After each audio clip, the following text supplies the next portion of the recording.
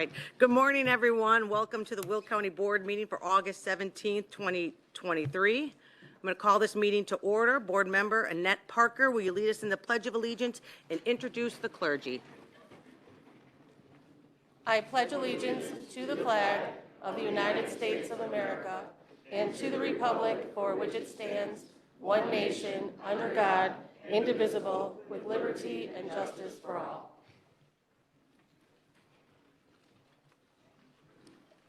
At this time, I'd like to call down Pastor Brian Bauer from Thrive Church in Lockport to lead us in an opening prayer.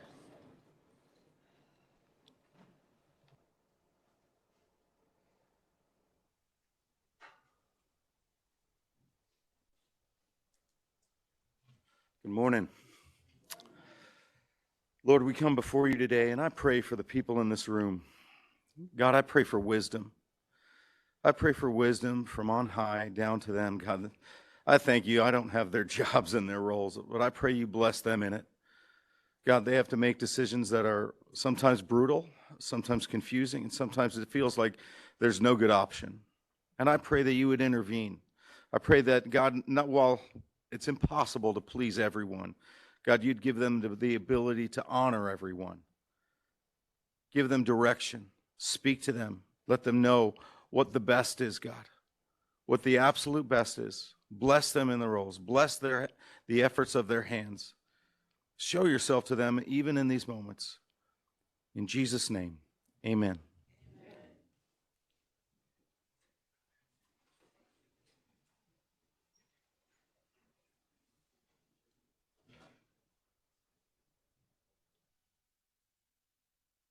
Madam Clerk, will you please call the roll?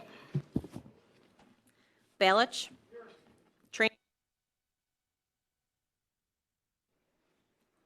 Dean Schlattman. Here. Van Dyne. Present. Pretzel. Here. Butler. Here. Newquist. Here. Richmond. Here. Parker. Here. Williams. Here. Diaz. Winfrey. Here. Coleman. Here. Logan. Here. Freeman. Present. Revis. Here. Mitchell. Here. Ortiz. Berkowitz. Here. Mueller. Costa. Ogala. Here. 18 present, 4 absent. With 18 members being present, we have a quorum. I need a motion to place on file the certificate of publication. Motion by Revis. Seconded by Trenier. Madam Clerk, please call the roll. Balich. Yes. Trenier. Yes. Dean Schlattman. Yes. Van Dyne. Yes. Pretzel. Yes. Butler. Yes. Newquist. Yes. Richmond. Yes. Parker. Yes. Williams. Yes. Winfrey. Yes. Coleman. Yes. Logan. Yes. Freeman. Yes. Revis. Yes. Mitchell. Yes. Berkowitz. Yes. Ogala. Yes. 18 affirmative. With 18 affirmative, the motion carries. Can I get a motion to approve the meeting minutes for the July 19th, 2023 board meeting? Motion by Mitchell, seconded by Trenier. Previous roll call by Van Dyne, seconded by Ogala. All in favor? Aye. Any opposed? Motion carries. I need a motion to approve the meeting minutes for the July 19th, 2023 executive session. Motion by Trenier, seconded by Winfrey. Is it previous? Previous by Newquist, seconded by Mitchell. All in favor? Aye. Any opposed? Motion carries. Madam Clerk, will you please acknowledge the elected officials and media present today? Yes, today we have County Executive Jennifer Bertino Tarrant, County Clerk Lawrence Daly Ferry, Coroner Lori Summers, Auditor Duffy Blackburn, Recorder of Deeds Karen Stuckel, Chief Judge Dan Kennedy. We have former county board members Herb Brooks, Don Gould, and Ken Harris with us today. We have Senator Meg Capel, Representative Dee Avalar, and the Mayor of Romeoville, John Noak. All right, thank you very much. We hope we're not missing anyone. It was kind of a swarm coming in, but thank you and welcome. Do you have any media? Media, we have Herald News, Bob Ocon, and Michelle Mullins from the Daily Southtown. All right, thank you very much. We're moving on to our honorary resolutions and proclamations. Board member Logan will read into the record the motion to recognize the 25th anniversary of the drug courts of Will County. And we're going to add El Costa to the roll call, please. Board member? I am honored to deliver this proclamation recognizing the 25th anniversary of Will County Problem-Solving Court's Drug Court Program. Whereas Will County Drug Court was formally established in 1998 and is celebrating its 25th anniversary this year, and whereas a result of continued collaboration and partnership, the Will County Drug Court Program expanded to provide mental health court in 2010 and Veterans Court in 2012. The program expanded again in 2015 with the addition of Adult Redeploy Illinois grant funding, which seeks to improve access to community-based services, increasing capacity in its problem-solving courts, and the application of evidence-based practices in assessment, supervision, treatment, and community involvements to improve public safety and participant outcomes. And whereas Will County Drug Court has grown from the original 12 participants to more than 100 participants at any given time. Now therefore be it proclaimed that the Will County Executive and the Will County Board hereby recognize the accomplishments of the Problem-Solving Court's Drug Court Program. Be it further proclaimed that the Will County Executive and the Will County Board congratulate the Will County Drug Court on its 25th anniversary and extend their appreciation for its ongoing commitment to the citizens of Will County, dated the 17th day of August 2023.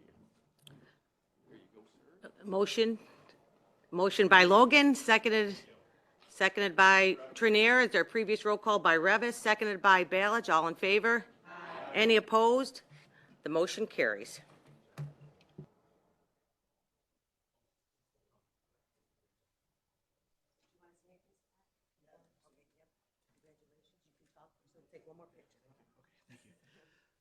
Madam Executive, and to the members of the board, thank you very much for recognizing Will County Drug Court in its role that we play in here in Will County.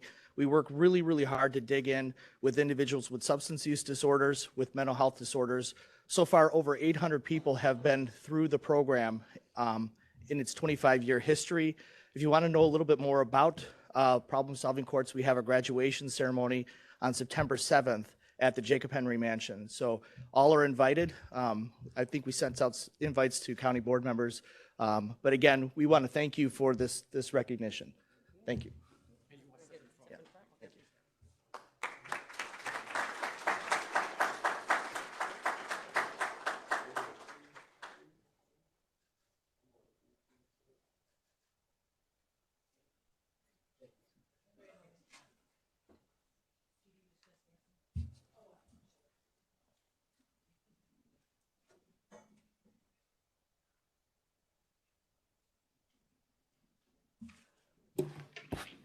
We're also welcoming Mayor Deach from Wilmington today as well, so thank you.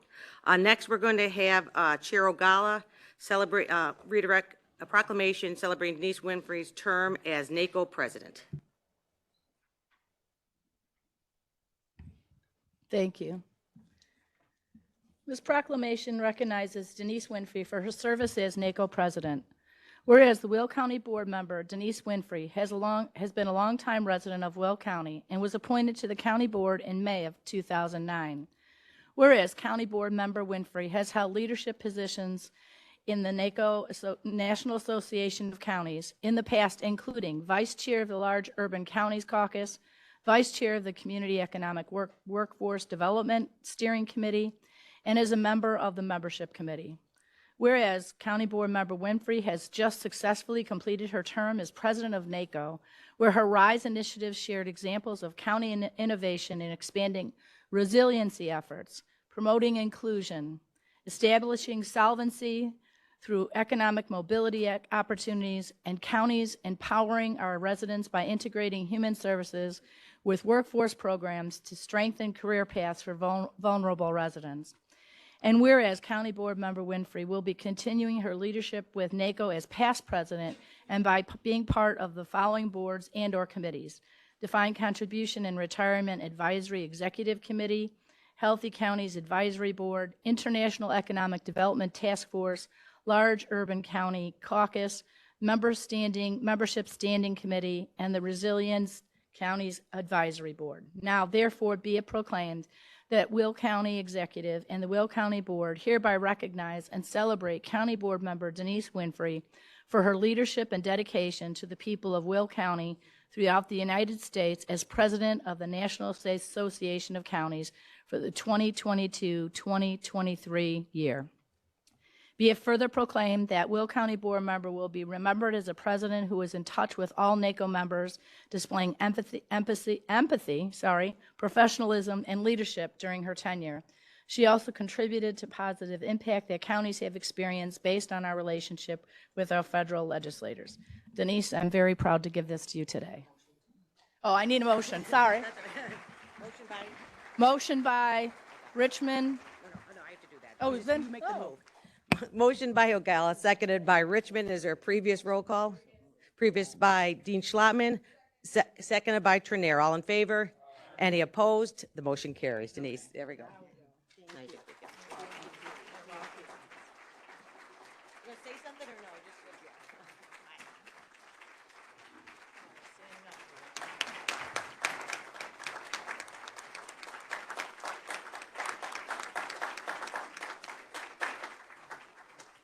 Thank you all so much. It's been a great honor to serve first on the board of directors and then as NACO president, now as immediate past president.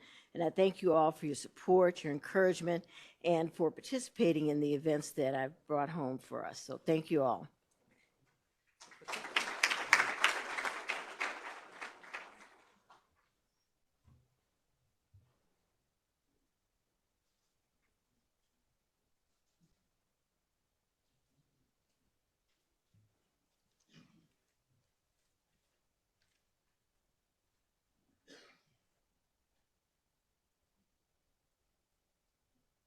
Madam Clerk, please add Destiny Ortiz to the roll call. Let's see here. At this time, we welcome any public comments for agenda items only. If you are here for a land use case, we will listen to those during the public hearing for land use. So are there any comments for agenda items today? Yep. Okay, we have one that came, oh, yes, sir, coming in. You can come right up there, sir.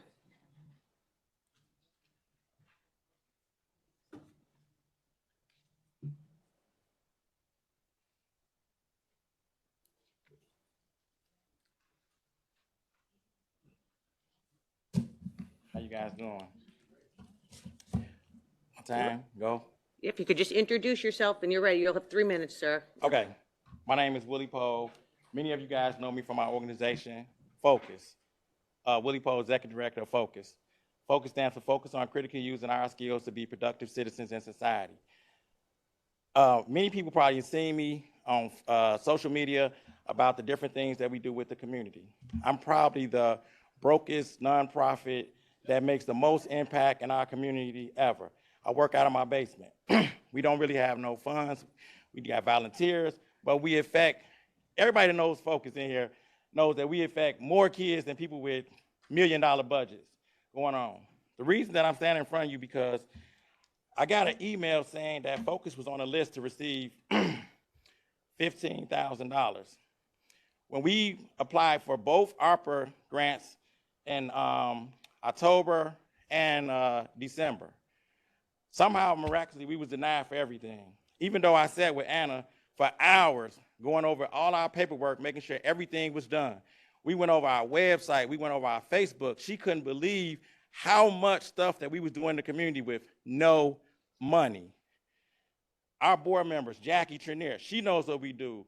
Our other board member, everybody knows what we do in our community.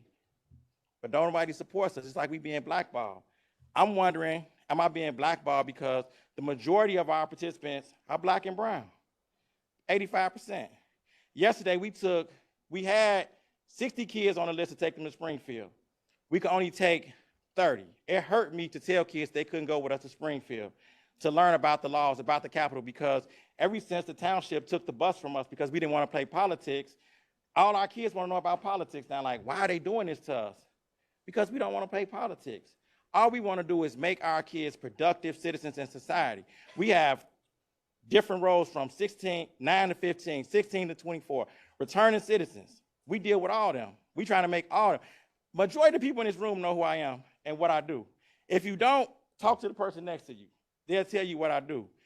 I feel like I appreciate whatever you guys are giving us to help us because we are volunteer-based and they're not going to stay forever because You see, I had to throw this on top of my job. I'm on my way to work. I work every day. I fight with my wife all the time because she tell me I put too much money in the community. Me and my mother just split a van. Like, let's split this van because we need a van. We was taking the kids. Avalon rented us a van yesterday, one of the vans, the van that me and my mother bought. Then I had to go get my car because it's a 3-seater to pile in many kids. The rest of the kids, I told them they couldn't go. You know how hurtful that was to tell kids they couldn't go on this experience of a lifetime, kids that never left the Chicago community. Our purpose is to expose these kids to things that they never done before. I was one of those at-risk kids. I wound up going to the penitentiary for a long time. And anybody that goes to the penitentiary one day, 20 years, 30 years, you're gonna come back out affected. I don't want no kid to go through that experience. I do everything that I can. Anybody that knows me, they know that Willie don't want nobody to go to prison. I don't. And especially for lack of exposure. All the fundraisers I'm trying to do to get these kids. We was trying to get this little boy to go to New York. He's never left Chicago. He's never, the Chicagoland area, Bolingbrook. He's never flew on a plane. His mother came to me and said, I gotta take my son out of band because we don't have $2,500 to send him there. I said, no. All the kids got together. We went around and sold candy. We had $2,100. We're gonna get the other $300 for this boy so he can get on a plane and get up out of here. So he can go Willie, play. And he's I'm going to need you to wrap it up, sir. all right. Okay, I'm I know. wrapping You're up. very Thank passionate, you. I know. But Yeah. my question is, why is Focus being blackballed? We asked for 1.5 million and we get 15,000. I don't understand it. And everybody knows what we do. Thank you. Thank you, Willie. All right, we have, going to add Janet Diaz to the roll. You have public comments coming up?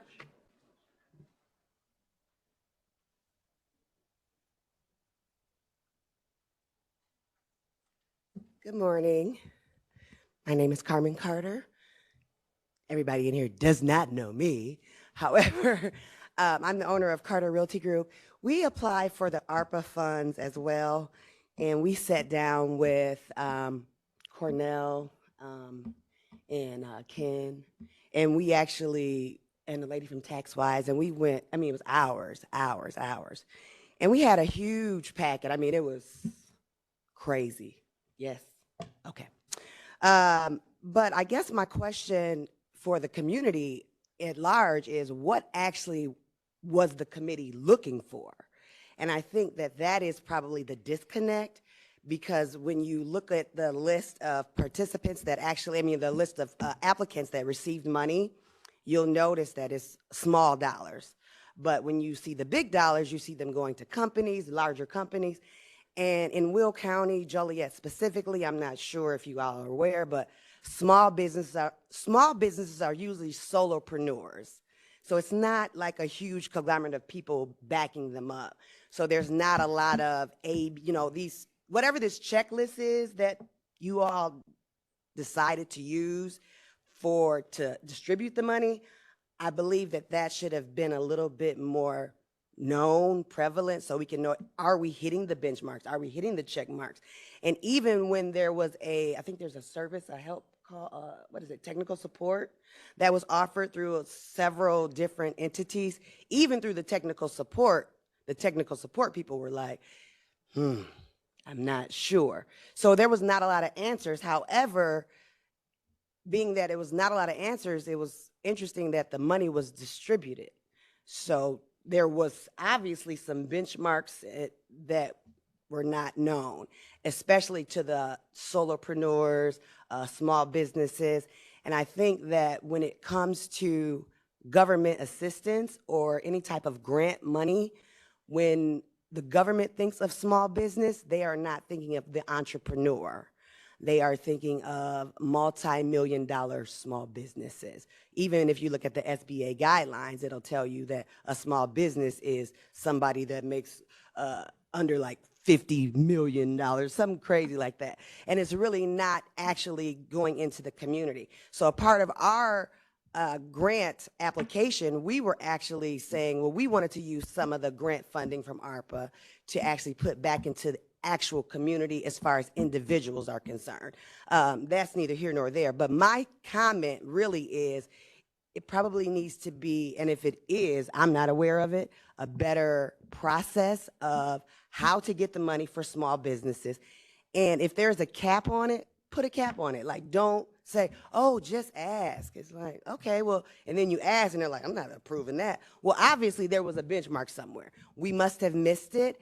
And I don't know who set the standards or the guidelines, but I think that should be taken in consideration next time. Maybe have some people that are on the ground, entrepreneur, if that's who you're trying to help. See, and I guess that's the disconnect. I'm not sure who the grant was supposed to help, but it did not help, in my opinion, based on the list, the smaller entrepreneurs, solopreneurs. So that's my comment. Thank you.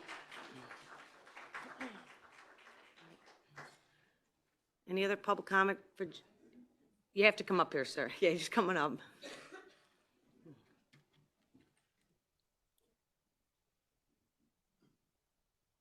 If anyone is interested in public comment, you can just come over here and get in line, and you're welcome to.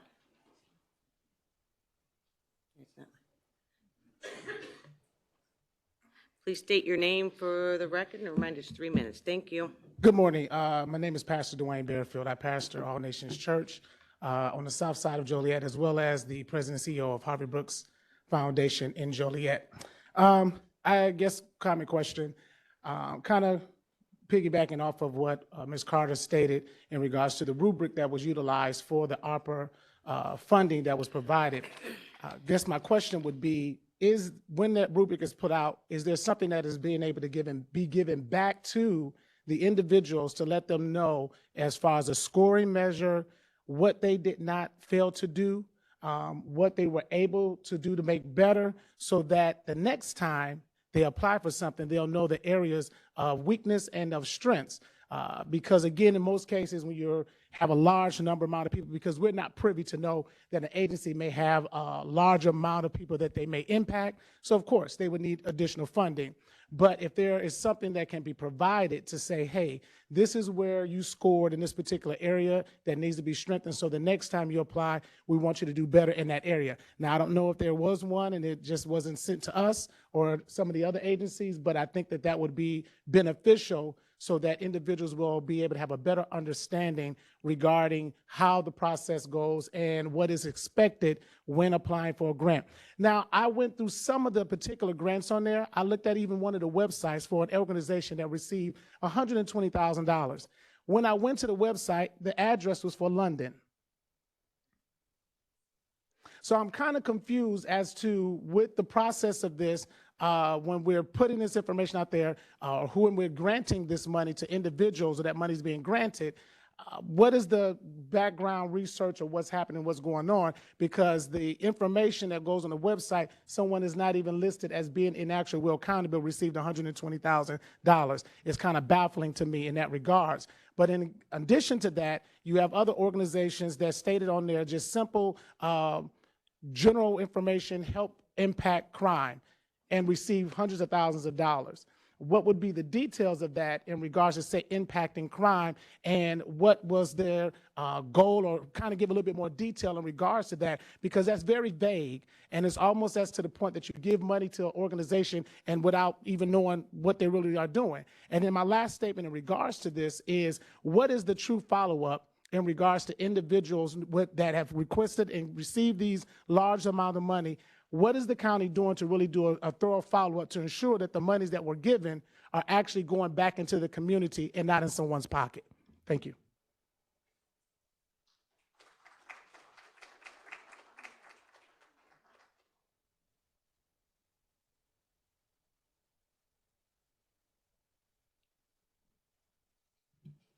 Hello. Hi, my name is Janice Bearfield, and I have a storefront on Chicago Street, north side, right before you go over the Ruby Street Bridge. And I've been open for 4 years. In January, it'll be 5 years, and I survived COVID and everything. But I applied for ARPA, and I requested for $25,000, just a mere $25,000, to help fix the building and fix the fixture, because it's, needs some work done. And I just received an email saying that, I was, denied in the beginning. And so back in December, so I just forgot about it. But I just received an email saying that I might be considered for 10,000. So I was just here to say thank you for, if I get approved for that, thank you for that. But I mean, there is more needed because surviving COVID, it was very hard. It was very hard to stay open. Just the bills, the excessive bills, and even with the application, they go over your income for 2019 and 2020, and with all the assistance that they were giving the community and people, they were coming to service. So it looks like we made more money in 2020, but the bills and the everything that was going on, it was just excessive. So we were really so much in debt, but it looks like we made more money in 2020 than we did 2019, but it didn't balance. So thank you. Have a good day.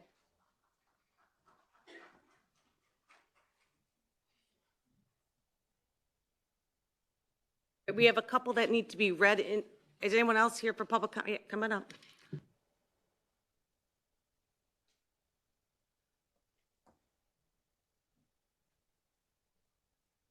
Hello, everyone. I'm Diana Viveros from the Joliet Latino Economic Development Association.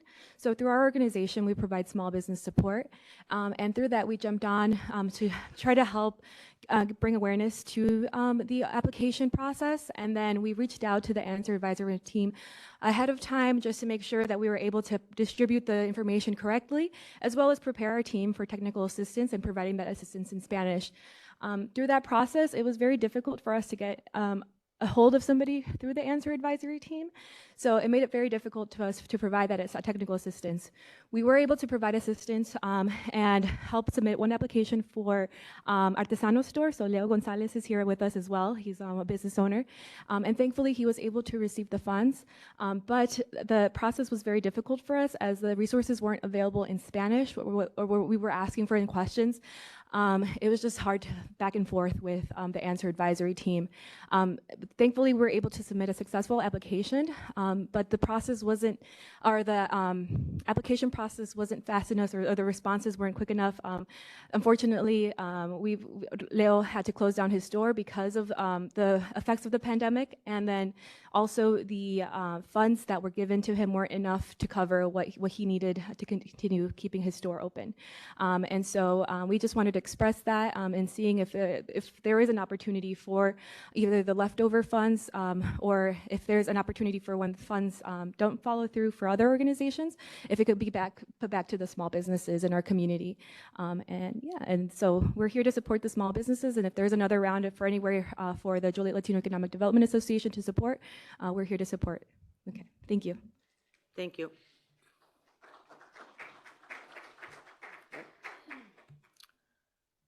Okay, we do have a couple, or at least one to read in the record.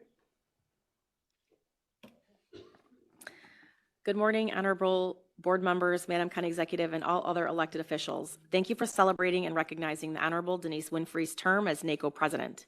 This has been a goal of Ms. Winfrey for quite some time, and she brought it to reality due to her proven leadership and working with all stakeholders located in Will County, surrounding counties, and all counties in the nation. Will County is very proud of her, and she is proud of Will County for allowing her to lead a great organization like the National Association of Counties, which represents 3,069 county governments. To paraphrase the words of Phenomenal Woman by Maya Angelou, you're a woman phenomenally, phenomenal woman, that's you. Thank you for your leadership, impact on the residents of Will County, and being a role model for your family and community. Good luck as you continue your term as immediate past president. Ken Harris, DuPage Township Assessor, past Will County Board Member.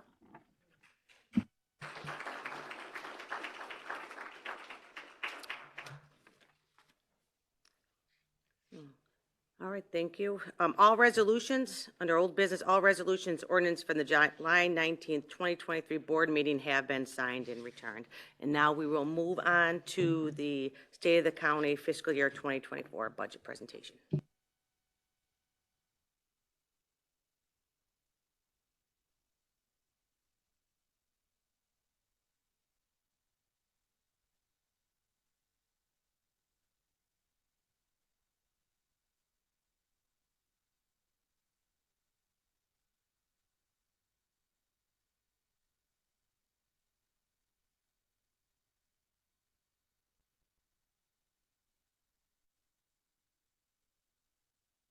I'm happy that we are joined here by several of our local officials as well as our local leaders.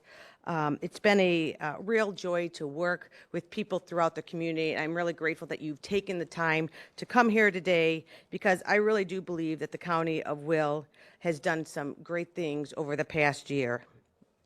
To everyone in land use, though, too, I would please be patient, too, because I know this is a long meeting, and we will get to the hearing soon. So at this time, I'd like to take the opportunity to share our progress over the last year and begin discussions on a path for the future. This will be guided by our fiscal year 2024 budget. Today, I'll be presenting a proposal which is based on the county's operational needs and our conversations with leadership and board members. I look forward to continuing these discussions with the Finance Committee, led by Chair Richmond and Vice Chair Newquist. Our budget is a critical document, setting priorities for the year and guiding our ability to empower continued success in our communities. As the county's Chief Executive Officer, I've had the unique privilege to work with every facet of our government. I've had the opportunity to witness firsthand the important role that county government plays in people's lives. I'm thankful to be joined by a strong team of elected leaders who are guided by shared priorities and understand the ability of local government to help our residents and support our communities. There have been many examples over the last year, but I'd like to recognize some of the efforts today. The board approved $7.8 million in funding for state-of-the-art voting equipment supporting County Clerk Staley Ferry's effort to modernize our election equipment. Our Children's Advocacy Center under State Attorney Jim Glasgow will be moving to a more welcoming, better-suited facility that will create opportunities for expansion. And Coroner Summers' office, while busy with their move to the brand-new facility, was still able to find time to make significant progress on a digitization effort that will improve efficiency and save money. These accomplishments represent a focused effort by our county offices to modernize our government and provide more efficient and effective services for our residents. Our departments have been thinking outside the box about how we can create a modern government that works for residents in Will County. And the need is clear. Will County's populations continue to grow, and we need to be prepared for increased demand for county services. Over the past year, our departments have worked hard to find new ways to adapt to changes, respond to challenges, and most importantly, prepare for the future. One such example is our Emergency Management Agency led by EMA Director Allison Anderson, who we know has a strong reputation, her and the department, for their ability to rapidly respond to a wide variety of emergencies. As a small department, they are able to respond to these situations thanks to a dedicated team of professional volunteers. With this in mind, EMA has put a renewed focus on the volunteer program, aiming to increase opportunities for the public to support agency efforts. Another example is our Animal Control Department, led by Director Anna Payton, which has seen steady increase in animal intakes. Knowing that this trend was going to continue, the department has undertaken several steps to shift to a more proactive animal care system. This includes more initiatives that support pet owners to minimize the number of abandoned or surrendered animals through outreach and education. I appreciate our animal control staff who are working to make our department a regional leader on this issue. One of the key lessons from the last year was the need to increase investment into our digital infrastructure. For our Will County 911 office, this meant significantly upgrading a new state-of-the-art system which will lead to a greater capacity, faster speeds, ensuring reliable communication when residents need emergency services. This new system will also allow our 911 call centers to accept photo and videos by the end of the year, which changes how our public safety agencies can respond to emergencies. We've continued this trend to shift towards digitization across our departments. This is due to increased demand by our residents who more and more are seeking online options for services. We see this in our Land Use Development Service Division, which has seen a 75% annual increase in online permit submittals. To keep up with this trend, our departments are finding new ways to use digital tools to reach the public. Earlier this year, our Division of Transportation worked closely with GIS Division to launch an interactive map to help residents stay up to date on construction projects. They also created an interactive Adopt-A highway map to make it easier for residents to join this volunteer cleanup program. All these steps being made towards modernizing the way we connect with our residents lead to an inevitable modernization step on the forefront, a long-awaited new county website. I appreciate the efforts of my staff who pursued a FEMA reimbursement for our COVID expenses that can be utilized for this much-needed improvement. Our ICT department can now begin the process of developing a website that will increase user-friendliness and accessibility for our residents and will change the way we deliver services and interact with the public. With this in mind, I greatly appreciate the leadership and staff in our departments who are constantly seeking innovative solutions to problems and have learned over the years to do a lot with little. We have expected a lot from our county employees who have balanced their workload while navigating changes in government responsibilities. This was top of mind as we approached negotiations for a new collective bargaining agreement for county employees. These negotiations were an opportunity for open and honest discussions on how we can support our staff and remain competitive in both attracting and retaining talented professionals. County leadership worked collaboratively to negotiate a fair agreement that provides quality, livable wages for our employees. This 4-year agreement ensures living wages for our staff with cumulative cost of living increases and step increases during the life of the agreement. I'm especially proud that for the first time we established a parental leave policy for our employees, a long-awaited change that makes life easier for staff raising families. I would like to thank Minda Williamson with AFSCME Local 1028 and her leadership team for the dialogue throughout the process, which ended in a successful ratification. The agreement helps maintain our competitive edge in the face of continued staffing issues for all levels of government in an increasingly challenging employment landscape. As the job market has tightened over the last year, our departments have been working hard to attract and retain talent. This includes our Laraway Communications Center, along with 911 call centers across the country experience significant staffing challenges. At one point, staffing levels were down 40%, which put heavier burden on the existing staff in a 24/7 operation. Director Denisa Pavlik and her team turned the trend around by readjusting training methods to increase retention of recruits in what we can all agree is one of the most stressful positions in county government. Our 911 telecommunicators are an inspiring example of how county staff go above and beyond, often unnoticed, every day. Over the last year, several of our telecommunicators have received commendations for life-saving actions as they calmly and confidently talked callers through crisis after crisis. Whether through helping callers save lives during medical emergencies or coordinating with law enforcement during large-scale disasters, their stories serve as inspiring reminders of how our staff are directly helping residents. Our departments do more than providing assistance in times of need. Our programs are elevating and uplifting residents and communities throughout the county. A significant example is our Community Development Division, which expanded efforts to keep families in their homes who are facing challenging circumstances. Their eviction diversion program, now in its 2nd year, has helped connect nearly 700 households with financial assistance to help them stay in their homes. Understanding that increasing access to affordable housing is the most cost-effective strategy for reducing childhood poverty and increasing economic mobility, the division partnered with the City of Joliet to initiate a down payment assistance program for lower moderate income families. Utilizing federal home investments, this program has already made the dream of home ownership a reality for 35 households, and their work is now over. I would like to give a special shout out to Martha and her team in the Community Development Division. They work very hard for our families. They not only support housing programs, they have food programs, homeless services.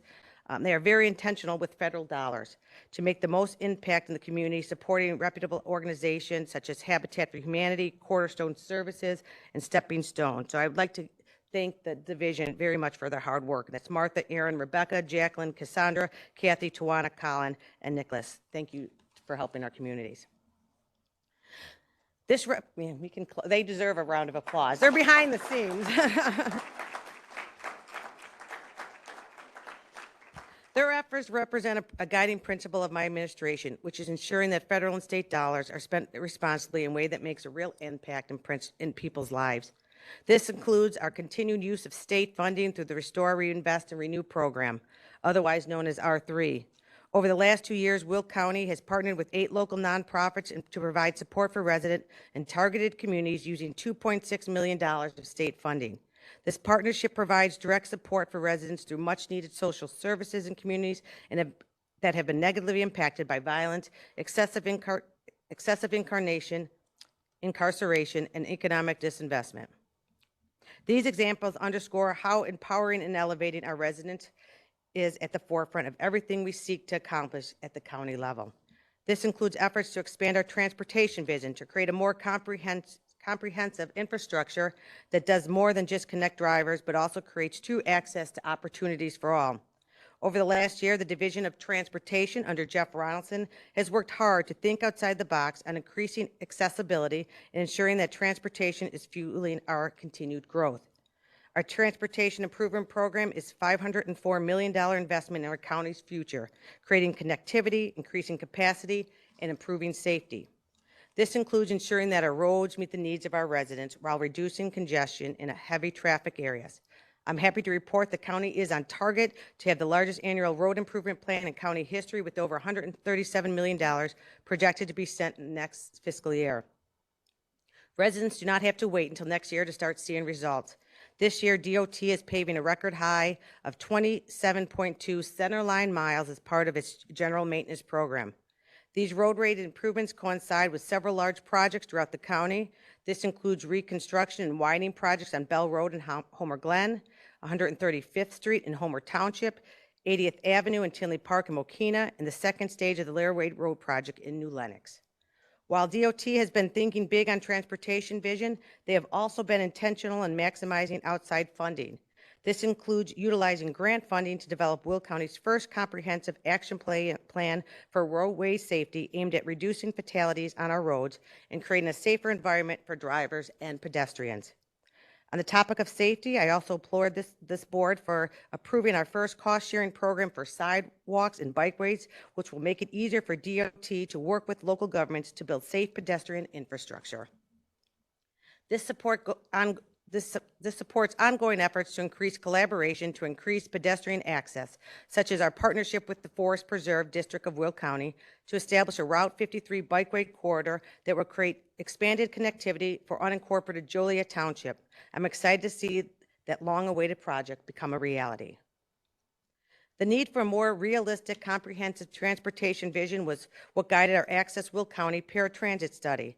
Utilizing PACE funding, we wanted to take a close look at how our countywide paratransit systems are serving our most vulnerable populations, such as seniors and people with disabilities. These systems are critical for our residents. As much as transportation is generally key for economic development, ensuring access to transportation is essential for people to achieve economic interdependence.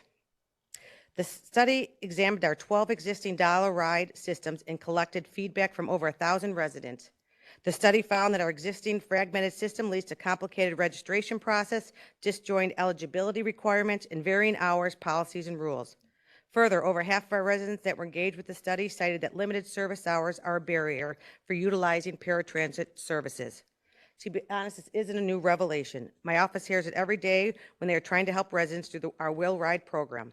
Our residents deserve better. The study outlines a short and long-term roadmap for solutions. For too long, county government has taken a backseat on this issue. And as counties and government officials, we need to work to eliminate these barriers for our residents, to live a mobile life and to move regularly throughout the county. I'm excited about the opportunity to work together on the implementation of this plan, which will create ease of access for all our residents. God bless you. This could not be a better time for us as a county to expand accessibility with continued strong economy that points to continued growth. Wages are rising, and we have more people employed in this county than ever before. Will County remains a state and national economic leader, and we need to make sure our residents can access the benefits at the growth. God bless you. Under the leadership of Doug Pryor and the Center for Economic Development, our county is internationally competitive, and we have increased our role as a regional leader in Chicagoland to attract a wide range of businesses that will diversify our local economy. Will County has everything we need to drive growth: a strong workforce, amazing location, an unbeatable transportation and energy infrastructure, and quality communities that people want to raise a family. These factors have made us increasingly popular destination for a fast-growing sector, the green economy. As a county, we've already taken steps to prepare ourselves for this industry. Last year, we became the first county in Illinois to allow for battery energy storage facilities in unincorporated areas. These facilities allow for renewable energy to be stored and utilized in periods of high demand. A simple change in our ordinance was able to make our county nationally competitive in a growing industry. We are also embarking on our first countywide plan in Illinois to prepare for the continued growth of alternative fuel vehicles.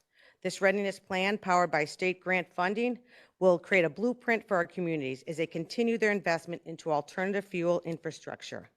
From our preliminary conversations locally, we can tell that the demand is high.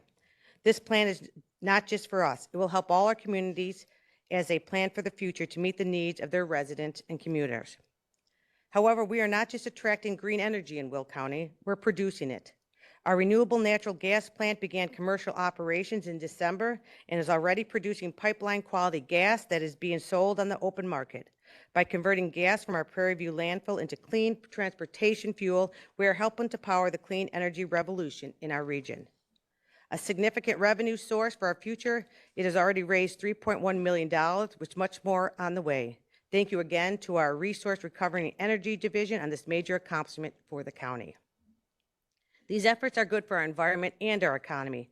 As a leader in new industries, we continue to support the growth of high-quality jobs in our communities. Our high-skilled workforce and strong labor foundation help drive this. We need to continue efforts to empower our residents to attain high-paying jobs and supporting their growth and career mobility. Our workforce team, led by Michelle Stiff and Caroline Portlock, have continued to help job seekers attain career success, along with supporting businesses in attracting talent and upskilling employees. They have also increased their focus on connecting youth with opportunities, including through the Connect to Your Future program. This program is open to young adults and provides mentorship and training in high-growth, high-demand occupations. Nearly 300 youth are already enrolled in training to connect with local industries. In partnership with the Will County Community Foundation, Workforce hosted the first Pathways to Profession Expo earlier this year to connect over 700 high school students with industry professionals to help them plan for their future. As a former teacher, I know from experience that you need to plant seeds of knowledge early. That's why we're focusing so much attention on youth engagement programs and are working closely with our higher education partners. Our colleges and universities serve economic engines for our region, and I thank them for their strong levels of engagement. And I know Dr. Klein is here from JJC, or was earlier, so thank you for being here.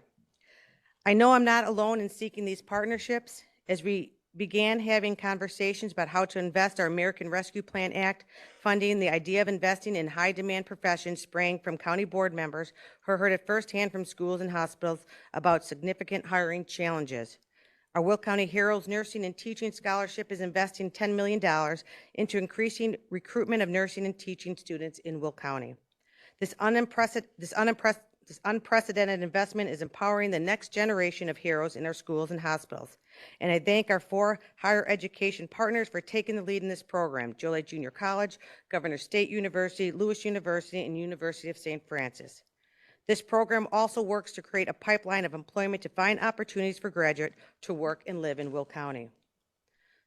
Will County Heroes is an excellent example of the positive impact of our use of ARPA dollars. Spending the $134 million in federal relief has been a major focus of this county government over the last 2 years, but for good reason. We took the time to focus on this, trying to get it right, setting a course to make the most impact with this once-in-a-lifetime federal investment to support our county-wide responses to the challenges of the last 2 years. And I'm going off script here to say, after the comments today, I appreciate the comments, and I think all of us can say we feel unfortunate that we could not help everyone in the exact way that they had hoped to do it. This was a federal grant. We had to follow specific guidelines. Our goal was to make sure everyone who needed the money was able to get something. So please rest assured that it was a very deliberate and cautious process. And again, I'm sure all of us feel disappointment when we know we can't help everyone, but we did it as best as we could with the dollars we were allocated. And with your feedback, though, we know we can always do better. So I do appreciate the feedback. During the pandemic, we often discussed the need to come back from the economic and public health challenges that impacted our communities. Our responsible allocation of ARPA funds is empowering more than a comeback. It's empowering local governments, organizations, and most importantly, our residents. These investments will elevate people. They will create healthier, safer, and stronger communities long into the future. There are many examples to point of how our allocation decisions will make an impact. This includes $17.2 million in expanding access to health care, mental health programs, increased food support. These people-focused investments will significantly improve the lives of thousands of residents, especially in our most vulnerable communities. There's also $10 million being allocated to support small businesses and nonprofits who are heavily impacted by the pandemic. Our allocations are also supporting local governments, allowing for them to address long-standing infrastructure and unmet needs. This frees up significant resources on their end, minimizing future costs to taxpayers. Thanks to our partnership on this issue, we're now prepared to enter the next phase of these allocations as we ensure compliance with federal requirements. We also want to create transparency in how we're spending the money, along with helping residents easily connect with the local services that are expanding due to these ARPA investments.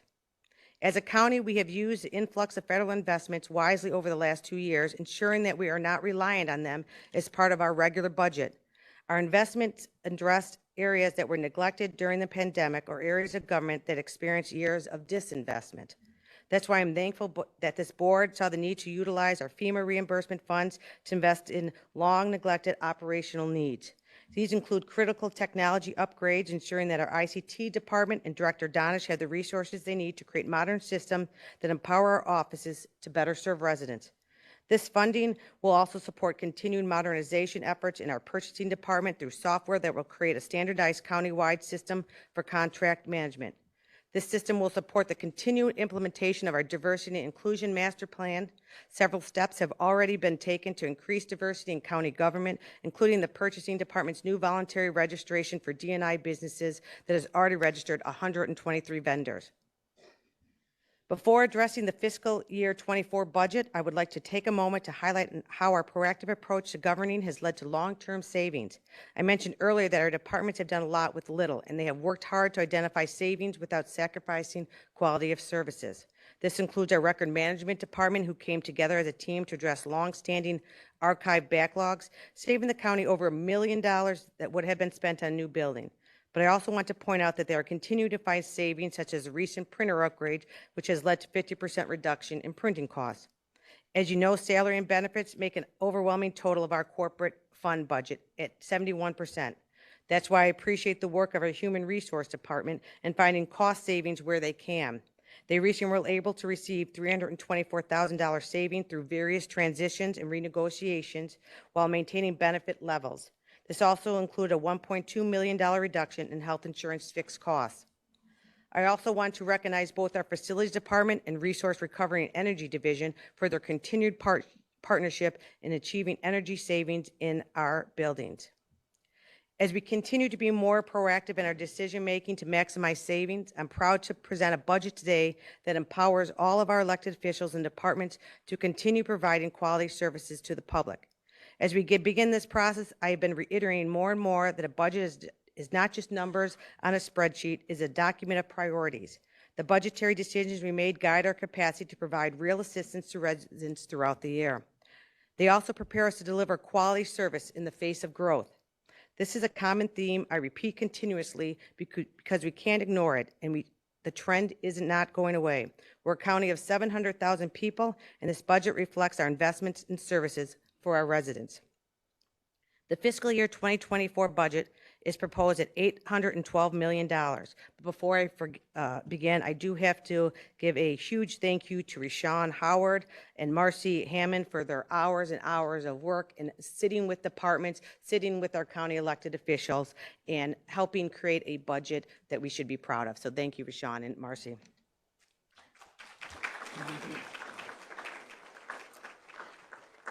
As you know, 60% of our budget, or $547.7 million, is in various special revenue funds. This means that most of our decisions will be made in the $266.8 million that make up our corporate fund. The proposed budget does not include the full allowable levy, which is a savings of $2 million for taxpayers. Due to our continued growth in residential property, our tax levy rate this year is again decreasing to 0.5498%. This budget continues to prioritize one of the county's largest responsibilities, public safety, with 40% allocated for the Sheriff's Department and 22% allocated for judicial services. This is a balanced budget that meets our debt obligations and provides sufficient contributions to our long-term benefits account. And with the help of our finance team under the direction of Karen Hennessy, the county continues to maintain a AA++ bond rating. We continue to meet our cash reserve policy of 25%. This is a responsible budget that does not rely on the safety net of additional federal funding that we have seen over the past 2 years.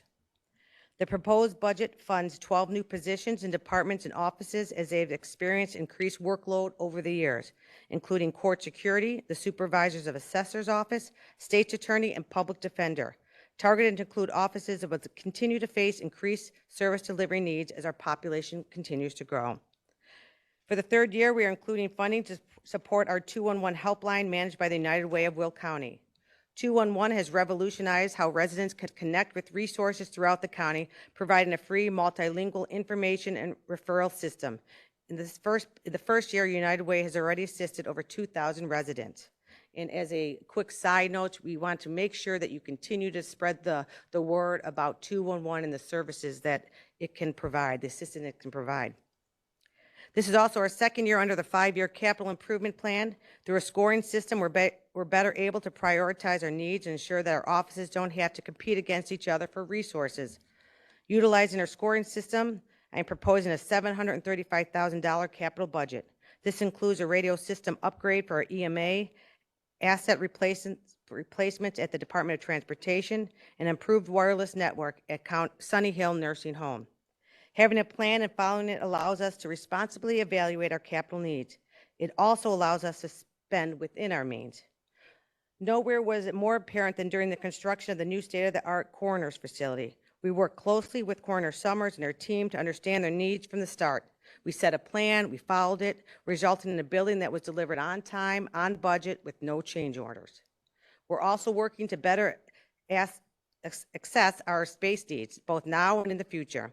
This includes long-term investments such as the newly purchased Pace Heritage Garage in Joliet. By crafting a more comprehensive vision of capital planning, we can start the process of reducing or completely eliminating the $1 million spent annually on rent within the county seat. Capital planning decisions are policy decisions and reflect where we are focusing our priorities. For example, last year's investment in an expanded behavioral health suite at the Will County Health Department reflected an increased need for mental health services for our communities. Another important policy decision within our budget is how to spend our annual revenue from the Illinois cannabis sales tax. Similar to last year, my office listened to the buy to identify important services to fund based on shared priorities. These include programs aimed at providing a meaningful impact on underserved communities, such as our housing stabilization program for residents facing eviction, a re-entry program at our workforce service division aimed at reducing recidivism, additional programmatic funding for the Children's Advocacy Center, River Valley's court-appointed special advocate program, which is aimed at supporting youth in our juvenile justice system who have experienced traumatic events, and including funding to work with our smaller non-for-profits working within areas impacted by drug use. Will County has also received $1.25 million in opioid settlement funding, giving us an opportunity to increase support for programs that address an epidemic that has severely impacted all of our communities. The funding request includes $825,000 to boost the state attorney's problem-solving courts, $200,000 for mental health services at the Sheriff's Adult Detention Facility, and $100,000 for the Health Department's Rapid Response Program. These are examples of how our budget can make an impact for our residents and help our most vulnerable populations. This thinking should be front and center as we continue our discussions on how we allocate our resources in the coming year. Again, I want to reiterate that our work here is important. The decisions we make in this building make an impact for our residents and have the potential to empower continued positive growth in our communities.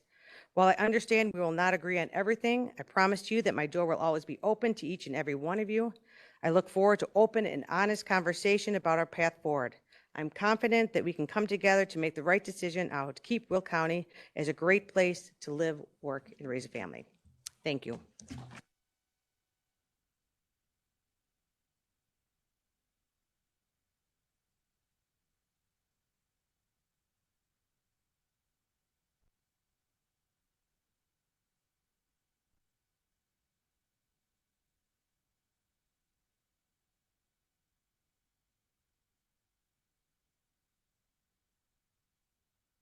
Well, again, thank you, everyone. I'm going to suggest, if you're just here for that, it's probably a good time to leave, because we are going to go on to land use.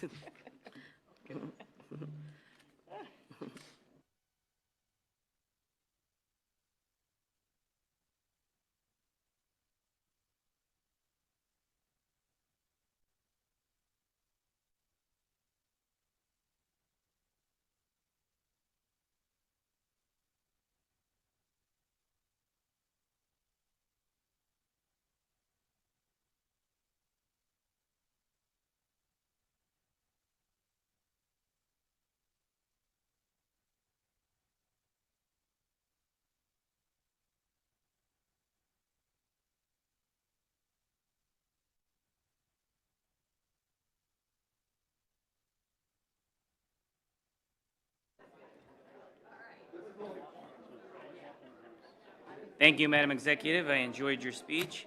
I'd like to make a motion to open public hearing for all land use cases. Motion by Pretzel, seconded by Revis to move into public hearing. Madam Clerk, please call the roll. Accidentally. Balich. Is he not here? Okay. Trainier. Trainier. Yes. Dean Schlotman. Yes. Van Dyne. Pretzel. Yes. Butler. Yes. Newquist. Yes. Richmond. Yes. Parker. Yes. Williams. Yes. Diaz. Yes. Winfrey. Yes. Coleman. Yes. Logan. Yes. Freeman. We're going into public hearing for land use. Revis. Yes. Mitchell. Ortiz. Yes. Berkowitz. Yes. Costa. Ogala.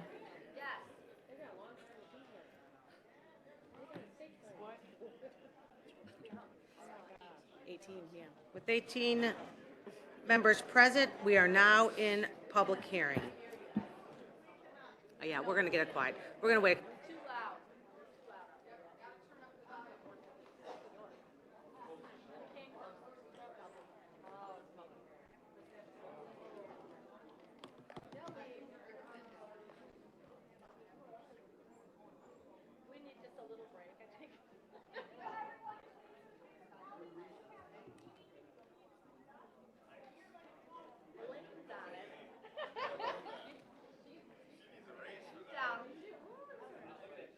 She's about to pull out her pistol and fire a couple into the ceiling.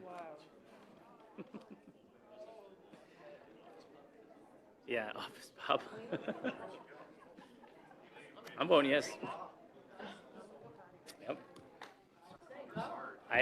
I'm telling you, we're going to be in legal battles.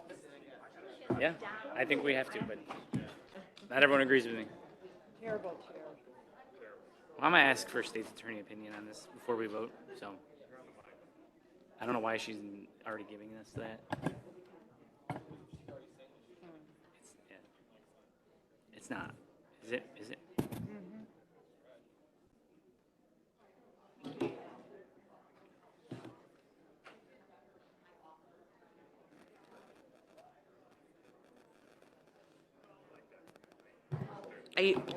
Does County Board feel like they can hear right now? Are we okay to move on? Yeah.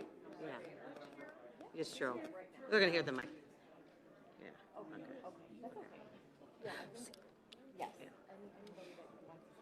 Yeah, you're going to be able to come speak now. Yeah. All right?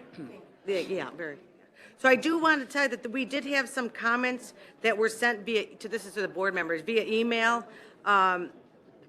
Based on consultation with the Assistant State's Attorney, since they've been copied and given to each of the board meeting, we do not have to read those in record for the hearing, but you do have them, and they will be put in the record, so everyone knows it, the ones that were emailed. At this time, do we have any public comments from the public regarding any of the hearing cases that we are hearing today. If you do, you can come right over here and speak, and please state your name. And if you can, the case number as well.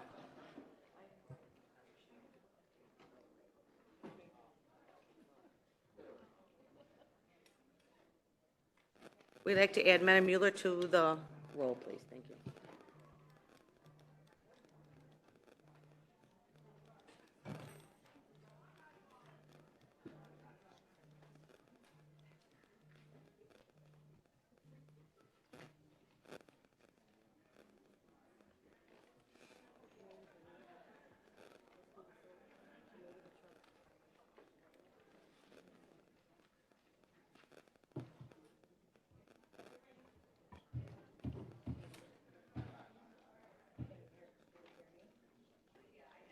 Can you hear me? Okay. Good morning. My name is Virginia Gates Hammond, and I live at 10052 West Kennedy Road in Peatone Township in Will County. I am here about case number Z, it's your 7th case, ZC-23-040. Earlier this week, I did send a lengthy email to all the board members for you to look at. I just wanted to touch on a few key points and not waste too much of your time.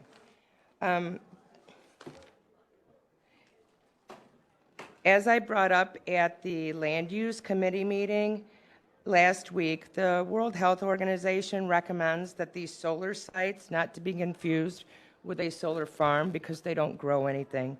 They take the ag land out of production for over 40 years, which this is prime farmland, and it's a disservice to our farmers and to our food chain. But the World Health Organization recommends that these sites be placed at least 1.2 miles from residential areas due to the health hazards from the electromagnetic radiation that is emitted from these sites.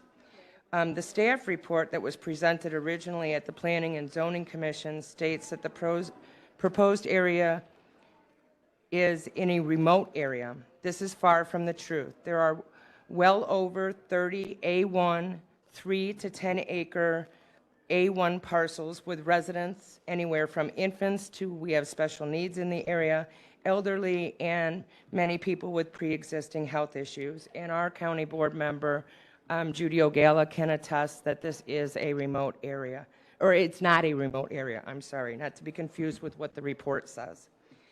Along with it being directly adjacent to the original and largest ag conservation area in Will County that was established June 15th, 1989 by the Will County Board to protect farmland areas from being eaten up by commercial, industrial, and urban sprawl. And this ag area is protected by 505 ILCS 55 State Statute Agricultural Areas Conservation and Protection Act. While our neighborhood absolutely supports and respects green energy, we fully feel that our Will County Board needs to fight to regain local input and control of these industrial, big industry projects that have zero consideration and respect for the landowners and our health. This board worked hard to set guidelines and parameters for this county to protect its residents, only to have your powers stripped locally in the lame duck session by the governor earlier this year. There are good places for these green energy projects, such as on the top of the numerous warehouses that we have in Will County, or on poor soil, industrial lots or farm parcels that are not prime farmland, as the Will South Cook Soil Conservation Report shows. This one is 236.4, I think, out of 300. So this is very rich soil. And not next to over 30 A1 farmsteads. Above all, not next to the main ag conservation area created to protect this sprawl. So I urge you all to set a precedent in Illinois and vote against this proposed site that is a bad land use decision. I thank you for your time.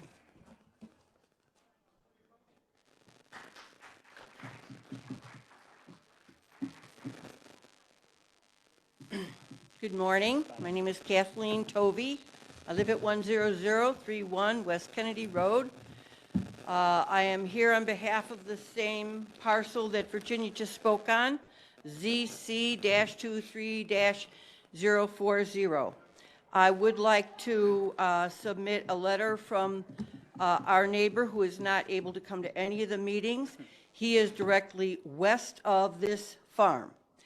Do you want me to read it or just hand it to you? Go ahead and read it, okay. And he is at 10020 West Kennedy Road. He is Michael and Roseanne Rock. To whom it may concern, I and my wife are writing this letter of protest against allowing a solar farm next to our property on Kennedy Road. Farmland is precious and is needed to feed our people and livestock and should not be sacrificed for a solar farm. This is not the right choice on many levels. The glare from the solar panels will be very unpleasant and potentially a health hazard to the community and our livestock. Additionally, it will be very unsightly and will destroy our beautiful farmland. We should not allow this solar farm to be approved. Obviously, Peatone does not value its beautiful farmland and will sacrifice it for monetary gain. Please do not approve this terrible plan or misuse of valuable farmland. I don't think Peatone is generally for it, but it is the gentleman that bought this piece of property, who actually lives in Wilmington, I believe, who is trying to turn it into a solar area. So he doesn't even live near us. Here, let me give you this.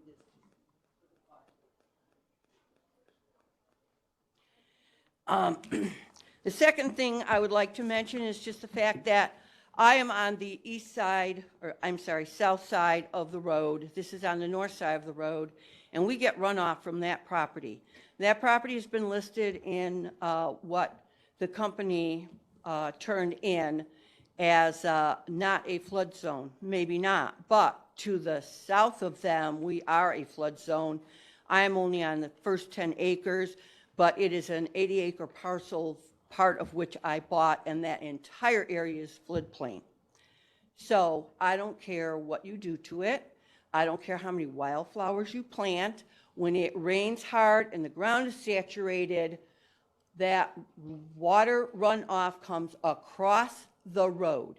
There is even a tile that goes underneath the road, and that doesn't stop anything. It goes right over Kennedy Road. So we get the brunt of that. As farmland, you know, I'm used to that, but I don't want excessive water coming to destroy my land. The only other thing I'd like to touch base on is, in their proposal, it says that the establishment, maintenance, or operation of the special use will not be detrimental or endanger the public health, safety, morals, comfort, or general welfare. I'm here to tell you it will. It already is. It's got me so stressed out. It is not funny. I have 10 acres of alpacas and sheep that I raise for fiber, because I'm a fiber artist. I enjoy looking at that soybean field right now. Next year it will be corn, unless, of course, it's torn up. And for me to even think about looking at solar panels, I don't care how beautiful you think they are or how many fences you put up, it still is not pretty. Please keep them to commercial areas. It's a commercial farm. Put it in a commercial area, please. Thank you so much for your time.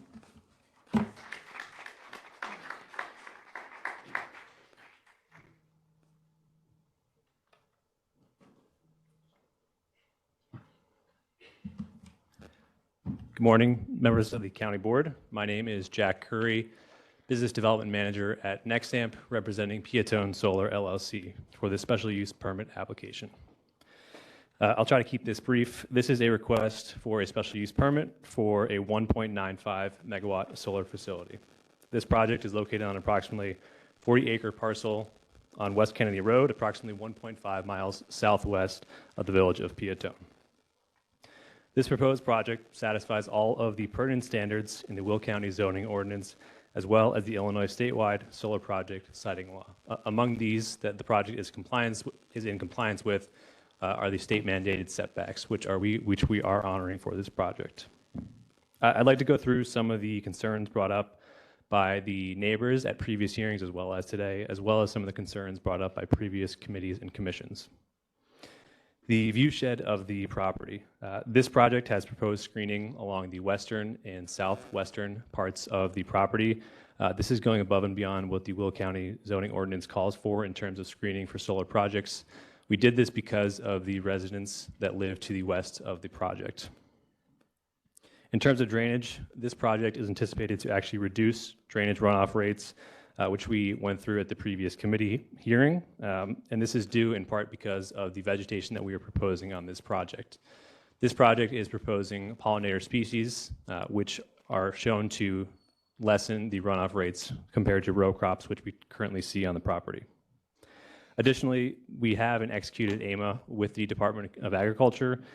This agreement requires us to maintain or improve current drainage patterns throughout the lifetime of the project and requires us to decommission the project fully and restore it to farmland at the conclusion of the use. So this is, in a sense, a long-term preservation method for farmland, as it will be returned to that at the conclusion of the project. In regards to the floodplain that was brought up, this project is not within a floodplain per FEMA mapping and per the review of the Will County Soil and Water Conservation District. The closest floodplain that you can see from this property is about 0.6 miles to the east along West Kennedy Road. In terms of the conservation easement, this project did have to consult with the Illinois Department of Natural Resources Ecological Compliance Assessment Tool. And that the result of that consultation is that this property is not within a nature preserve or conservation easement. Another concern that was brought up previously by a neighboring landowner is that the noise of the inverters generated by the project. This project is in compliance with the Illinois Pollution Control Board noise regulations, which we did have to prove as part of our application to the county. In terms of the electromagnetic frequency concern, solar arrays produce the same type of low EMF as household appliances, which typically amounts to a frequency of about 60 hertz. By comparison, cell phones, radios, microwaves, things of that nature generate about 30,000 hertz. So the exposure from a project like this, especially from the inverter, which is centrally located on the site, to neighboring property owners would be far less than some of the exposure that they normally see. In conclusion, we feel, along with the land use department staff, concluded that the application meets such requirements of a special use permit. And in fact, the land use department did recommend for approval. Thank you very much. Happy to answer any questions.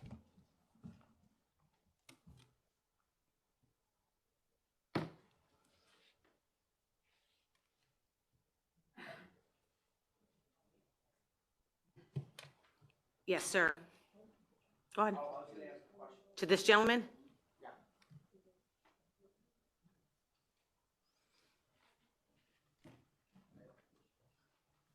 I forgot we're in public hearing, yes. Yeah, go on. So what is the purpose of the corporation? For Piatone Solar LLC. Yeah.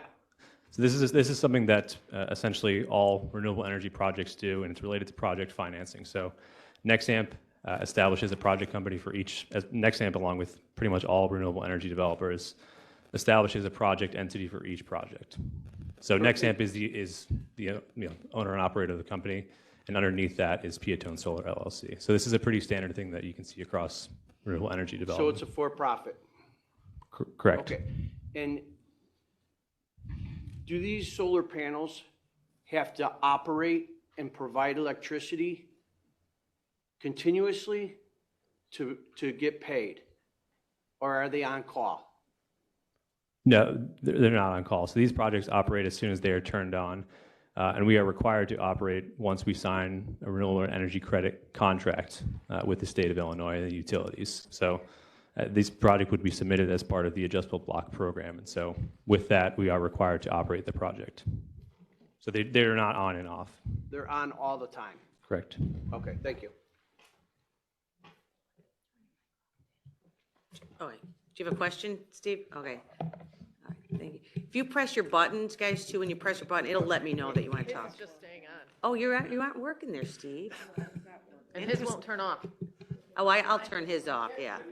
All right, well, I can say, There I it can is. talk You don't need loud, too so many don't on. worry about it. My question is, if you read enough all over the news, batteries continually explode for no reason at all. If there's car crashes, they explode and it looks like a bomb going up. I've seen numerous videos of it. How are you going to protect the people in the neighborhood around it, surrounding areas, whether it's farmland or barns or houses, whatever? How can you protect them when you can't even put the fires out and it's like a nuclear explosion with smoke and what's in contaminated air flying all over the place? So I'm asking you, how do you protect these people? Sure. This project does not have any sort of battery energy storage. You what? Say This that project does louder. not have any sort of battery storage component. You don't have none? No. Just solar? Yes.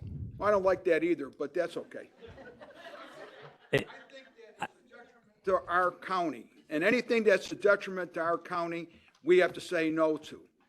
And I don't care if the state makes a law that says you have to do it. I think the state has no right to force something on the counties. And so I'm a no against all these things. And I hope my caucus is a no also, because it's ridiculous that anyone could come in here and say, we're going to do all this crap, and we just got to take it. And if the state don't like it, they can take us to court, and when a judge hears the case, the county will win.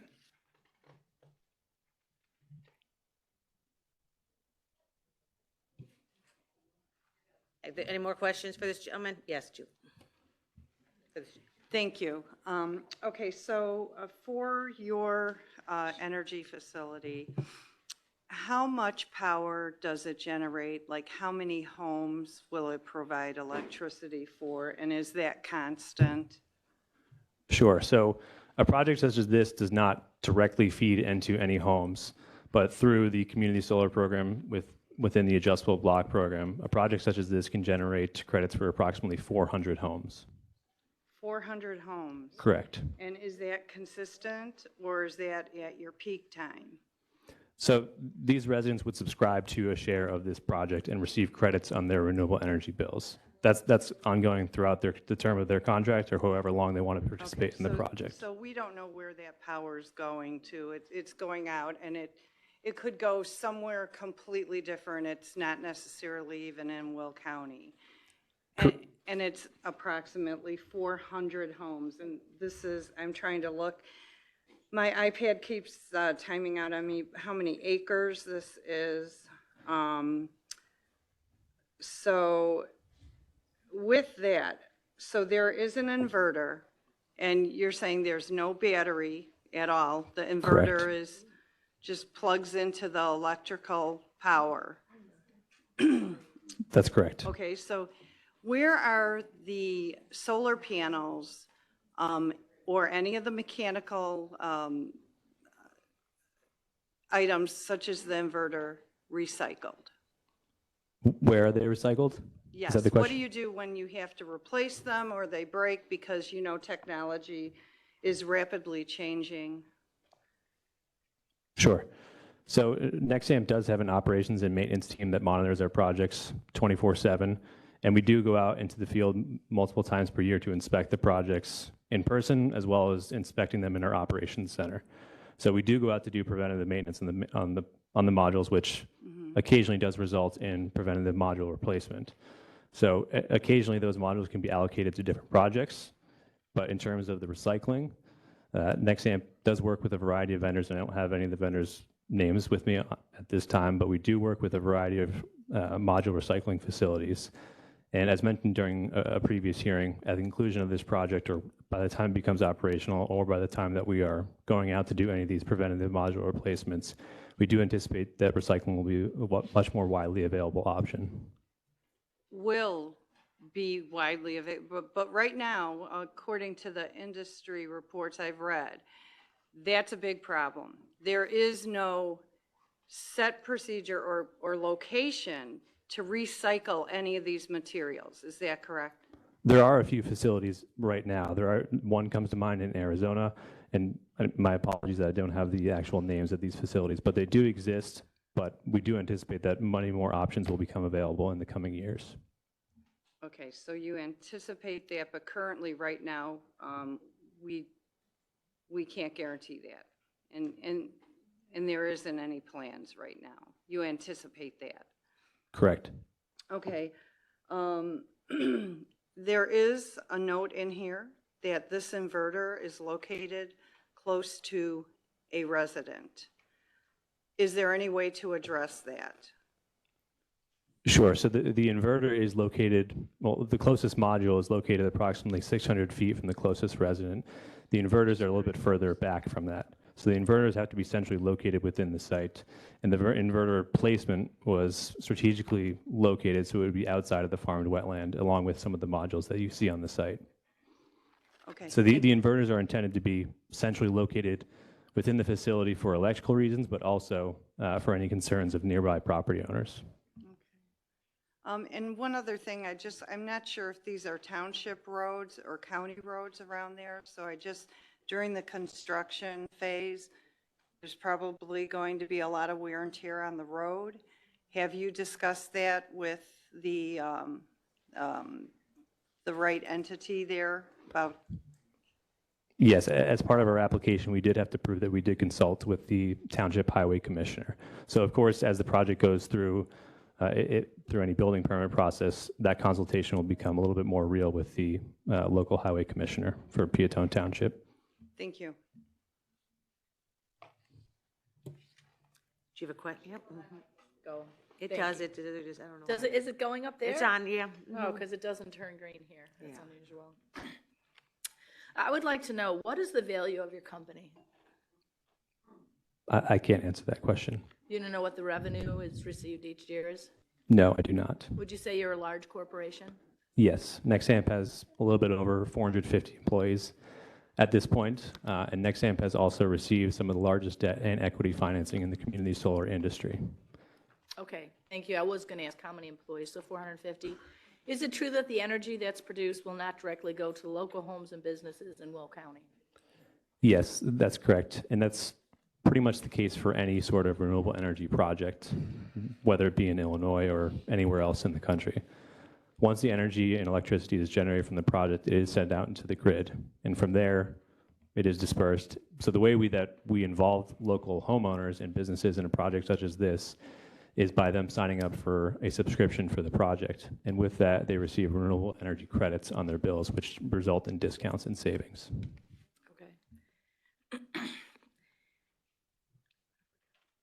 And the last question that I have for you is, why is it that solar farms are choosing Will County? Because it seems like there are a lot of solar farms coming here to Will County. Sure.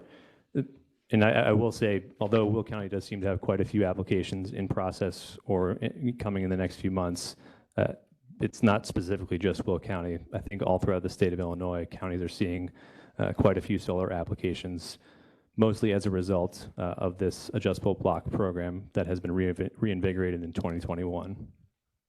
So I can speak a little bit to Will County and perhaps why you might be seeing quite a few applications. Solar developers, one of the biggest site criteria that we look for initially when we are looking for projects is proximity to electrical infrastructure. So a county such as Will, which does have a mix of farmland property and open property suitable for a solar project, as well as urban development. So the combination such as that allows for open use for solar projects, as well as the access to three-phase power lines and substations, which make a project like this possible. Thank you. Thank you. Any more questions for this gentleman? Last call for him. All right, thank you, sir. Thank you.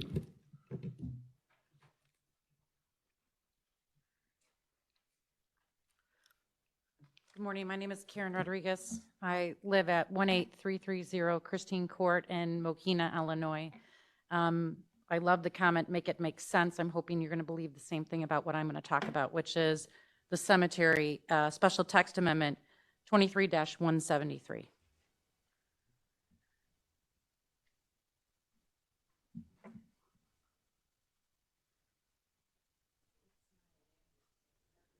It's under land use.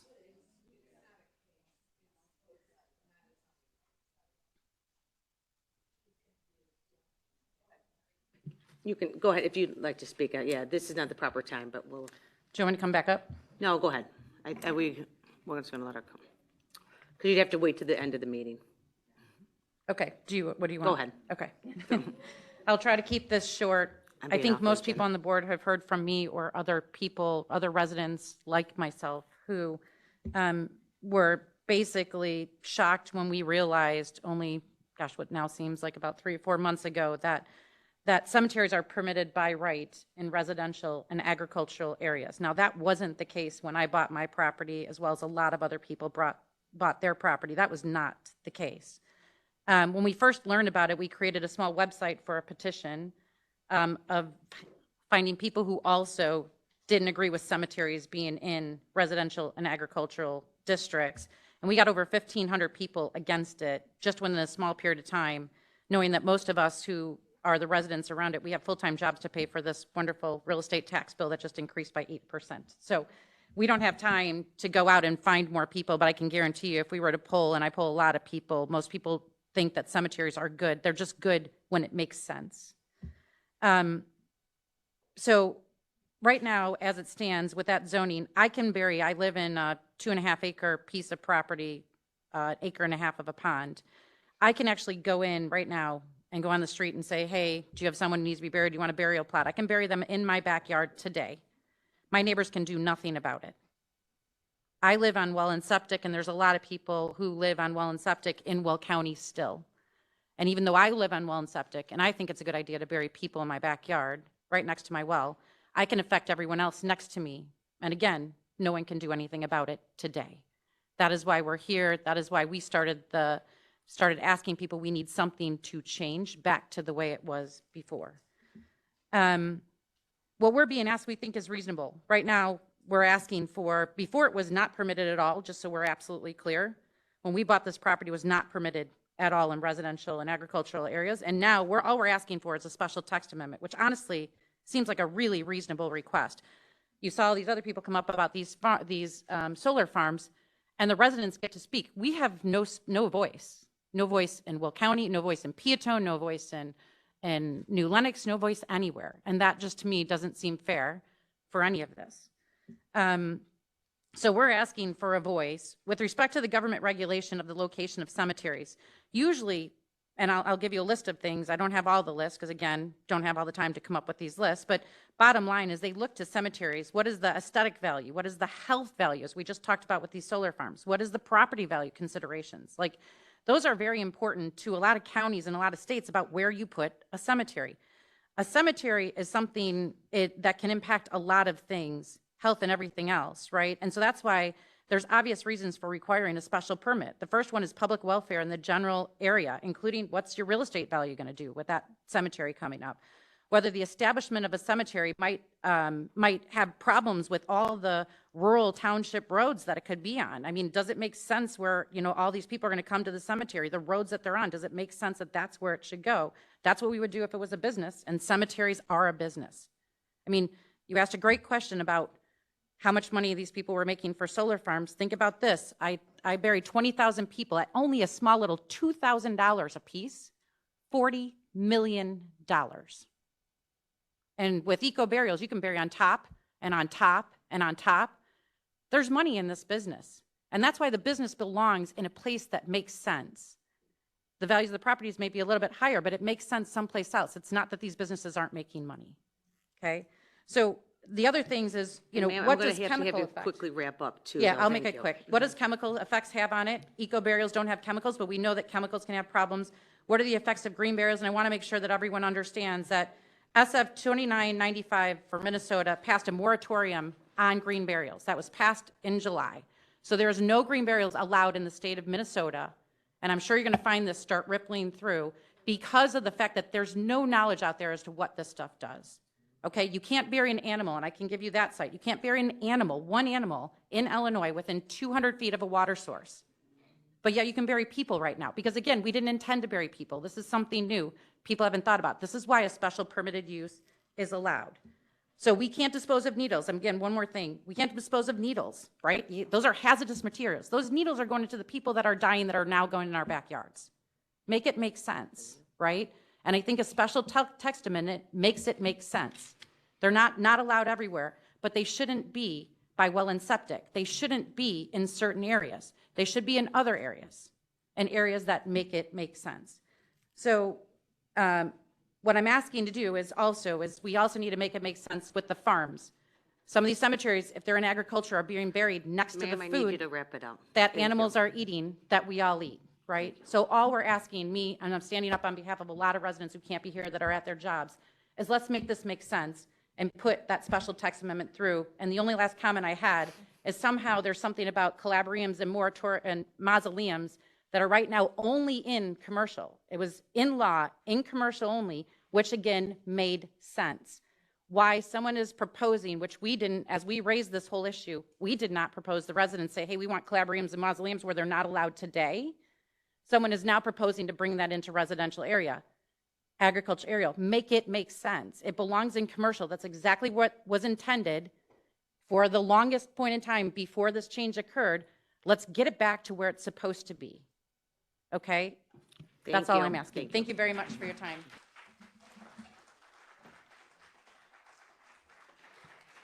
So is there anyone else who needs to speak on a land use case that is in public hearing at this time? No, you're not. Who is a public comment speaking on the land use case? You'll get to vote. Remember, we went through this last time. You get to make your comment when we vote. All righty. Thank you. Thank you.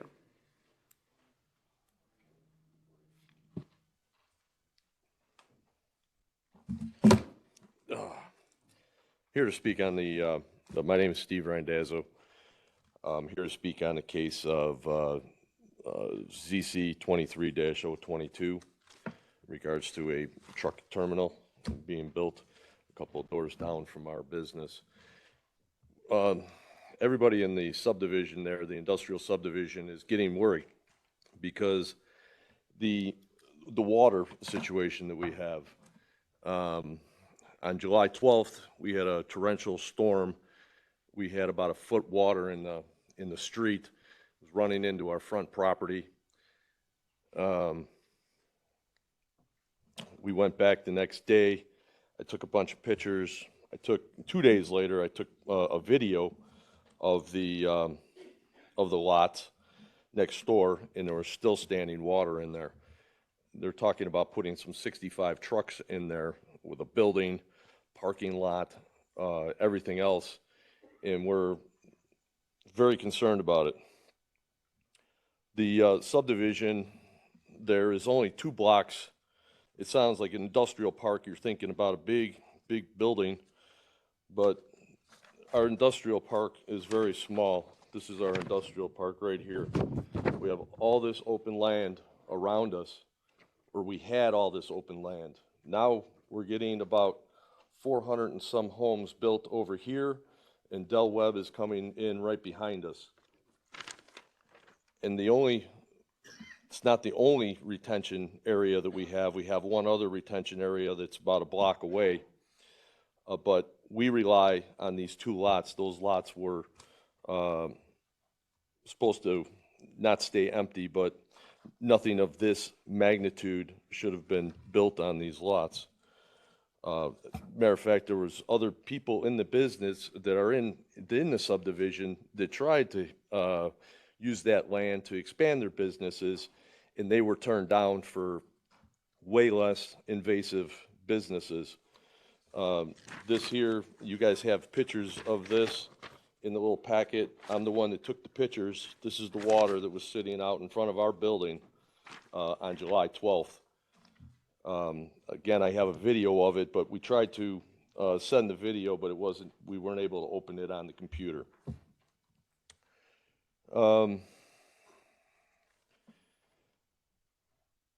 That's first and foremost is the water issue.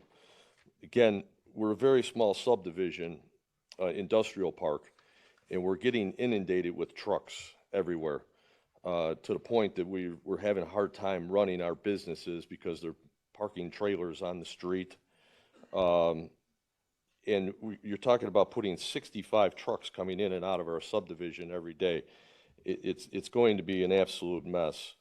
My question, and a lot of people's questions, business owners that are there, is when does this small subdivision, when do we meet saturation on trucks? We have maybe 50, 75 small businesses in there. We're all in small little industrial condo buildings, 2,000, 3,000 square feet. And we rely on our streets being open so people can come and go, our clients. And now all of a sudden we've got 4 or 5 different trucking companies in our area. So with this being just 2 doors down from my building, we're very concerned about it. But our biggest concern is the water. What's going to happen with this water? I have not seen any plan to date from them on what they're planning on doing with the water. They said that if it was approved, that they had all these stipulations. Well, who's going to enforce the stipulations? That's my question. Who's going to come out and make sure that they have a tire corral and they're putting all their oil in the right places? I've got a picture here of another building that's just a couple blocks down that you can see. This is all surrounded by cars. It looks like a junkyard back there. We're all on well and septic. Nobody's doing anything about it. There is no code enforcement. So if you guys let this thing go through, we're going to be in worse situation than we've ever been before over there. And we're all very concerned about it. So I ask you all to vote against it. Thank you for your time. Thank you. Yeah.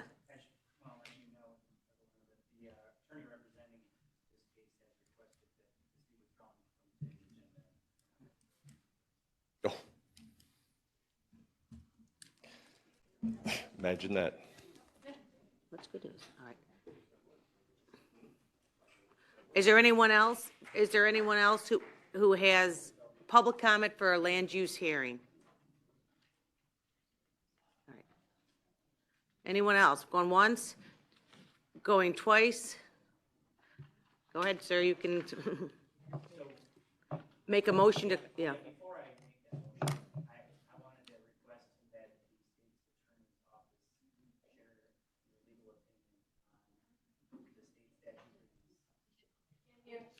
Can we close the public hearing first? I mean, because this is separate from the public hearing. Yeah, yeah. Motion by Pretzel, seconded by Revis. Previous roll, oh, we need a roll call, yeah, sorry. Madam Clerk, please call the roll. Balich. Trainier. Dean Schlottman. Van Dyne. Pretzel. Butler. Newquist. Richmond. Parker. Williams. Diaz. Winfrey. Coleman. Logan. Freeman. Revis. Mitchell. Ortiz. Berkowitz. Mueller. Costa. Ogala. 22 affirmative. The public hearing is now closed. Chair Pretzel. Thank you, Madam Executive. So I would like to request that the state's attorney's office share a legal opinion on the state statute for these solar panel fields. And I think it's important that not only members of the public hear that, but members of the board. Certainly. So as many of you know, effective June 9th, the state legislature passed legislation that became effective on June 9th, the Commercial Wind Energy Facilities and Commercial Solar Energy Facilities Act, which significantly restricts your ability to deny applications for solar and wind facilities. In that legislation, they required that counties adopt ordinances that are consistent with the act. It very much restricted your ability on what things you can consider. And in addition, and I'm going to read this section to you, a request for siting approval or special use permit for a commercial wind energy facility or a commercial solar energy facility or modification of an approved siting or special use permit shall be approved If the request is in compliance with the standards and conditions imposed in this act, the zoning ordinance adopted consistent with this code, and the conditions imposed under state and federal statutes and regulations. So you have very little latitude if they meet the requirements of the state legislation and the ordinance that you passed. In your ordinance, you did amend your ordinances after June 9th to comply with this act. If they meet those conditions, under this act, you are required to approve their application. Thank you, Mary. Follow-up questions now because that, County Board Member Parker? So why are they even coming to us then? The statute requires that there be public hearings, and your consideration is whether or not they have complied with the state statute and the ordinance. There are conditions that you can add. So they are things like vegetation. You can require that they comply with parameters set by the Illinois Department of Natural Resources, parameters set by the United States Fish and Wildlife Services. I'm trying to see. Well, then we should just vote on conditions. I mean, it seems silly. I mean, we're being forced to approve it. This is the legislation passed by the state. County Board Member Burks, do you have a clarifying question too? To the state's attorney? Yeah. Yes, I do. I do. Mary, last week, we had a meeting for land use, which I thought we were going through the zoning use table to add clarification, address new technologies we don't have in here. And we had a meeting, there was no state, oh yes, I think, Mr. Guzman would have been there. Mr. Guzman was present.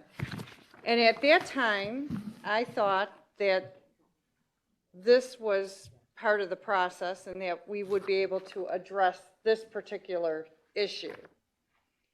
But the end result of that very, very, very short meeting was that staff recommended that we just put a similar or compatible text amendment on somewhere, and Mr. Guzman agreed with that, and then the meeting was over. My question is, I walked away very confused because I had notes, I had things I wanted to talk about on everything here in our zoning use table. So my question is was that the opportunity for us to address this, to put in those guidelines or those criteria that they had to meet? I am not familiar with what happened at land use, so I don't think I am in a place to answer that question specifically. If you want to meet after the meeting, and I can have a conversation with land use staff and you, and because I'm not sure what it is you're referring to. So to address the situation we're in, basically our state legislator, they've taken away our power as a county to They've consider. limited your power as a county to regulate these. By yeah. limiting it, they've taken away some of that. Sure. Right. And so our residents, and we as well, have valid concerns that we are powerless to be able to address. So if there are guidelines we can implement and things that we can specify, how do we do that? So you can condition the special use permits within the parameters of the legislation that was passed by Springfield. As you well know, if this county board has the will to express its concerns to the state legislature, you can address that at your legislative committee, and you can send that information to our representatives from Will County and let them know that you would like to see changes to this law. And then, of course, citizens always have the opportunity to reach out to their state legislators and express their concerns about legislation that has been passed. And so how do we sit down with land use and have a productive conversation about all of these issues, including wind and solar, to get these conditions put in our So zoning conditions use are on a table. case, yeah, The conditions, how do we? conditions are generally considerations specific to a case. So so when a case comes forward, you would address needs particular to that parcel and that particular proposed development. I'm not sure. I don't know that you need anything in legislation. I wasn't at the meeting, so I'm not clear on what it is you're trying to ask. I'm not sure what is even on your piece of paper that you're holding up. So, Okay. as I said, if you want to have a conversation after the meeting and we can discuss it more thoroughly, I'm more than happy to do that. Okay, thank you, Mary. You're welcome. County Board Member Butler? Hi, so it sounded like they had like a 600 feet from the closest resident or something, their panel, I thought the guy said, for the solar farm. According to state and federal guidelines, what is the maximum buffer zone that we could require for a solar field? From homes? Yeah.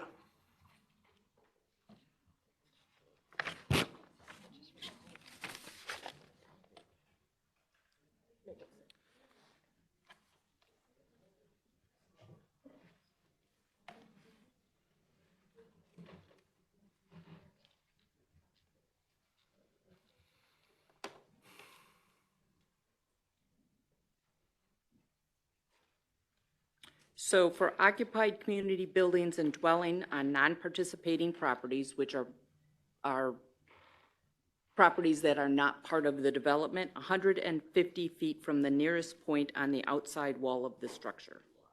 150 feet? Correct. Thank you. All right, thank you. All right. Oh. Question for Mayor, yes. Thank you. And it's, just so I'm clear, it's 50 feet from the property line. 150 feet from a structure, 50 feet from my property line. Right. Okay, thank you. Mary, I have a question for you. So as county board, the solar farms that are proposed prior to June 9th, or June 9th and prior, I'm not sure, we're able to deny those special use permits. Correct. The statute provides that it does not apply to applications that were filed prior to the effective date of the legislation. Right, and so accordingly, the way we had set our ordinance here at the county was to take into consideration, make it a special use permit, so that we were able to protect landowners, because some solar farms, some solar facilities might be appropriate in one location, but not another. And we have lost that right due to the shameful acts of the legislators who were lobbied strongly by the solar companies. We don't allow any other corporation to just come in and do whatever they want, wherever they want. The requirements by the state AMA and other things are very minimal, and I think that's not right. I also would like to ask about the battery storage. What conditions are there allowable to put on for battery storage?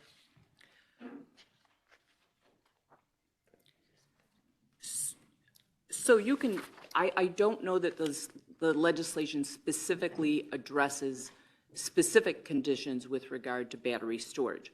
What it does provide is that you cannot establish siting standards for supporting facilities, and that would include battery facilities, that preclude the development of a commercial wind energy facility or a commercial solar facility. So your conditions cannot be so onerous that they can't meet the standards. Right, so if a solar farm, a solar company wants to come in anywhere in certain zoning classifications, and I'd like you to clarify which ones, they can really put in a solar facility and a battery storage anywhere they want with very little limitations.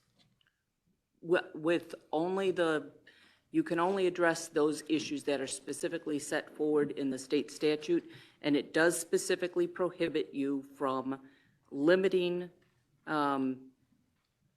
So you may not adopt zoning regulations that disallow permanently or temporarily these facilities in agricultural or industrial areas. So you must allow them in agricultural and industrial areas. Right, because they say it's a farm, although it doesn't have anything with growing food. I would hope that the legislative chair will take this up. I hope that everybody who is hearing this today thinks it's wrong, that a corporation, I don't care what corporation, they should not have the right to do whatever they want, wherever they want. And local zoning authorities such as ours should have the ability to determine what should go where for our residents' best interests. Thank you, Mary. You're welcome. So So again, we're just doing clarification on this. I see it. We have a lot. So again, we're kind of getting out of our out of order here, though. But I want to, since we brought up the questions, because you're going to vote on clarification. The questions are regarding clarifications of the law with the state's attorney. So we have Trenier, Ballage, and Richmond. So good. ASA Tetro, just wanted to ask specifically, since the date of June 9th was brought up, if any of these companies had applied before and they're in front of us now and we choose to deny them, they can just reapply and then their application would be post June 9th. And my understanding was we have to follow the June 9th law regardless. Is that correct? So if you deny, they can eventually reapply, and I'm going to look for confirmation from land use, but I think they have to wait a year to apply, correct? Yes. Even if we deny them? Correct. Unlawfully? Well, if they apply before the law, it's not unlawful. Right, yeah. It just was explained to us in committee that, you know, the new law is going to apply, so I just wanted to clarify that. Thank you. Yes. County Board Member Ballage? Yeah, it works now. Chairman O'Gala said it really well, and I would just expand it a little bit. We Do you have a represent the question? Do you people have here. I know. Do you have a question for the state's Yes. attorney? Okay. We represent the people here. And so if you know it's a bad thing, just because the state says you can kill somebody if you want because of these circumstances, then it's okay. Well, and that's kind of an exaggerated example, but just because the state says it, and then we say no, the state will sue us. Now, will the state's attorney represent the county board after they say no to all these projects that are infringing on our rights as living in the county? We, of course, always represent you to the best of our ability and within the confines of the law. So when we vote no, and if all this stuff fails, then you're prepared to represent us, and I guarantee you will win, because the public outcry will be so loud. Thank Trying you. to turn it off. I'll turn you off. County Board Member Richmond. Thank you. So, Mary, I just have one other question. I mean, I've heard the 150 feet and 50 feet, and I understand that, but so what other industry is allowed to come in and operate within 150 feet of a residence? That would be clarification I would like to have, because I'm guessing very few. Yeah, I don't know the answer to that So question. then I think I'd like to get clarification on that, too. I don't know if land use staff has more information on setbacks for other industries. I don't know the answer to that question. Can they come up and answer? Answer, right? Do you, I mean, there's a lot of different, yeah, I mean, you want to come up here, Dave, to ask for this, or do you want to just tell the standard setback? I mean, we're getting kind of off the topic here, because this is just regarding solar. Yeah, it was just a clarification. Yeah, and I on- understand that, but it's, I don't know if it's relevant to this decision right now, so. Because it's not going to change. If something else is 200, it's not going to change if this is 150 right now.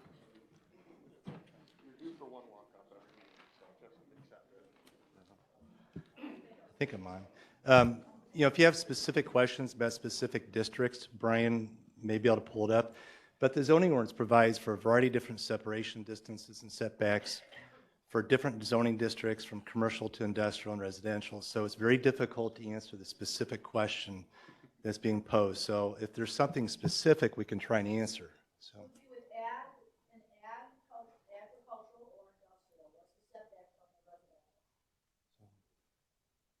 Do you have any of the specifics?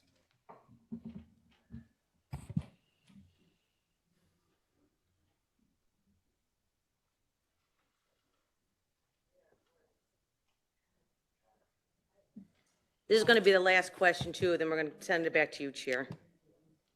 So, looking at the industrial zoning classifications, which this is just generally applicable for industrial uses. For setbacks, for the least intensive industrial zoning, it's 10 feet. For the most intensive, it's 20 feet on the sides. For the least intensive rear, it's 10 feet. The most intensive, 40 feet. Front yard setback is 80 feet from a non-dedicated road for the least intensive and 150 for the most intensive. So that would be, your most intensive industrial use has 150 feet from the center line of a front yard of a non-dedicated road and 20 feet on the sides and 40 feet on the rear. We only asked intensive industrial use, our septic is only 10 feet or 20 feet? Correct, 20 feet on the side, 40 feet on the rear, 150 feet from the center line of a road. So if there's a residential home right next to it, it's only that. That's correct, but there are other screening requirements that come into play depending on what you do abut, but that's the setback for structures. When you're speaking about the setbacks for heavy industrial use, are you referring to potentially hazardous materials? It could be. So Yeah. 20 feet for a potentially hazardous Yeah, material? I-3 zoning district allows all of the high intensive industrial uses of chemicals, and there are special use requirements too that go along with those. So it's conceivable that the county board could require an additional setback or screening or something to address that issue if they thought it was appropriate. Okay, thank you. Chair Pretzel? Thank you. Yeah, thank you. We ready to? We are ready to move on, sir. Thanks, guys. Okay, first up on the agenda, ordinance amending the Will County, Illinois zoning ordinance adopted and approved September 9th, 1947, as amended for zoning case ZC 22096.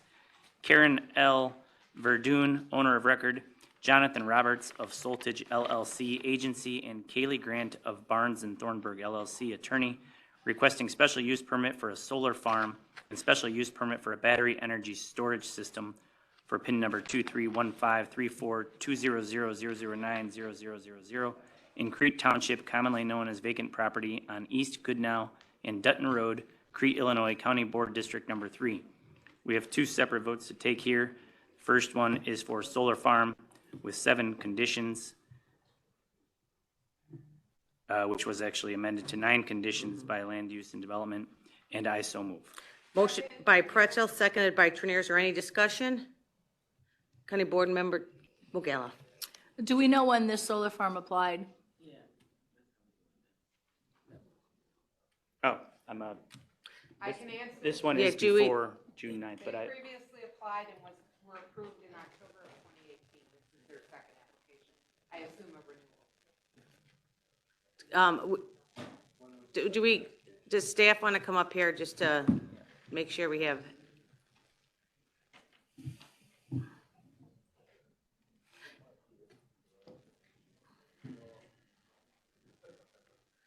The question was when these folks applied.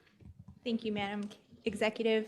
Margaret Kenny, Will County Land Use. So this zoning case and the one directly after this, both were received before the state legislation was passed, which I believe is January 27th. Okay, thank you. All right, you may just, if you don't mind, just take, I have a feeling you're going to be coming. Go ahead. Okay. Yes, they applied before June 9th.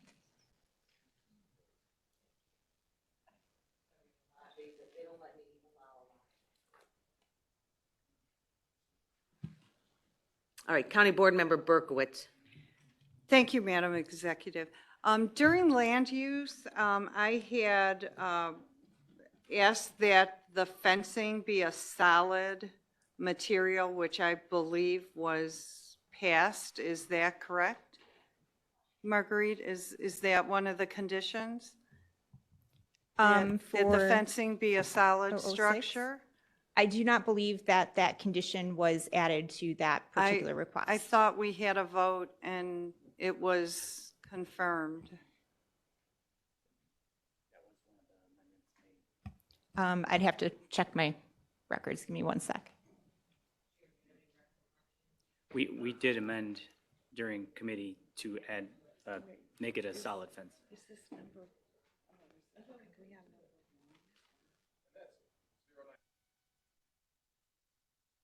We are on 006. Oh, no, I'm sorry. No, we're not. No, we're not. No, we're not. I'm sorry. We are on 096. Correct. The first one, number 1.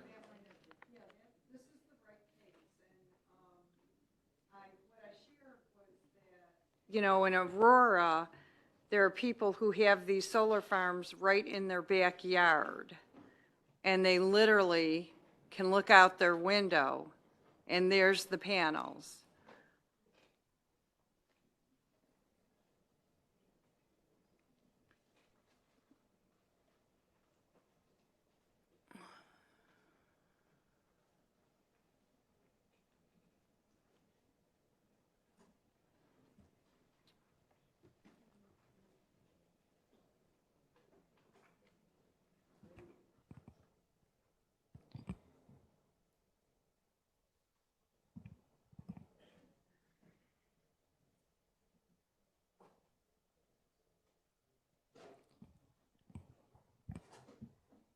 In terms of that condition, if that condition wishes to be amended, you can amend it to require a solid fence.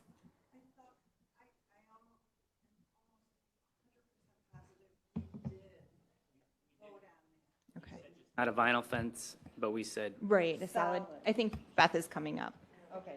And the second thing I have as well,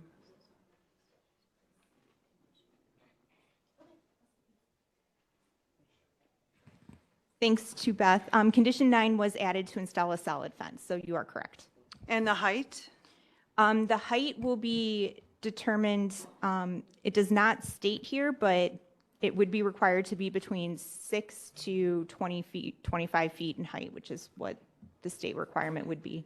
And wouldn't we be wise to then put in 20 feet if we want it? Because they said the height of the panels was 20 feet at their tallest height. A height requirement was not added to the condition, so if you wish to require a height Amended. amend. But one more thing. So we had some concerns about the location, and there's literally to the east another solar facility. They're getting inundated here.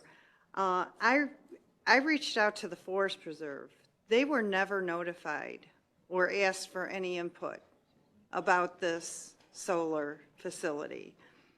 And of course, you know, they're rather concerned. This is really very close. They're concerned about the road conditions, the traffic, just like the neighbors are all along that road there.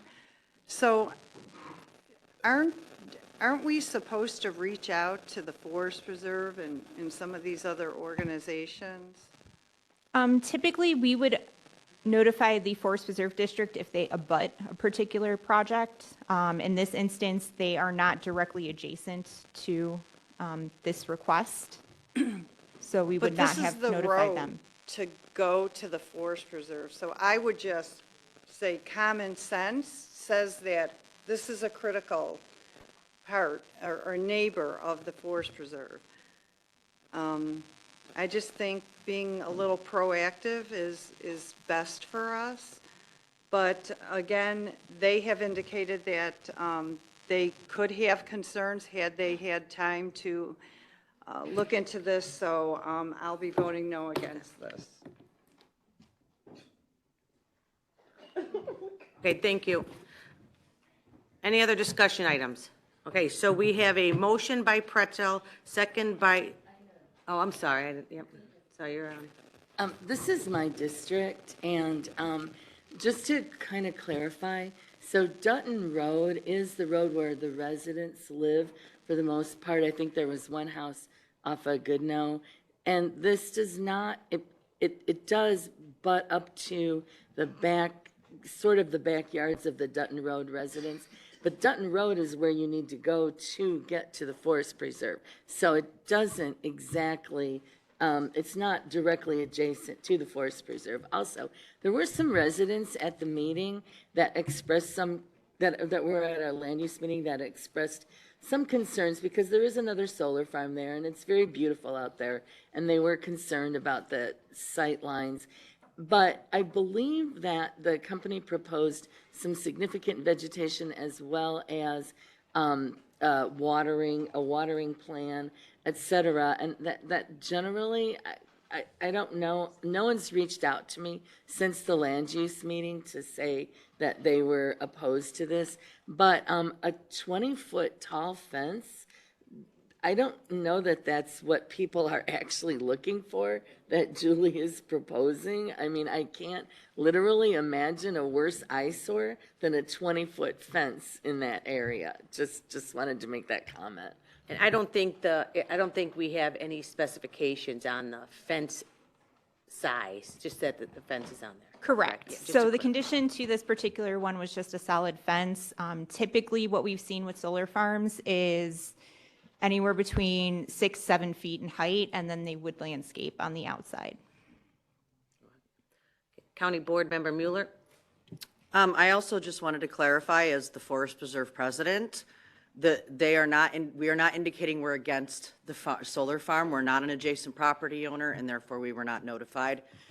We're not against a solar farm, though. Thank you.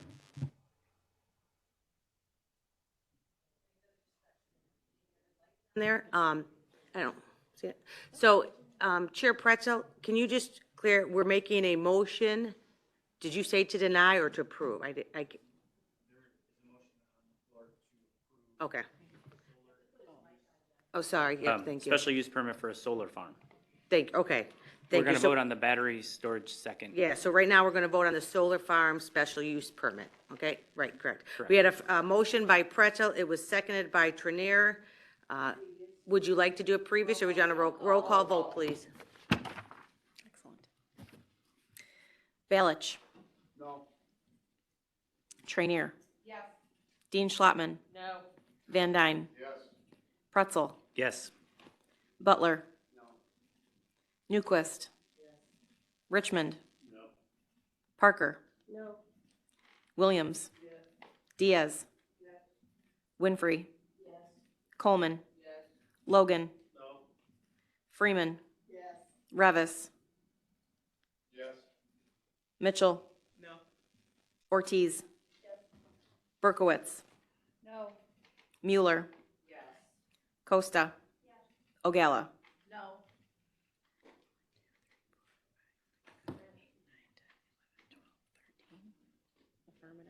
13, yes. 1, 2, 3, 4, 5, 6, 7, 8, 9, 9 no. With 13 members in the affirmative, the motion carries. Yes. Thank you. I tried to get your attention earlier. I apologize, but I couldn't. I wanted to respond to. We're done with the vote now. Sherry's comment. Oh, we were done There with was the vote an now. objection, but I don't see it in the file. Thank you. Unfortunately. Chair Pretzel? Okay, next is a special use permit for battery storage system with 3 conditions, and I so move. Motion by Pretzel.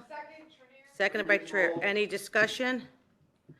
Is it previous roll by Van Dyne, seconded by Coleman. All in favor? Aye. Any opposed? The motion carries. Thank you. Next, number 2, ordinance amending the Will County, Illinois zoning ordinance adopted and approved September 9th, 1947, as amended for zoning case ZC 23006, VSTA Crete Cottage Groves Solar One LLC, agent, and Kaylee Grant of Barnes and Thornburg LLP, attorney, requesting special use permit for solar farm and a special use permit for battery energy storage system and variance for minimum side yard setback from 100 feet to 50 feet for PIN number 2315154000100000 in Crete Township, commonly known as the northwest corner of West Munns Road and South Cottage Grove Avenue, Crete, Illinois, County Board District Number 3. First, we're going to vote on a special use permit for a solar farm with 6 conditions, and I so move. Motion by Pretzel, seconded by Trinier. Any discussion? Previous roll call by Mitchell, seconded by Parker. All in favor? Aye. Any opposed? Okay. Previous roll, yeah. Yes, yep. Next. Second, all in favor? Any opposed? Motion carries. Next is a special use permit for battery energy storage system with 3 conditions, and I so move. Motion by Pretzel, seconded by Trinier. Any discussion? Okay, previous roll call by Mueller, second O'Gala. All in favor? Any Aye. opposed? Motion carries. Number 3, I'd like to make a motion to remove from the agenda per an email we received this morning from the attorney. Motion by Pretzel, seconded by Dean Schlotman. Discussion, County Board Member Berkowitz. So I have a question. I'd like some clarification. This is the second time this case has been withdrawn at the last minute. Do we allow this to repetitively happen, or there's a lot of people that took time out of their day to come here today to have their voice heard, took time away from their jobs. And so,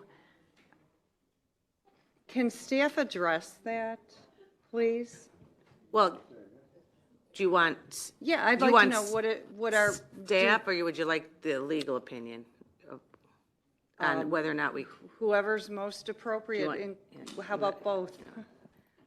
So I can look into the issue of how many times something can be removed. We haven't addressed that before. But I will say, anyone who has been here and spoken during public hearing, that public record would follow the case no matter when you actually voted. So they don't have to come back and make comment again each time and still be a matter of the public record. But it is effective, and it does communicate to the board members who don't go to planning and zoning meetings or didn't attend land use that there are issues here with that case. So for that, in respect to that effort that they take out of their day and away from their businesses, I think it's a valid question. And as a county, we don't have any guidelines on that. So you can choose to vote against removing it and request that it move forward today. Okay. And Well, state then I'd that like as to the make that reason. motion. There's already a motion on the floor. Okay. Now you're going to vote on whether or not to remove it from the agenda item. We had a motion by Pretzel, seconded by Dean Schlotman, to remove the item from the agenda. Is there any other discussion items or questions? Madam Clerk, please call the roll. This is to remove the item. Balich. Trainier. Dean Schlotman. Van Dyne. Pretzel. Butler. Newquist. Richmond. Parker. Williams. Diaz. Winfrey. Coleman. Logan. Freeman. Revis. Mitchell. Ortiz. Berkowitz. We're remove, yes. Okay. Mueller. Costa. O'Gala. 21 affirmative, the motion carries. Okay, next, number 4, ordinance amending the Will County, Illinois zoning ordinance adopted and approved September 9th, 1947, as amended for zoning case ZC 23027. Alexander Norbertus Kuipers, owner of record, requesting special use permit for construction, sales, and services, and a variance for lot area from 10 acres to 5.498 acres for PIN number 1720312000150000 in Peatone Township, commonly known as V. Kennedy Road, Peatone, Illinois, County Board District Number 2, and I so move. Motion by Pretzel, seconded by Revish. Is there any discussion? Do you want a previous roll, or should we just fine? Yeah, oh, okay. All right. So we have a previous roll call by, would you like to be a yes on that, Julie? Yes. Okay. Added Berkowitz, seconded by Mueller, all in favor? Aye. Any opposed? Motion carries.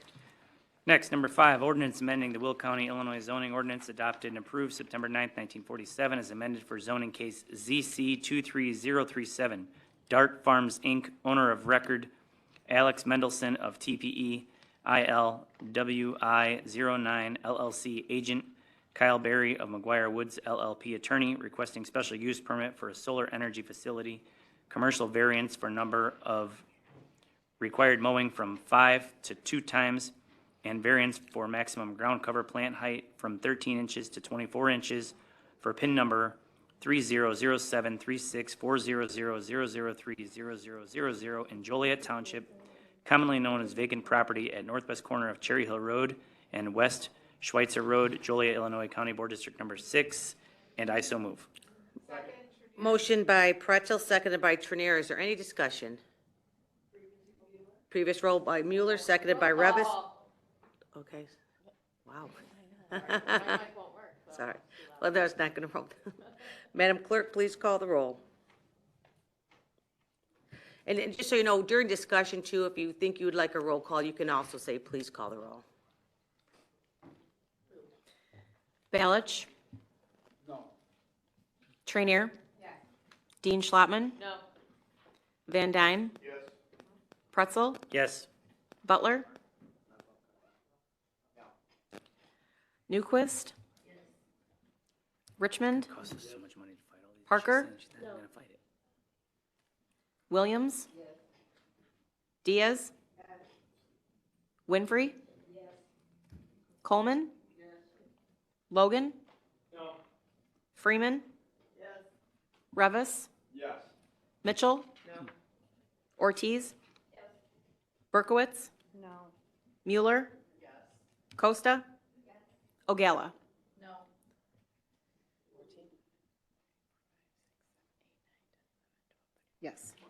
14 members in the affirmative, the motion carries. Next, number 6, ordinance amending the Will County, Illinois zoning ordinance adopted and approved September 9th, 1947, as amended, case ZC 23038, Dart Farms, Inc. Oh, I already read this one, didn't I?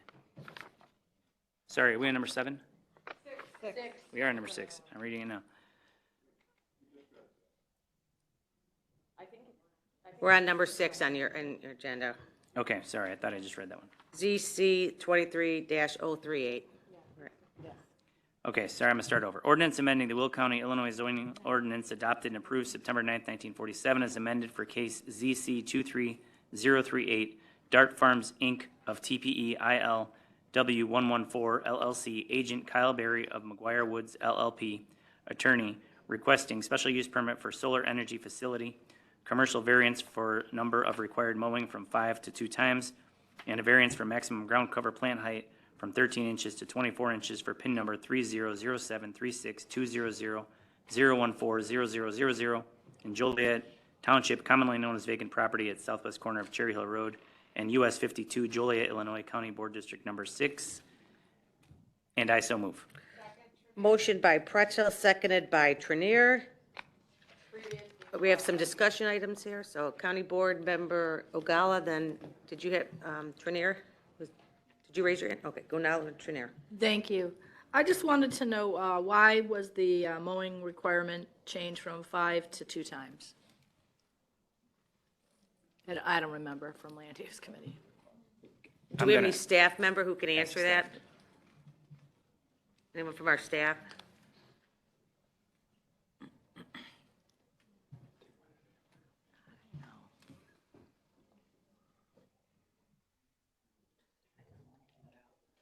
Marguerite Kenny, Will County Land Use. With regards to this case, they requested 2 mowing times due to they were planting native pollinators, and the 2 times a year would allow them to grow to a certain height where they would flower, bud, and then reestablish on the site, as opposed to just keep mowing them, keeping them at 13 inches. They would not be able to flower and basically do their job as a native pollinator.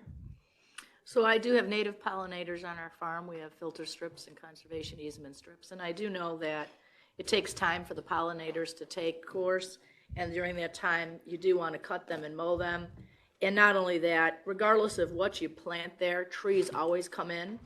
And so it's like on occasion, you do want to mow to get rid of the trees. So is that their intention to do, or we have trees just growing randomly? No, within their preliminary operation maintenance plan, they did state that they would be on site looking at weed management, so they would be spraying and dealing with the weeds that they noticed on site. I would believe if they saw any trees growing, they would be removing the trees as part of that operation, because the native pollinators would be under the panels as well as around the perimeter of the fence. Okay, thank you. I'm glad they're doing that. Thank you. County Board Member Trenier. Thank you, Madam Executive. I just wanted to point out, because it wasn't mentioned, but I did read this in my packet, that the Farm Bureau supports both this case and the prior case that we voted on, and I'm very happy about the native pollinators. I actually would have wondered that we should mow it at all. We don't mow our forest preserve property where the native pollinators are, so it just kind of seemed odd to me that we were requesting any kind of mowing. But if they believe that will, in fact, enhance the number of plants there, I think it's a good idea. I'm not an expert on that. I just trust my forest preserve. Thank you. Thank you. Is there any other comment? We'll take a roll call vote for this, or do we have a previous roll call? Roll call. Roll call. Madam Clerk, please call the roll. Okay. Balich? No. Trenier? Yes. Dean Schlottman? No. Van Dyne? Yes. Pretzel? Yes. Butler? Yes. Newquist? Yes. Richmond? Yes. Parker? Yes. Williams? Yes. Diaz? Yes. Winfrey? Yes. Coleman? Yes. Logan? Yes. Freeman? Yes. Revis? Yes. Mitchell? Yes. Ortiz? Yes. Berkowitz? No. Mueller? Yes. Costa? Yes. Ogala? No.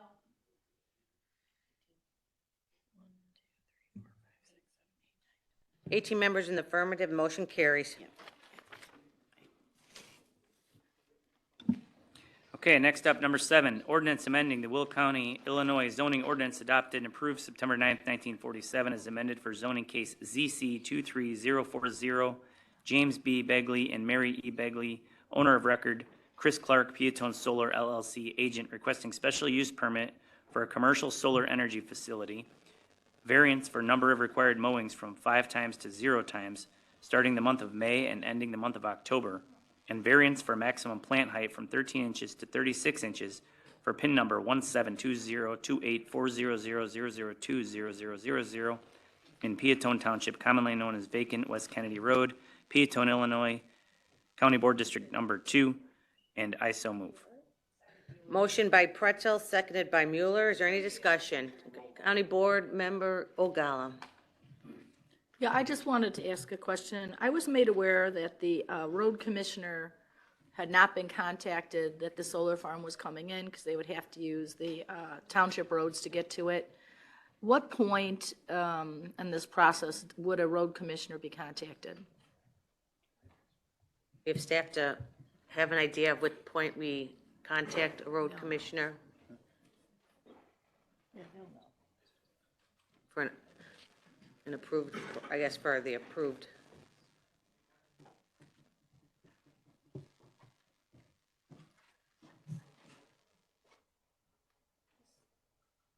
So notification is required a couple of times. One, it's required for the zoning case, notice to the highway commissioner. 2, it's an application requirement that there's a preliminary plan submitted to the highway commissioner, and the applicant did submit a copy of the contact information with the township highway commissioner. So those were completed.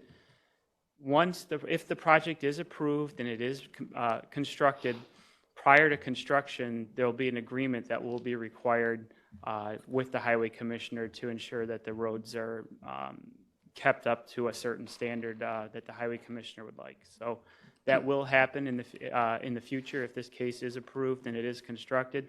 But the the basic requirements of notification and preliminary plan have been shared with the highway commissioner. And so my question then is, are the notifications sent out with registered mail so the person has to sign for it? Or is it just regular mail and you don't know if somebody received it or not? The notification requirements with the zoning application requirements to have the special use permit, it's email delivered notice to the address provided by the highway department. It's email? It's emailed. When we do a notice of zoning for the zoning case, we send it to the requested email address with the township, the one that's on file. Okay, thank you. County Board Member Butler? So on these solar fields, and they have fences around them, are they required to be like semi-private fences, like with the slats in between the chain link? Generally speaking, no. There's different fencing that is required. The fencing, as we talked about earlier, could be up to 20 feet in height, but the National Electric Code doesn't require that it's 20 feet. It's just that it could be if it needed to be in certain situations. So with this one, it's more of a chain link type material. It actually has a different name and it's escaping me right now.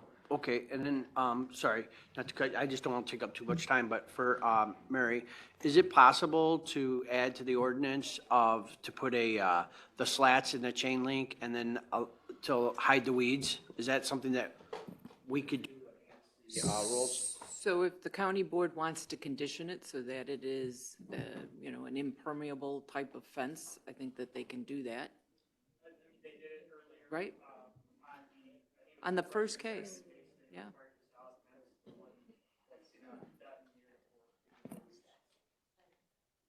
This site has a fence around the entire site with a small amount of screening on the west side and a very small amount on the southwest side. A few more comments here. County Board Member Berkowitz? Thank you, Madam Executive. I think somebody said that the Forest Preserve supported this one or didn't have any objections, but I don't see anything in the staff report indicating their opinion. Can you tell me where it is? I'd just like to know, where is it? As far as I know, the Forest Preserve District is not an abutting property owner in this situation. I'm not even positive that they have a facility within a half mile or a mile, so I don't know where that came from. But I don't, it definitely wasn't required to be noticed for the application. Okay, thank you. County Board Member Revis? Yes. You were, yep, there you are. Okay, so I am going to be abstaining from this vote. I don't know when the appropriate time to say that was, but I'm saying it now. However, I would be inclined to support this if I were voting on it, and that is not only on the grounds that what the state has limited the county board and what we can do about these solar farms, but secondly, I support property owners being able to do what they want with their own properties. While I don't think that these solar farms are going to be something that are going to be overwhelmingly successful as they are being sold as now, we still need to allow property owners to try and pursue them if this is what they want. At some point, they will realize that these aren't as fruitful as they may think, and they will be a thing of the past. So I agree with one of the public comments made earlier. We have plenty of warehouses. That's where we should be putting solar panels. But despite that, we need to allow people to do what they want with their properties. Thank you. Thank you. County Board Member O'Gala? Thank you. So I want everyone to know, back when we did our solar ordinance, and we spent many, many, many months going over it, we decided not to put slats or any kind of solid fencing, because if you live in the country, you don't want to have a brick wall up. And that is essentially what you end up getting. That's essentially what you end up getting. And I think it will be worse to look at a solid wall than it would be to look at chain link fencing, which you can see through.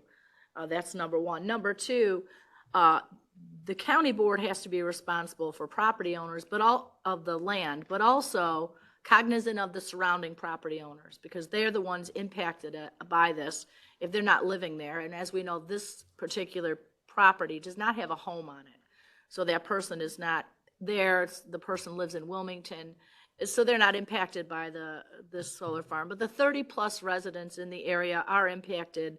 As you know, the WHO said that they recommend no people living within 1.2 miles of this with 30-plus residents in this particular area, which is unique to the other solar farms. I think there is a really good reason that I'm going to be voting no, but I think this is something that we should look at when we contact the state as a change to allow county board members, or counties rather, to decide where a special use permit can and cannot be granted. That's the purpose of the special use permit, is to make those decisions. And it's not right for them to have taken away our ability to do that. Thank you. Thank you. Seeing no more discussion, we had I'm sorry, go ahead. I'm sorry, Sherry, you're right in the corner there and you're late. That's okay. Sorry about that. Just one comment about the fencing.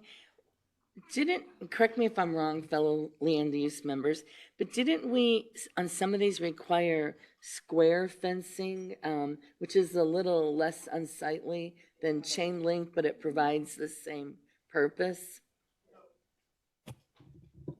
On this proposal, they are showing the square type fencing, and there is a name for it, and I'm forgetting what it's called, but that's what's shown in the proposal, all right? So if you want to be 100% certain that that's what you have out on this site, then you may want to add it as a condition, because that's just a concept plan. They could come back and change it at a later date. So if that's something the board would like to see here, then you could add it as a condition. Chair Pretzel?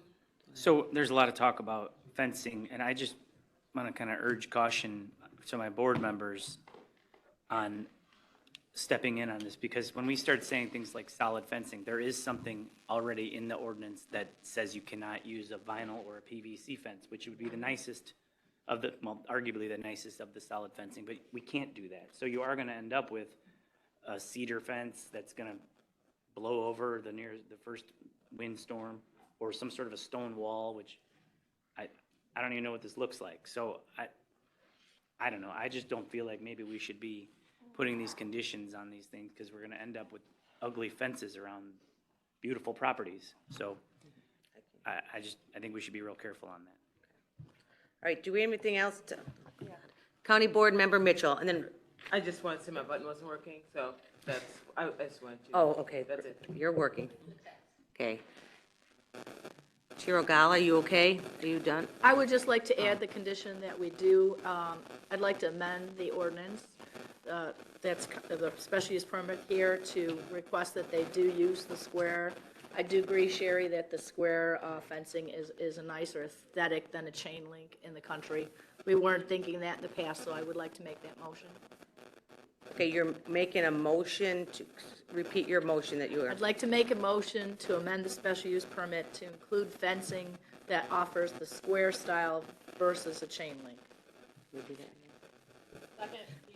Seconded by Dean Schlapper. Is there any discussion on the fencing now? We're at the fencing. County Board Member Van Dyne? Hold on, I got a lot of people. I gotta turn off. County Board Member Van Dyne? Thank you. I don't know what this square fencing looks like. I do know what chain link fence looks like. I do not know the cost of square versus chain link. The last thing I want to do is add an additional cost that's unnecessary. So until I can find out a price on the square link fence, or the square fence, I'm just going to say no. To the, okay, thank you. Thank you. County Board Member Diaz? That square fencing is called cattle fencing, and it is definitely more cost prohibited than chain link fence. That's why they use it for cattle. Thank you. Thank you. And County Board Member Mitchell? The discussion on the budget is going to be coming up, and I certainly hope that you all take as much care in making it not cost prohibitive for the fencing as you will in the taxpayers' dollars. So I'll remember this when it comes time for budget. Great. Thank you. All right. Any other questions on the fencing? Yes, County Board Member Berkowitz? Well, it's. Or the motion on the fencing, yes, sorry. Okay, just like to add to the motion that I'd also like to add that the special use permit not be transferable. Yeah. You guys, can you clarify what? But can they transfer? Do I have to make a separate motion for that?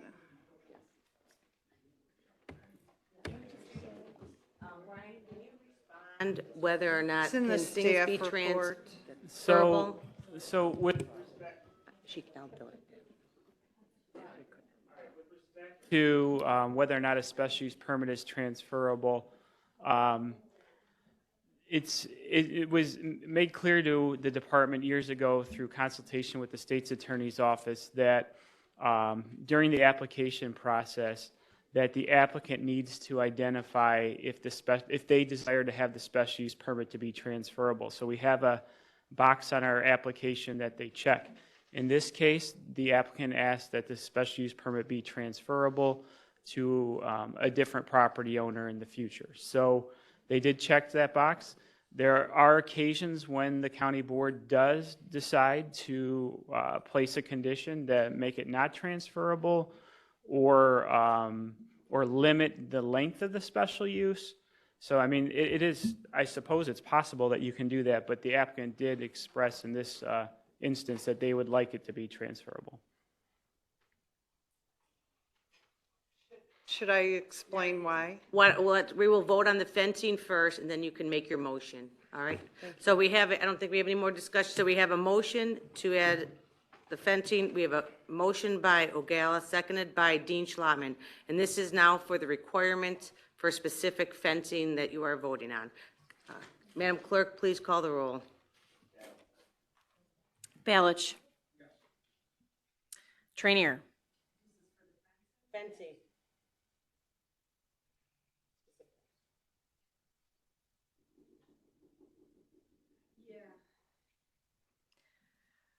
Dean Schlotman.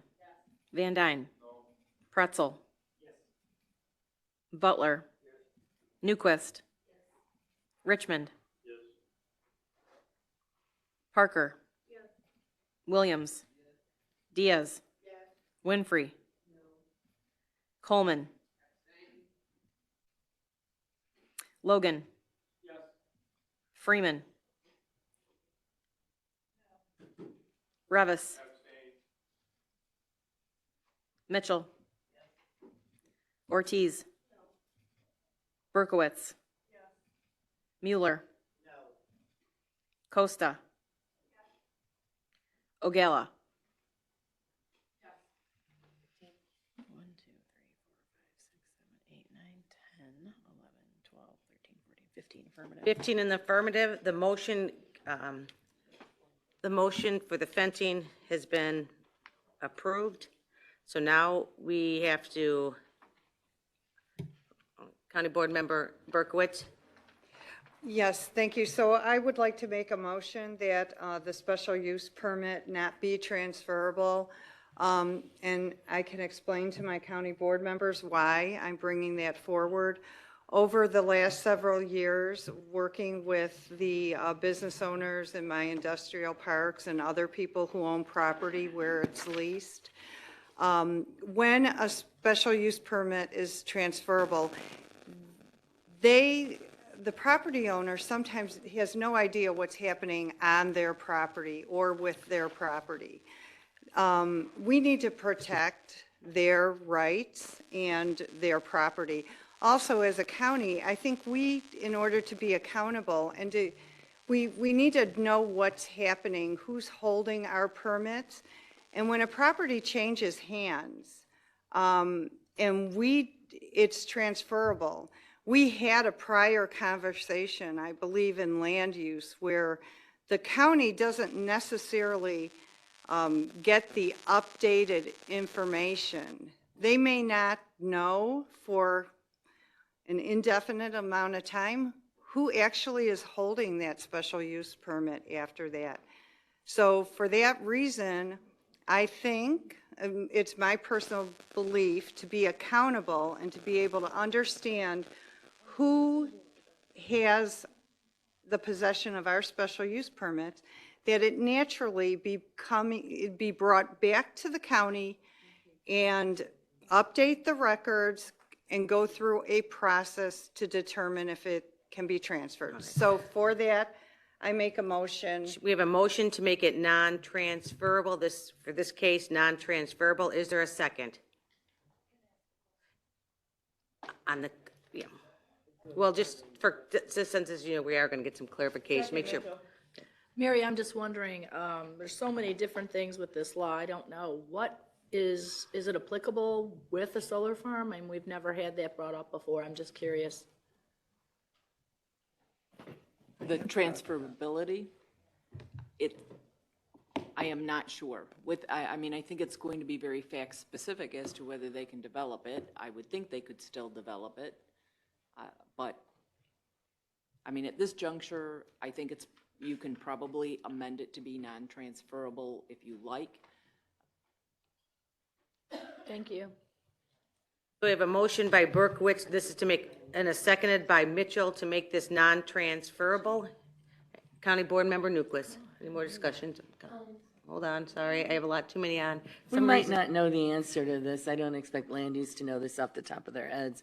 But do we know if most of our solar farm special use permits are transferable or non-transferable? I don't know that I can say with 100% confidence that everyone that's been approved is transferable, but I believe that the majority have. I can't recall one that wasn't. But, you know, Margie's here as well, so if she knows different than I do.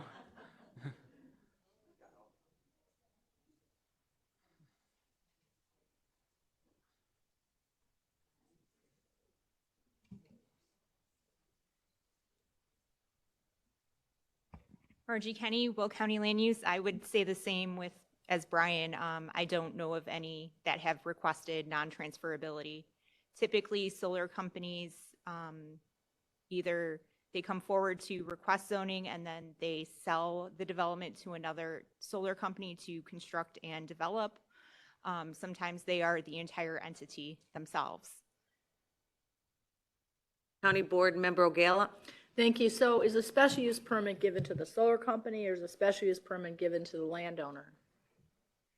Both parties in this case are named on the application. So one is the owner of the property and the other is the agent.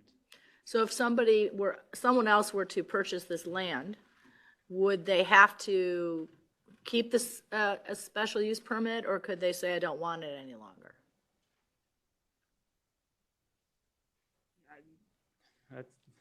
That's a legal question I'm not prepared to answer.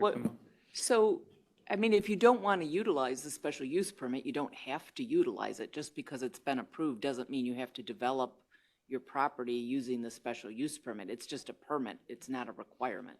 If this is a solar facility that's been there for, I don't know, they have a lease with the current landowner for 10, 20, 40, how many years? 40 years possibly, 30 years, 40 years. But during that time, if the land changes ownership, which it very likely will, right? Because 40 years is a long time depending on the age of the landowner. If the landowner, the new landowner, does not want to have that solar farm on their property, what will happen? Will the solar company have to decommission that property? It depends upon whether or not the lease was a part of the purchase agreement. So if the lease is longer than, so if the lease extended beyond the time that the original owner owned the property, then typically the new owner is going to take ownership subject to the lease, unless there is some manner in which to terminate the lease. But that is between the property owner and the lessee. It really doesn't have anything to do with the special use permit. Okay, so the special use permit is with the land or with the agent? Both parties are named on the application and your ordinance. So it's, I mean, I don't know what the lease says between the company and the owner. but both parties are listed they're on the ordinance and they're in the application. One is the owner, one is the agent. Okay, so let's say the lease is up, they sell the land, the new property owner comes and does not want to have a solar farm, but the solar company would like to continue a solar farm there. What happens? Do they have to decommission it? Because there's a cost to that. It depends upon the terms of the lease and the agreement and the sales agreement. I can't answer that question because it's going to be fact specific involving the parties to the transaction. So I don't know. It depends on what they agree to. Yeah. Yeah. And I also, one of the issues that County Board Member Berkowitz brought up was notice of who holds the permit. You know, when someone buys a property, they record the deed. If land use needs to deal with a special use permit issue, they always look to see who the property owner is. So I don't, and another way to deal with that, if you want notice, is you can amend it to require them that should they transfer the property, they give notice to land use. So there are a couple of different ways to deal with that if that's a concern you want to address.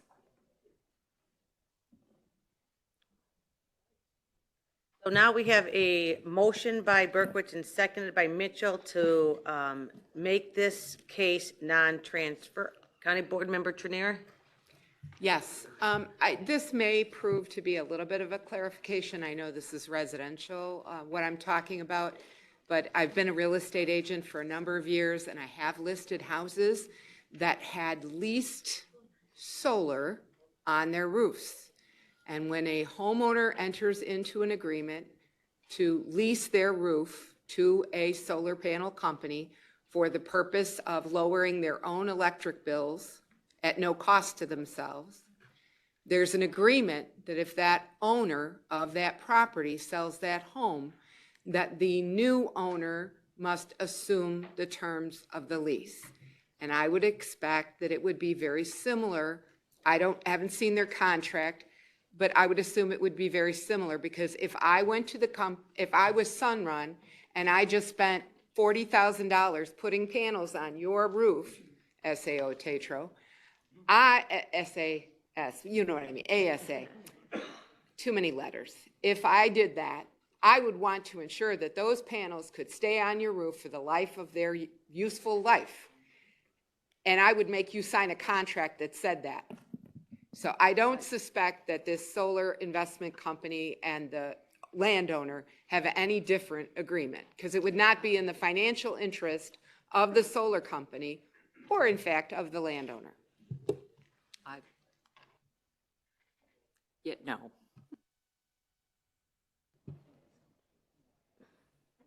All right, Madam Clerk, please call the roll. This is to make it non-transferable. Then you go back to you, Frank. Balich. Yes. Trenier. No. Dean Schlottman. Yes. Van Dyne. No. Pretzel. Butler. Yes. Newquist. No. Richmond. No. Parker. Yes. Williams. No. Diaz. No. Winfrey. No. Coleman. No. Logan. Yes. Freeman.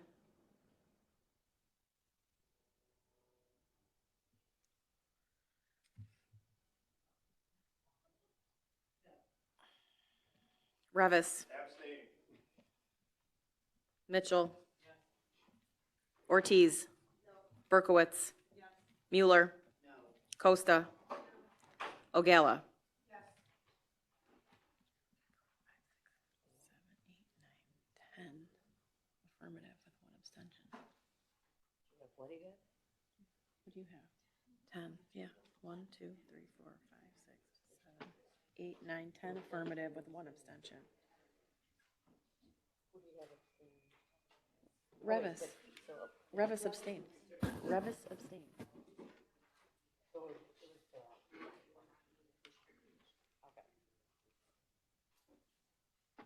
Okay, with the abstention, the motion fails. So that will not be a condition. So this, now we need Chair Pretchell, we need you to bring this all back. You need a motion to approve this case with the amendment, because we did approve the fencing. We need you to bring it home. We're voting on a special use permit for a commercial solar energy facility with 5 conditions, and I so move. Is that, now it's 6. Actually, you're making a motion to approve as amended. Just the motion to approve as amended. Making a motion to approve as amended. Motion by Pretzel, seconded by Trinier. I don't think we have any, County Board Member Diaz. Previous roll, okay. We better have a roll call, yeah, thank you. So motion by, do we have a second? I don't remember. Pretzel, seconded by Diaz. No discussion. Madam Clerk, please call the roll. Balich. No. Trainier. Yes. Dean Schlottman. No. Van Dyne. Yes. Pretzel. Yes. Butler. Yes. Newquist. Yes. Richmond. Yes. Parker. No. Williams. Yes. Diaz. Yes. Winfrey. Yes. Coleman. Yes. Logan. No. Freeman. Yes. Revis. Mitchell. No. Ortiz. Berkowitz. No. Mueller. Costa. Ogala. No.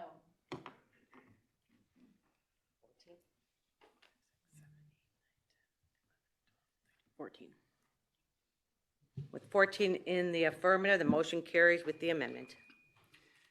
Next up, number 8, ordinance amending the Will County, Illinois zoning ordinance adopted and approved September 9th, 1947, as amended for zoning case ZC 23046, Acosta Enterprises LTD, owner of record, and Stephanie Padilla, agent, Donald Gould of Law Office of Donald J. Gould LTD, attorney, requesting special use permit for rural events and special use permit for ancillary liquor service in conjunction with an approved agritourism use for PIN number 0506073000040000 in Troy Township, commonly known as 19833 South County Line Road, Joliet, Illinois, County Board District Number 1. First up, we're voting on a special use permit for rural events with 6 conditions, and I so move. Second, Dean Schlottman. Motion by Pretzel, seconded by Dean Schlottman. Any discussions? County Board Member Ogala. Thank you. I have some questions. I just want to verify what days of the week that this special use permit will be granted for. Can the staff hours. please come up here?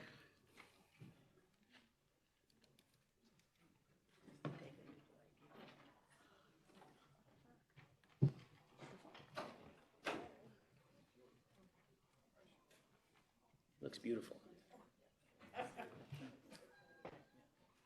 You're on. Thank you. Marguerite Kenny, Will County Land Use. So the hours of operation are twofold for this particular request.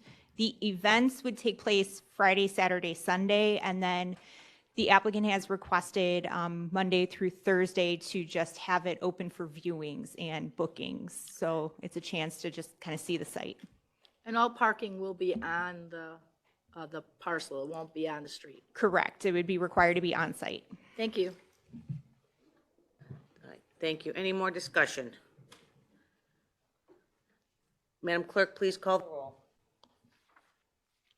Balich. Yes. Trainier. Yes. Dean Schlottman. Yes. Van Dyne. Yes. Pretzel. Yes. Butler. Yes. Newquist. Yes. Richmond. Yes. Parker. Yes. Williams. Yes. Diaz. Yes. Winfrey.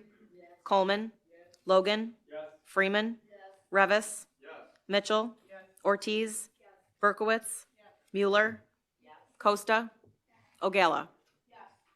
Yes. 22 in the affirmative, the motion carries. Next, we're going to vote on the special use permit for ancillary liquor service in conjunction with approved agritourism use with 3 conditions, and I so move. Motion by Pretzel, seconded by Ogala. Is there any discussion? Previous by Mitchell, second by Mueller. All in favor? Any opposed? Motion carries. Next, we have one resolution. First is Resolution 23-173, amending Section 155.730 use table regarding cemeteries of the Will County zoning ordinance, and I so move. Motion by Pretzel, seconded by Revis. Any discussion? Any previous roll call by O'Gala, second, are you raising your hand, Judy, because for a question? Yes. Yeah, comment? Well, Go ahead. I'd like to make a motion that we remove the mausoleums and coliseums from the residential portion, and I'd also like to make the commercial special use.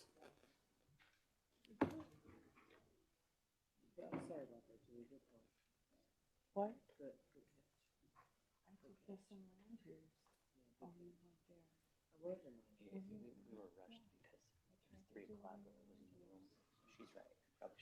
Yeah.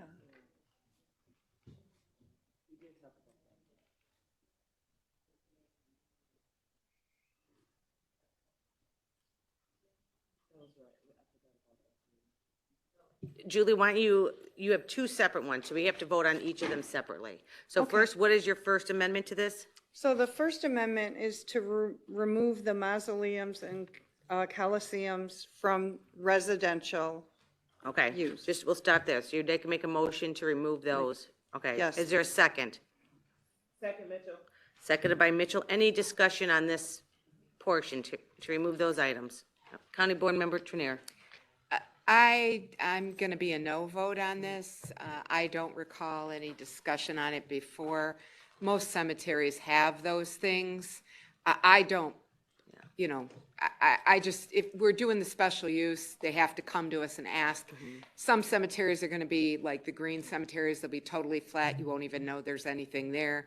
There are other people that, you know, desire to build a monument to themselves after they're gone. And, you know, if they've got the money and the inclination, I don't think that it's our business to decide what somebody's headstone should look like, or, you know, their mausoleum to themselves. So I'm going to be a no for that reason. Thank you. All right. Seeing no other discussion, we had a motion by Berkowitz, seconded by Mitchell. No other discussion. Madam Clerk, please call the roll, and this is to remove mausoleums and, say it again, Julie? Coliseums. Thank you.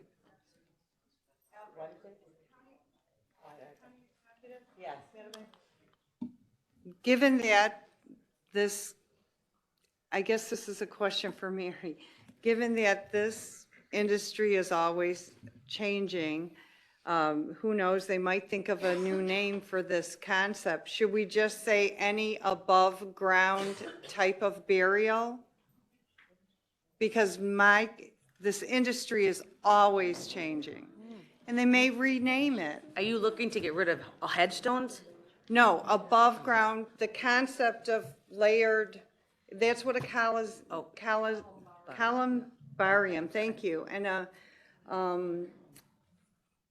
mausoleum. That, what if they rename it? I'm just thinking.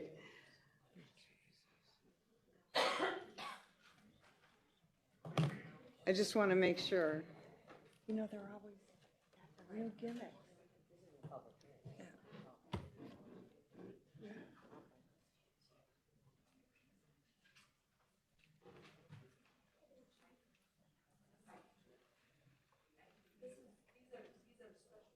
Right, in the residential areas?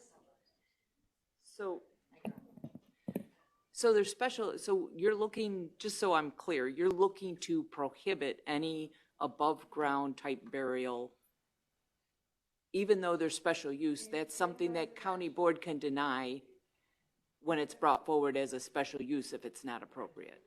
In residential, because if it's 10 feet from somebody's backyard, nobody wants to live next to that. No matter, it can be blue pearl granite, but nobody wants to.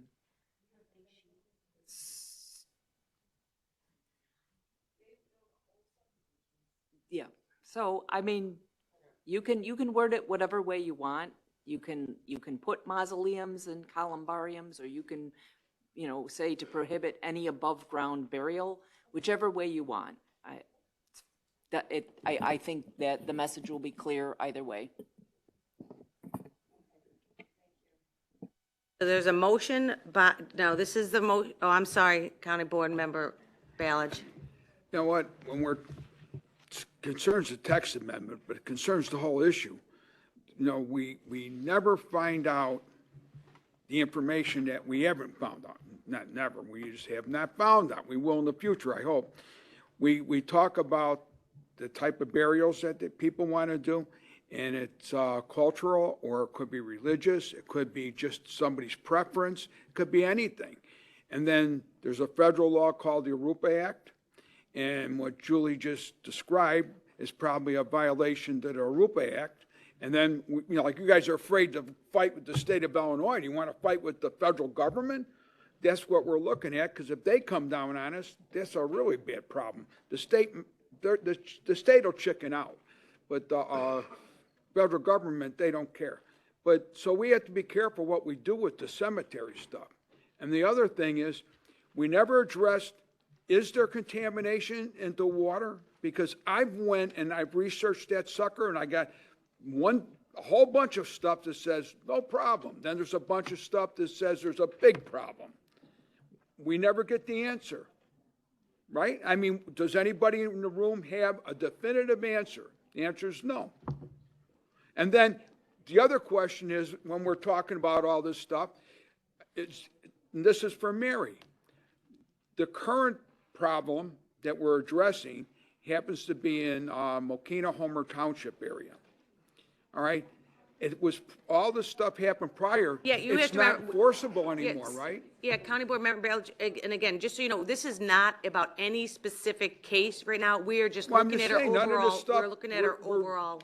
The text amendment's fine, but we got to be careful what the heck we're doing here. I'm going to go to Chair Pretzel, then I'm going to let Assistant State's Attorney kind of close with it. Okay, I just was going to invite staff up to give their thoughts specifically on this amendment before I vote on it. What does this do?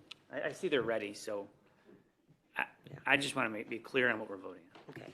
And Mary, in the meantime, while they're coming up, would you like to make a statement? So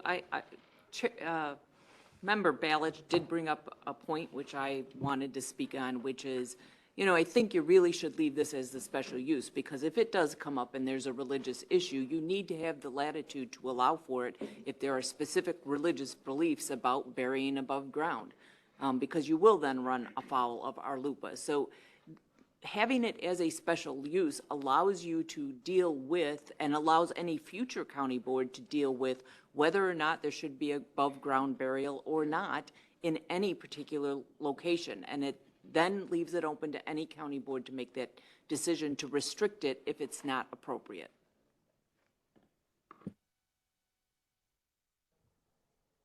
Okay. Just for clarification here, the text amendment, the text before you is specifically reflects the direction of the assignment from Executive Committee to Land Use, reviewed by Land Use, sent to the Public Hearing and Planning and Zoning Commission, comes back through the committee process, is now before you. And that specific direction was to modify the zoning ordinance to change cemeteries, columbariums, and mausoleums to special uses within the A1 through C4 zoning districts, and also the C6. It does not include C5 or I1, 2, or 3. Again, special use permit, which means that the board would review those applications in their entirety.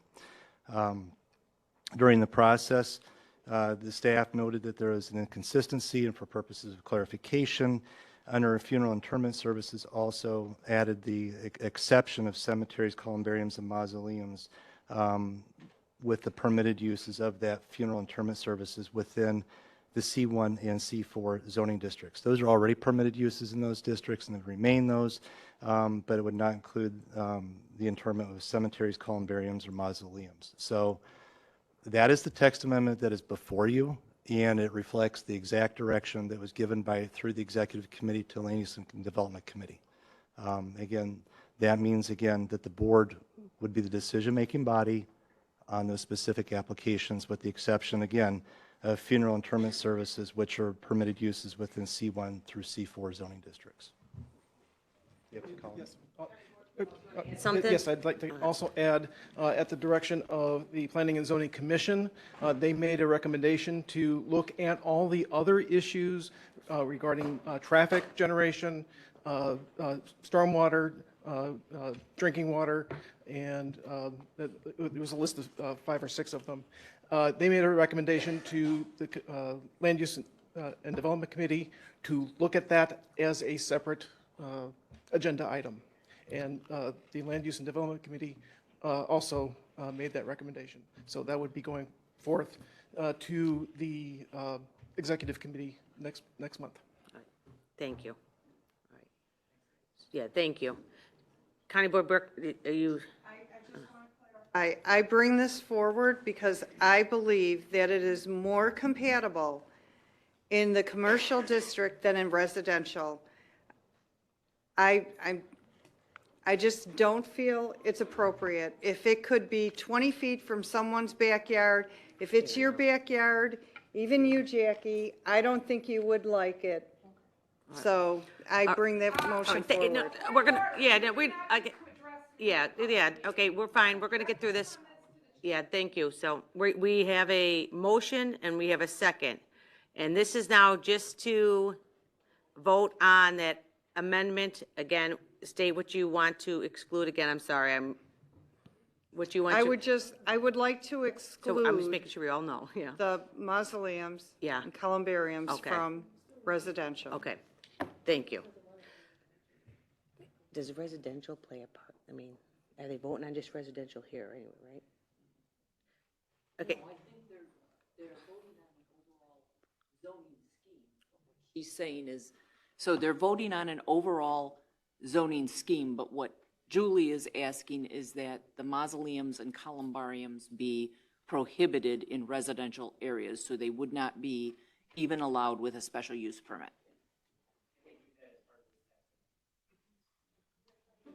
Yes.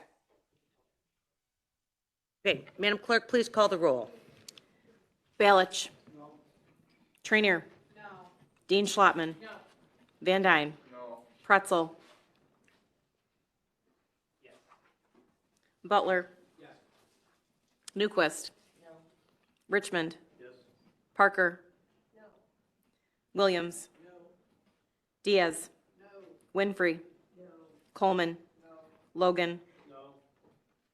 Freeman. Revis.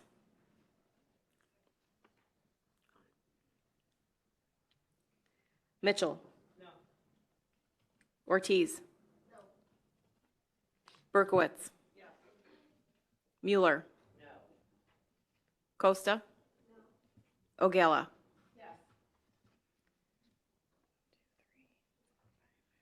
Five affirmative and What do you have? 1, 2, 3, 4, 5, 6, 7, 8, 9, 10, 11, 12, 13, 14, 15, 16 negatives.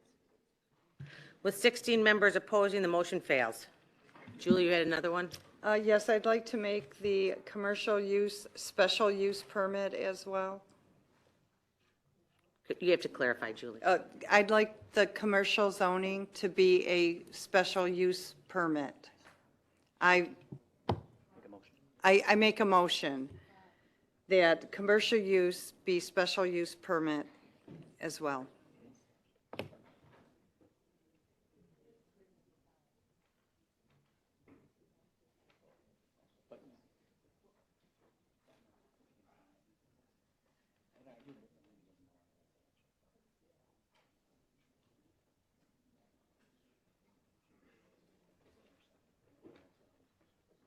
It's only permitted then.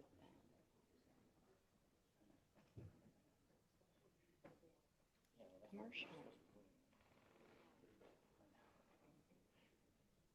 No, that failed.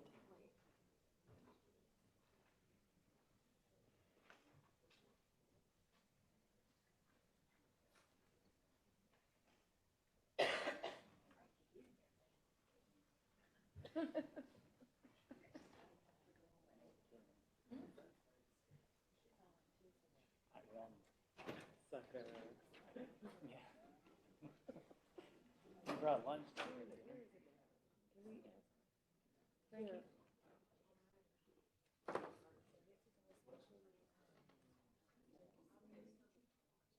So I think we need a clarification on the motion, and I don't know if you want to, yeah.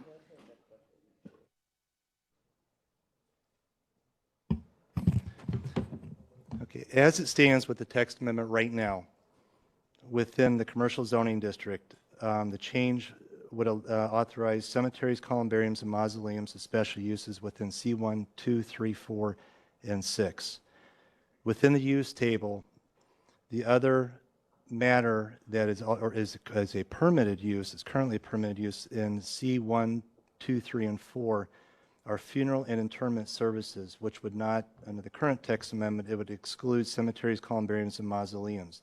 So I guess the question is, Board Member Berkowitz, are you suggesting or recommending that the funeral interment services be special uses within C2, 3, and 4 rather than permitted uses? And this might, I brought this up in in our last meeting. I would agree with that. However, there would be one use that I would have concerns with, and that is the composting method, which I brought up. That's not reflected in here. So how do we address that? That, it would be, I mean, assuming it'd be included under funeral and interment services, that's permitted use within C1 through C4. My concern with that, given that it deals with chemicals, and I would want that special use. So you're recommending then, and I'm trying to get clarification here, is that funeral interment services would be special use permits within C1, 2, 3, and 4, rather than permitted? If it's that particular process. That process would be included within that use. She wants to, so you want to exclude that specific process and still allow funeral homes and crematoriums to still exist as permitted uses in the commercial districts? I would be comfortable with that. Okay. But that's. I'm going to go to Mary to make sure we're comfortable with what is being asked. Yeah. I was going to say, we have to. It's out there. Okay, go ahead, Mary. I think this is requiring a much deeper conversation with regard to this issue. I would recommend go forward with the ordinance as it is. If you want to make further amendments, that needs to be addressed with full conversation at land use with another public hearing that allows the funeral directors and whatnot to come in and comment on how that affects their business. I don't know what the business models are for funeral. I have no idea what they are for funeral homes and whether they already have started to include this process such that they have, you know, your traditional funeral embalming service, cremation, and these newer forms. Okay. I mean, I think there just needs more information to county board. I appreciate that.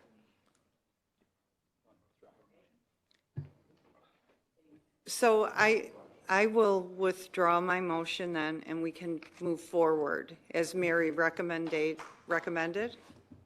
Thank you. Thank All right, you. Do you have County Board Member Newquist? I was just going to say that after Member Berkowitz brought this issue of human composting up at our last land use special meeting, I actually did read, I went and kind of researched it, I mean, you know, obviously on the internet, and I don't believe it's even legal in Illinois. I believe there's only 14 states where it's legal, and I'm pretty sure Illinois isn't one of them, so just to kind of let everybody know, that's what I read. All right, so now we're going to go back to our original, okay, please do. 23-173, amending section 155.730 use table regarding cemeteries of the Will County zoning ordinance, and I so move. Again. We have a motion already by Pretzel, we had a second by Revis, that was discussion. So now we're going to go to Madam Clerk, please call the roll. Balich. Yes. Trainier. Yes. Dean Schlottman. Yes. Van Dyne. Yes. Pretzel. Yes. Butler. Yes. Newquist. Yes. Richmond. Yes. Parker. Yes. Williams. Yes. Diaz. Yes. Winfrey. Coleman. Yes. Logan. Yes. Freeman. Revis. Mitchell. Ortiz. Berkowitz. Mueller. Costa. Ogala. 21 members in the affirmative, the motion carries. All right, I'm determined to increase my microphone time each month. So the next Land Use and Development Committee meeting is scheduled for September 12th, 2023. Thank you. You're succeeding. Chair Richmond, Finance. You're on. There we go. Okay. For those keeping score at home, we're in hour 4, page 6. I've got 6 items up today, Madam Chair. First item up is the monthly financial reports to be placed on file for May 2023, and I so move. Second, Revis. Motion by Richmond, seconded by Revis. Any discussions? Did we have a? Is there previous roll call by Colin, seconded by Dean Schlottman, and we're going to add you as a yes, County Board Member Winfrey? Okay. All in favor? Aye. Any opposed? Motion carries. All right, number 2, resolution number 23-236, designating Commerce Bank Shares, Inc. as a county depositor, and I so move. Second, Revis. Motion by Richmond, seconded by Revis. Previous roll call by Freeman, seconded by Ogala. All in favor? Aye. Any opposed? Motion carries.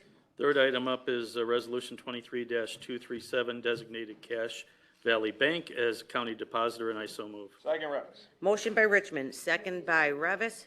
I heard a previous roll call by Winfrey, seconded by Ogala. All in favor? Aye. Any opposed? The motion carries. Fourth item up is resolution 23-238, appropriating funds from the Illinois Department of Public Health Office of Vital Records and the coroner's budget, and I so move.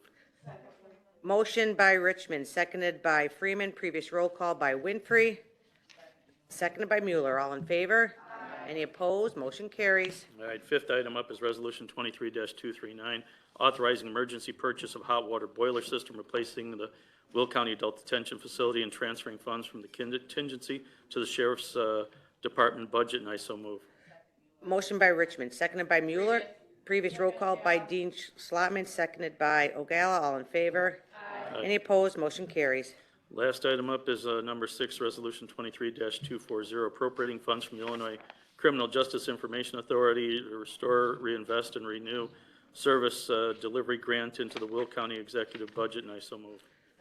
Motion by Richmond, seconded by Mueller. Previous roll call by Dean Schlottman, seconded by Ogala. All in favor? Aye. Any opposed? Motion carries. Next Finance Committee meeting is scheduled for September 5th, 2023, and that concludes. Thank you. Chair Van Dyne, Transportation and Public Works. Thank you, Madam Executive, and welcome everyone that is here today.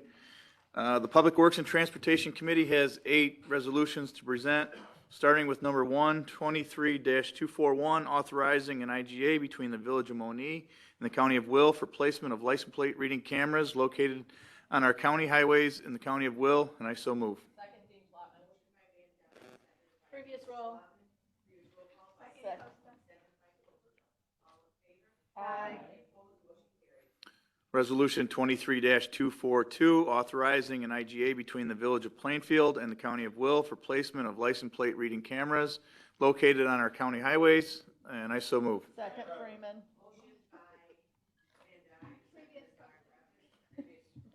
Previous. Aye. Resolution 23-243, authorizing an IGA between the City of Crest Hill and the County of Will for maintenance and energy of traffic signals at the intersection of Weber Road, County Highway 88, and Ryan Drive in the County of Will, in County Board District 5, and I will make the motion. Motion by Van Dyne, seconded by Dean Schlottman. Previous roll, Freeman. Previous call by Ogala, seconded by Freeman. All in favor? Aye. Any opposed? Motion carries. Please show me as a yes. Yes. 23-244, authorizing approval of supplemental professional services agreement for design engineering services with Farnsworth Group on Laraway Road, Cherry Hill Road to Heatherway Lane, County Board District 2, and I motion. Motion by Van Dyne, seconded by Mueller. Previous roll, Ogala. Previous roll call by Ogala, seconded by Richmond. All in favor? Pardon me? Yes, you are. You both, yeah. seconded by Richmond. I lost it now, sorry. What are we at? We had a motion by Van Dyne. Yeah, who was the previous, started by Ogala? Seconded by Richmond. All in favor? Any opposed? Motion carries. Number 5, Resolution 23-245, authorizing approval of amended IDOT County Joint Agreement for improvements of Laraway Road, our County Highway 74, from Nelson to Cedar. County Board District 2, and I so move. Motion by Van Dyne, seconded by Pretzel. Previous roll call by Ogala, seconded by Mitchell. All in favor? Any opposed? Motion carries. 23-246, authorizing approval of supplemental professional services agreement for design engineering services with Civil Tech Engineering for County Highway 6 in County Board District 3, and I so move. Motion by Van Dyne, seconded by Winfrey. Previous roll call by Ogala, seconded by Mitchell. All in favor? Aye. Any opposed? Motion carries. Resolution 23-247, authorizing a supplemental design engineering services by the county under the Illinois Highway Code for Manhattan-Monee Road, County Highway 6, using our motor fuel tax funds, $44,352.70 in District 3, and I so move. Motion by Van Dyne, seconded by Freeman. Previous roll call by Gala, seconded by Diaz. All in favor? Any opposed? Motion carries. And lastly, Resolution 23-248, authorizing approval of professional services agreement for design engineering services, second phase with Patrick Engineering on Francis Road, County Highway 64, County Board District 5, and I will make the motion. Motion by Van Dyne, seconded by Winfrey. Previous roll call by Freeman, seconded by Richmond. All in favor? Any opposed? Motion carries. Our next Public Works and Transportation Committee meeting is scheduled for September 5th, 2023, and that will conclude our report. Thank you. Thank you. Chair Freeman, Public Health and Public Safety.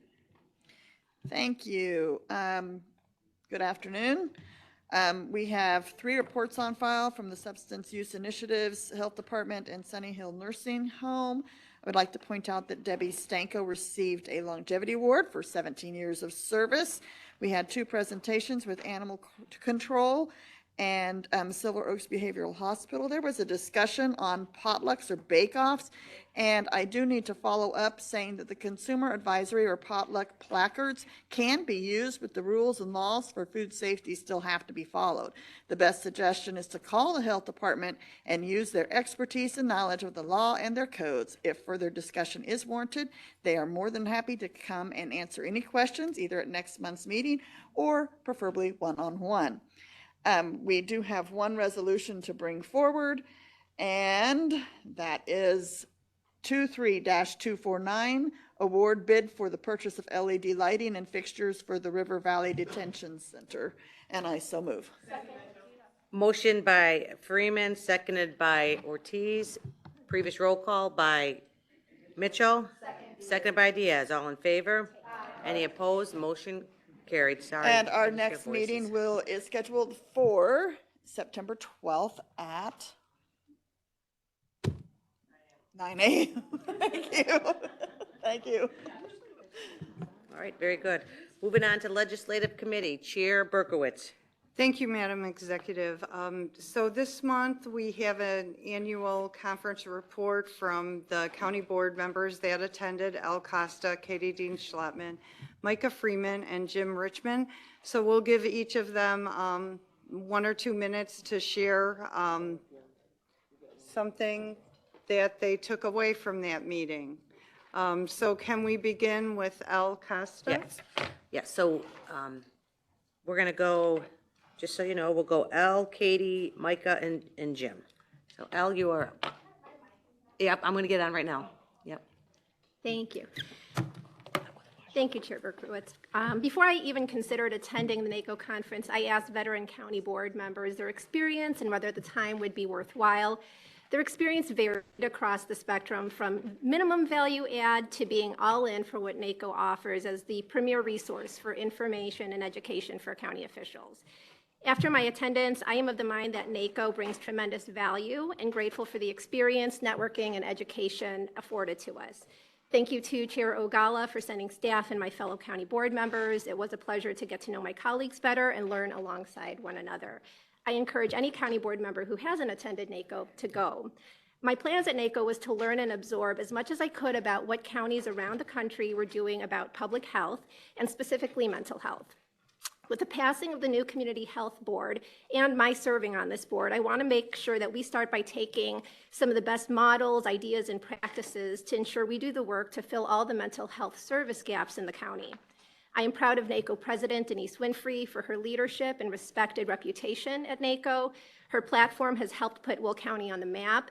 Under her leadership this past year, the Mental Health and Wellbeing Commission was started, where policy resolutions will be used to guide advocacy efforts before Congress, and where our very own Dr. Kathleen Burke of the Will County Health Department is a commissioner. I attended the Health Policy Steering Committee, Mental Health Commission, Healthy Counties Luncheon, Embracing and Enhancing Wellbeing Summit on Mental Health, and many workshops like reducing recidivism and improving outcomes after incarceration, revitalizing county health, public safety, and legal systems. My key takeaways: the Medicaid inmate exclusion policy is unjust and results in higher rates of recidivism, increased healthcare costs, and poor health outcomes. Jails are the #1 provider of mental health services, and that is backwards and must change. Our health, public safety, and legal systems must work interdependently as a system, not in a silo, to make real the promise of ensuring justice for all. We don't have enough behavioral health and mental health professionals to meet the community's current needs, and we must invest in creating those pathways now. Peer support to help those with substance abuse must be funded, and 30% of our law enforcement has PTSD. We need to take care of them so they can take care of us. I implore our county board members to ensure we adequately fund our community health levy in fiscal year 2024 for our long-term needs as an investment to the future of our county, so we can begin the work to respond to abiding mental health needs over reacting to mental health crises. Thank you.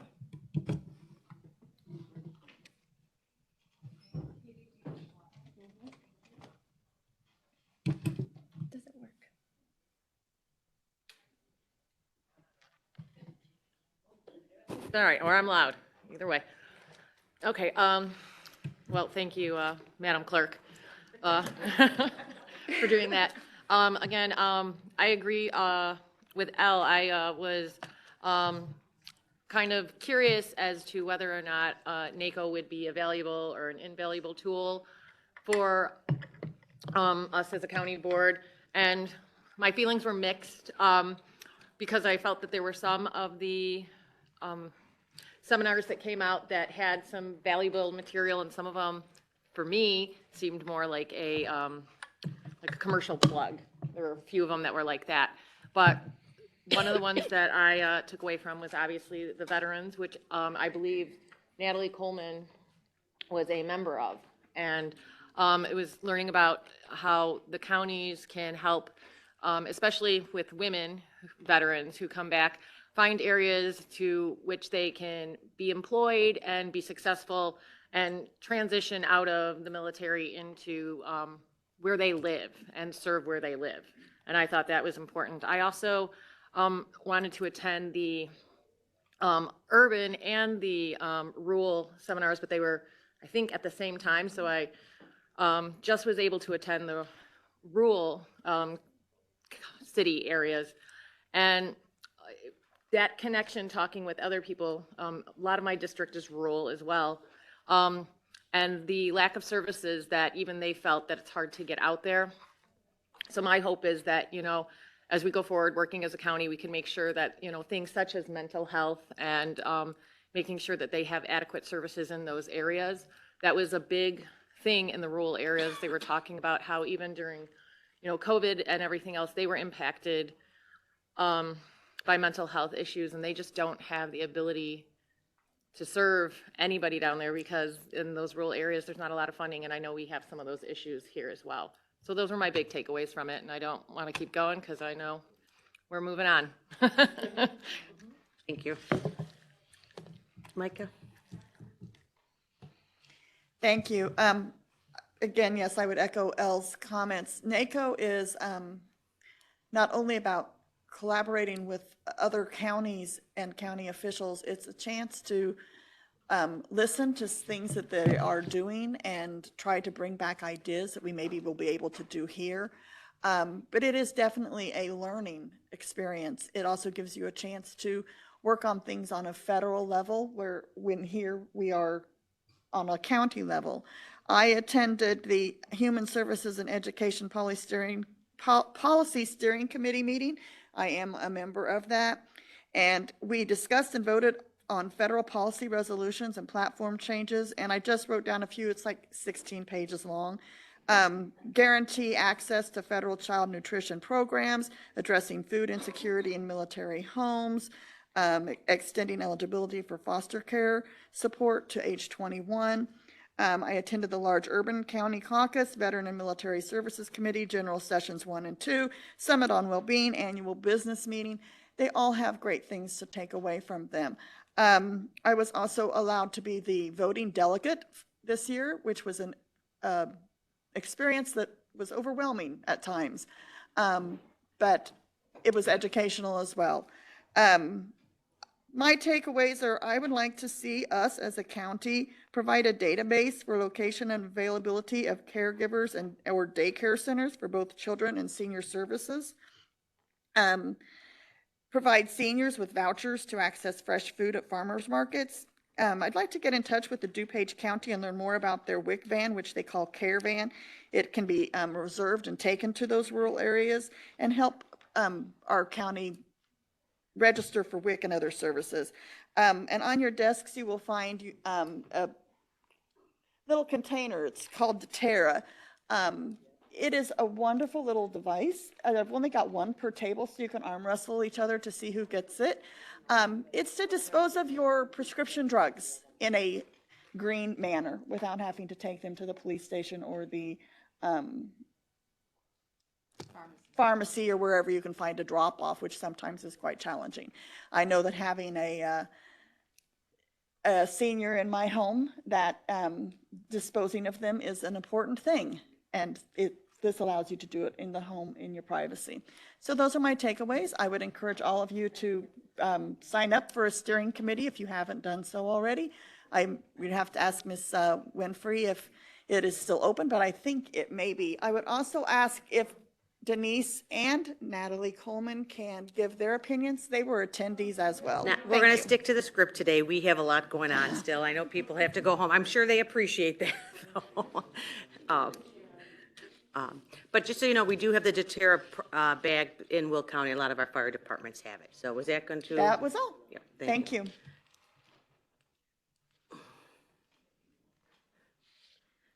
Great. I'll keep mine brief then. I did get confirmation that Austin is hotter than anything. That has not changed in July. I think the average temperature was about 103. NACO was a great networking event. The tracks that I kind of gravitated to was like finance, pension, and intergovernmental affairs. Some of the ones that I went to, and I do have a 2-page trip report if anybody's interested in reviewing it, for property values assessments and as well as managing finances from all different aspects of the county. The other track that I kind of went to was something I've spent 40 years in, is telecommunications. One of those on the technology side, what they talked about, the 10G, the modernization of broadband and all that, as well as the improvement and engagement through technology, whether it's apps or web pages, things like that, and the interaction with our residents. I received an email yesterday from NACO inviting me to be part of the technology committee. So if anybody else has any other questions or that, I'll be more than happy to answer them after our meeting. All right. Thank you. Thank you, Jim. All right, we are moving on to capital improvements. Chair. Oh, I'm sorry. Yeah, I'm sorry, Julie. Thank you, Madam Executive. I would like to invite Denise Winfrey and Natalie to take a moment to share with us as well.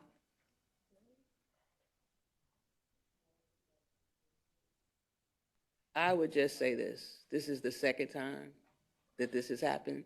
So I'll talk to the agencies and the individuals that I have information for, because this slight is ridiculous. You should be happy that I attended not at the cost of the county. I sit on 3 committees.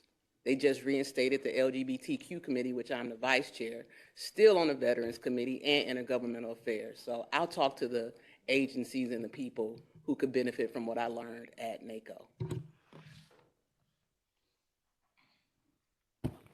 Thank you, Madam Executive.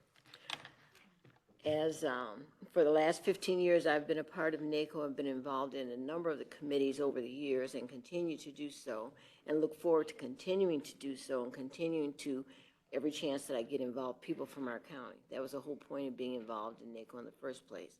You mentioned that Kathleen Burke is on a committee. Kathy Pecor from Land Use has been involved in community economic workforce development. Some others have. So that was the whole point of it, is us having a chance, because we're a county of 700,000. We deserve to be recognized. And so now, continuing, we will always have a seat on the board of directors as long as I'm an elected official. So that was my hope for us, is that we would be in front instead of behind. Thank you. And I would just like to share, thank you for your message, Denise and Natalie. For the last several years, I've been a member of the NACO Veterans Committee, and it's been a real honor and a great experience to be able to see collaboratively what we're doing across the nation and what we can do at home. I'm a member at our VFW auxiliary. I'm a big supporter of the veterans. Most of my family are veterans, so they're very important to the freedoms we have every day that we take for granted. So we have a lot to learn by participating in NACO and going and attending these sessions.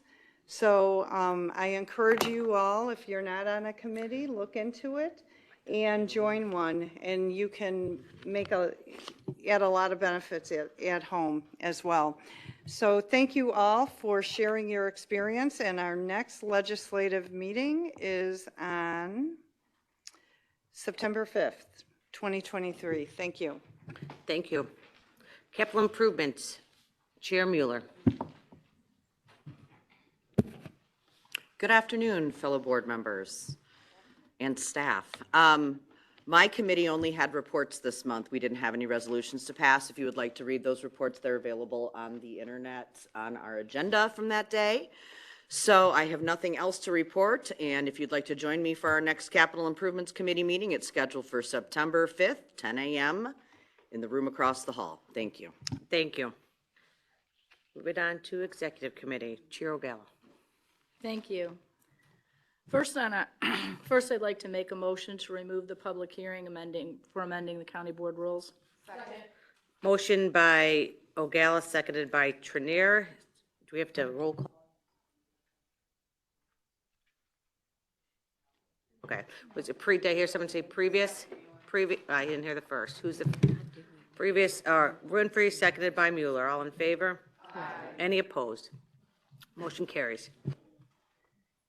Thank you. First on our agenda is Resolution 23-250, amending the Will County Ordinance, Chapters 30, Sections 30.01 and 30.02, and I so move. Madam Yep. So really quick, we got a motion by O'Gala, who seconded by Pretzel. Discussion. Yes, I'd like to make a motion to remove this from the agenda. My understanding is that if we have an ordinance, we do need to have a public hearing, and we didn't have one. Okay. If we have an ordinance change. Mary will address it. Thank you. So legally, you're required to have public hearings when there are such things as fees, fines, and property rights involved, where you're simply voting on an ordinance to self-regulate the proceedings of the county board. You do not actually legally need. I'll withdraw my motion. That's fine. And I'll call I can't call the question. So we have a motion and a second on the, on the amending the Will County. Now we are into discussion. Do you have a discussion on this topic? Yeah. I would like to amend this motion as far as it relates to special meetings. Is that on there? Am I? I don't have a copy of it, so I can't read it. We're not in that section? No. Not in that section. Is that 31? It's not in ordinance 30, I'm being told. Ordinance chapter 30. section 30.01 and 30.02. That's what I'm being told. Special meetings is not in there. Okay, All right? all right. Any other questions, discussions? All right. Meta, you have a question, or you? Okay. No on this, because I disagree with some of the duties of the county, the executive committee versus county board chair/speaker. So I'm going to be a no on this today. Thank you. County Board Member Ortiz? Thank you. I just wanted to echo what Meta said and voice my concerns about this. My concern is that under the duties of the county board chair, item number 4, this is taking away powers from the county board as a whole. I don't want to see that happen. I think it should stay that members bring their requests, members bring their requests to the executive committee and not the county board chair. I think, we've all spoken on this before, where we don't want to take away power from the county board and give it to just one person. We want to make sure that this is as democratic as possible. So for that reason, I will be a no on this. Thank you. Chair O'Gala? Thank you. So the way it has always been is that if a county board member wants something to be on the agenda, they can bring it forward to the executive committee. And also, the county board chair has always been the person that has made the decision of what issues are on the agendas. That's no change compared to how it always has been. If you take away this power from the county board chair, then I don't know why anyone would be a chair, because what is your role? Senate Bill 1015 already took powers away from the county board chair. You want to take more powers away from the county board chair, then why would anyone serve as the county board chair? Somebody has to be the gatekeeper. Somebody has to be the one who makes the decisions on how many things are going to be on an agenda each month. So I would ask that you please vote yes. Thank you. See no more. Senate Bill 1015 did not take powers away from the county chairs. It added to it. It did. Thank you. Yeah, so as far as this goes, I believe that the power should rest with the chair, because just inevitably, if you start making it to where it goes to the board and they create the board, then they might be less willing to make it even, So at least this fosters a little bit of goodwill and allows the board to be, the chairs for all the boards on the executive committee to be even and fair. So that's why I like it this way.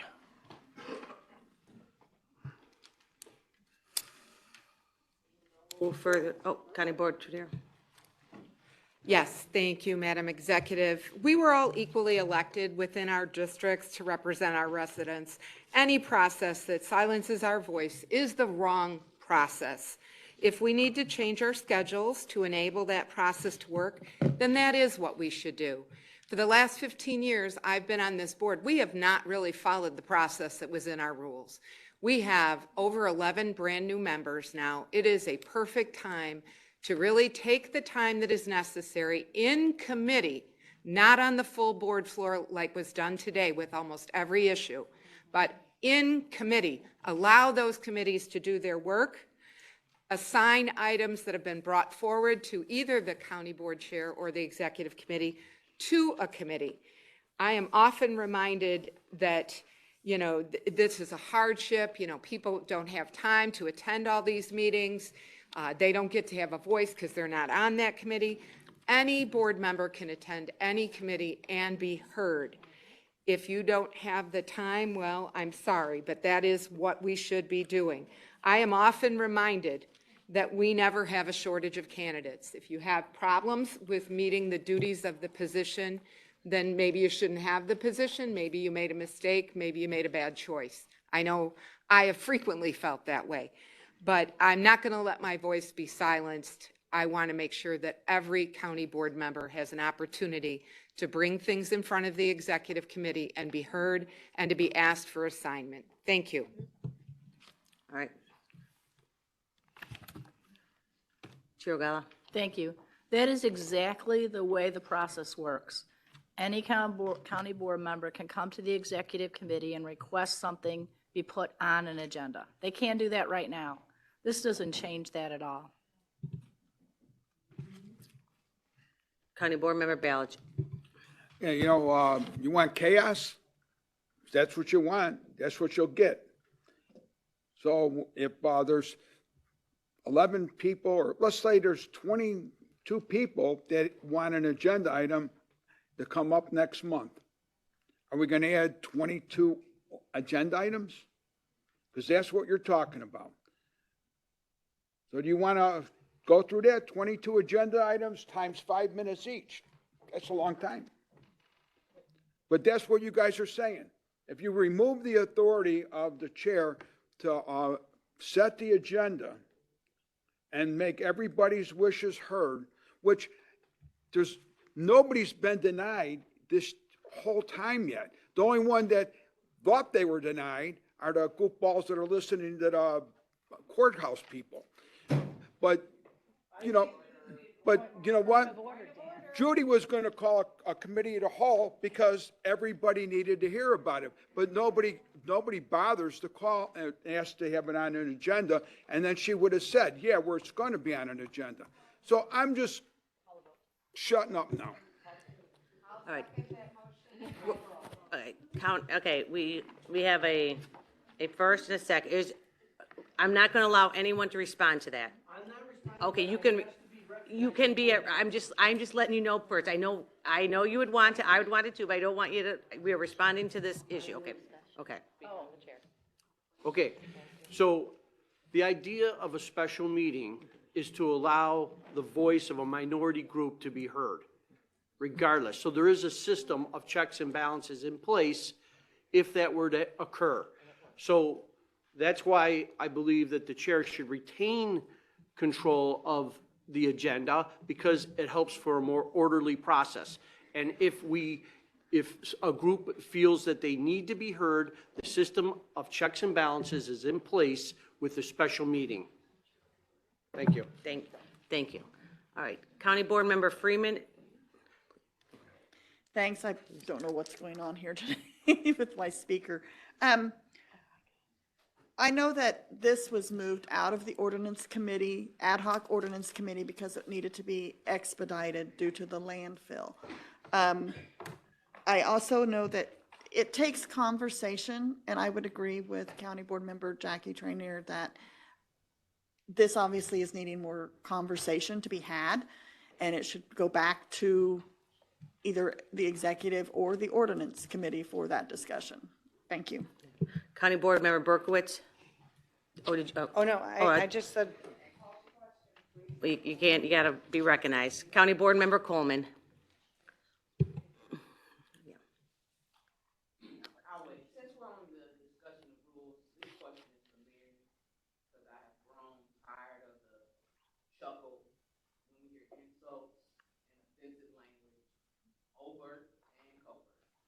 I don't know what is in the rule book for that, but it's been 2.5 years now, and it's a joke.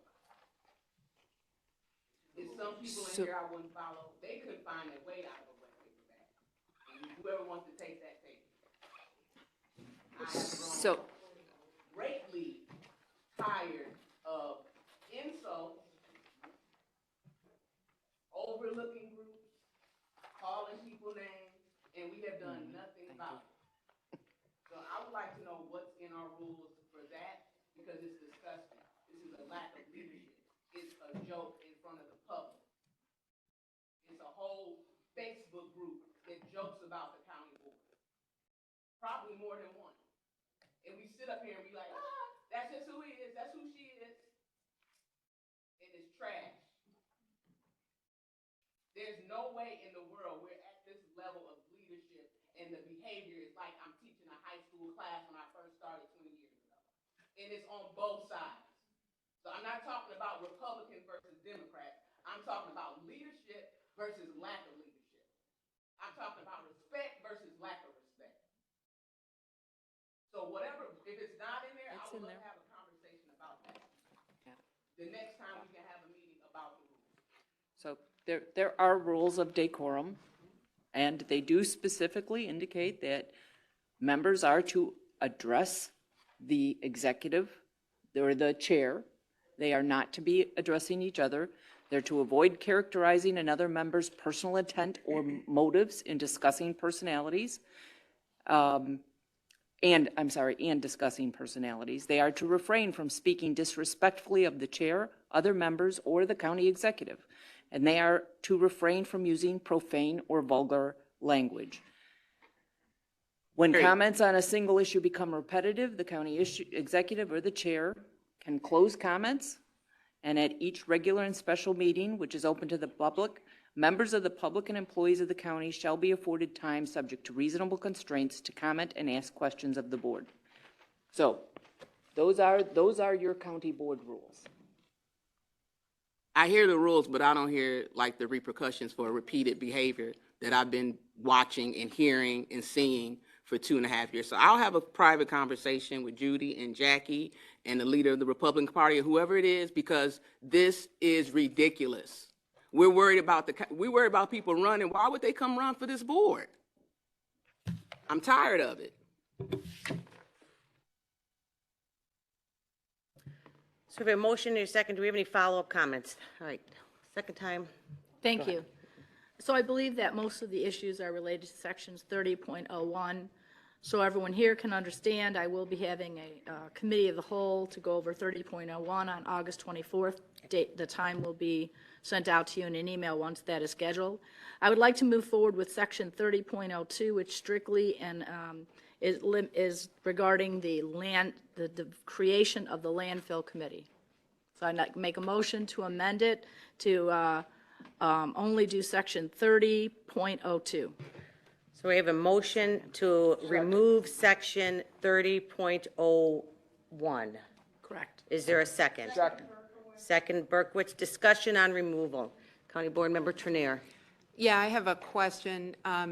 If we're correcting this, this corrects the ordinance, but this doesn't correct our county board rules. Yeah. And they're not on the agenda today for discussion. So the ordinance trumps the rules. Okay.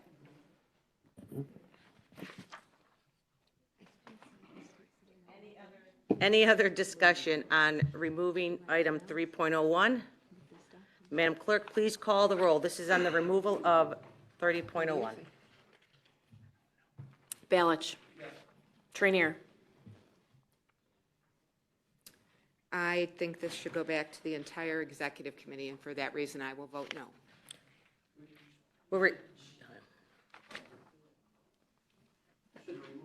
This is to remove it, yes. We're removing section 30.01. Oh, okay. I thought we were just approving removing 30.02. We're going to do that. We'll come back as amended. Then we can address 30.02. But right now, we are taking a vote to remove section 30.01. I'll be a yes. Dean Schlottman? Yes. Van Dyne? Yes. Pretzel? Yes. Butler? Yes. Newquist? Yes. Richmond? Yes. Parker? Yes. Williams? Yes. Diaz? Yes. Winfrey? Yes. Coleman? Yes. Logan? Yes. Freeman? Yes. Revis? Yes. Mitchell? Yes. Ortiz? Yes. Berkowitz? Yes. Mueller? Yes. Costa? Yes. Ogala? Yes. 22 in the affirmative, the motion carries. Chair Ogala, with your amended motion. Thank you.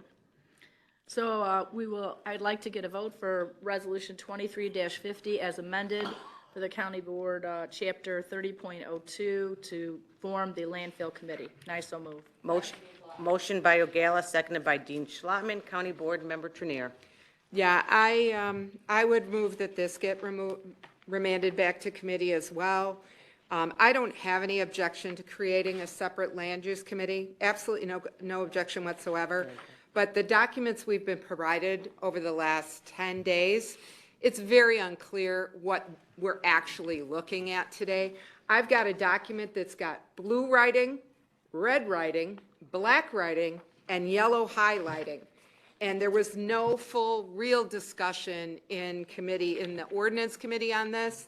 There was a little bit at last week's executive committee, but obviously the full board wasn't here.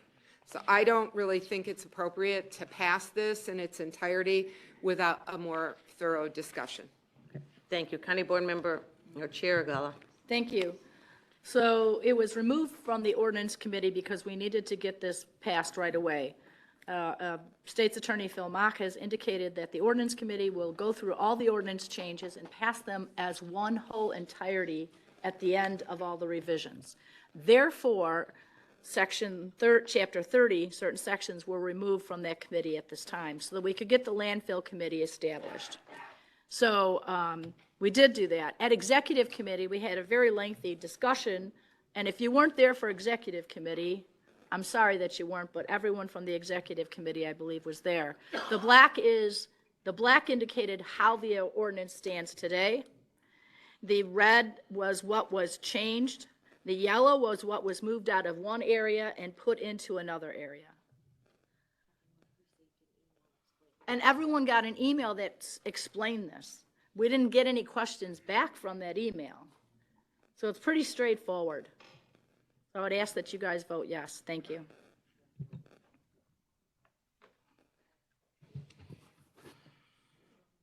All right, doesn't look so. Madam Clerk, we are now moving on to your voting on the section .3002. Balich. Yes.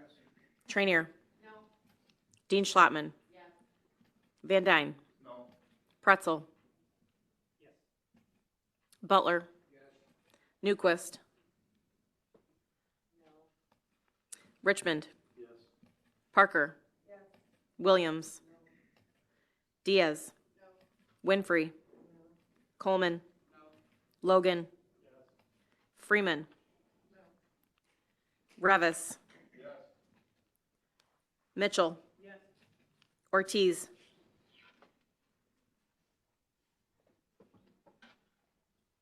Ortiz.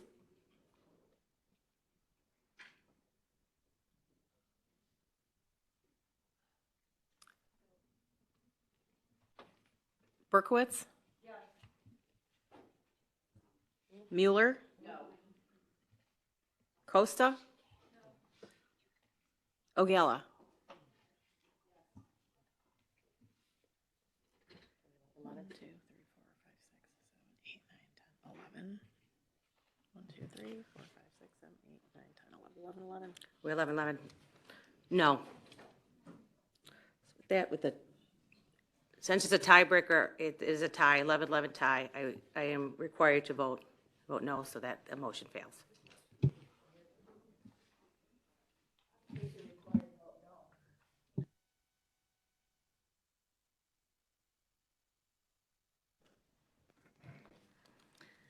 Okay, number 23-251, approving the list of applicants under the ARPA unmet needs pillar to move to the next stage of the process. This is the remainder of the dollars that were not spent during the first process of the unmet needs, fulfilling that so that we can have that pillar completely appropriated. And I so move. Motion by Ogala, seconded by Mueller. Any discussion? Is there a, well, I think we want to have it, Madam Clerk, call the roll. Balich. Yes. Yes. Trainier. We're doing this. This is a yes. On ARPA. Yes. Dean Schlottman. Yes. Van Dyne. Yes. Pretzel. Yes. Butler. Yes. Newquist. Yes. Richmond. Yes. Parker. Yes. Williams. Yes. Diaz. Yes. Winfrey. Yes. Coleman. Yes. Logan. Yes. Freeman. Yes. Revis. Yes. Mitchell. Ortiz.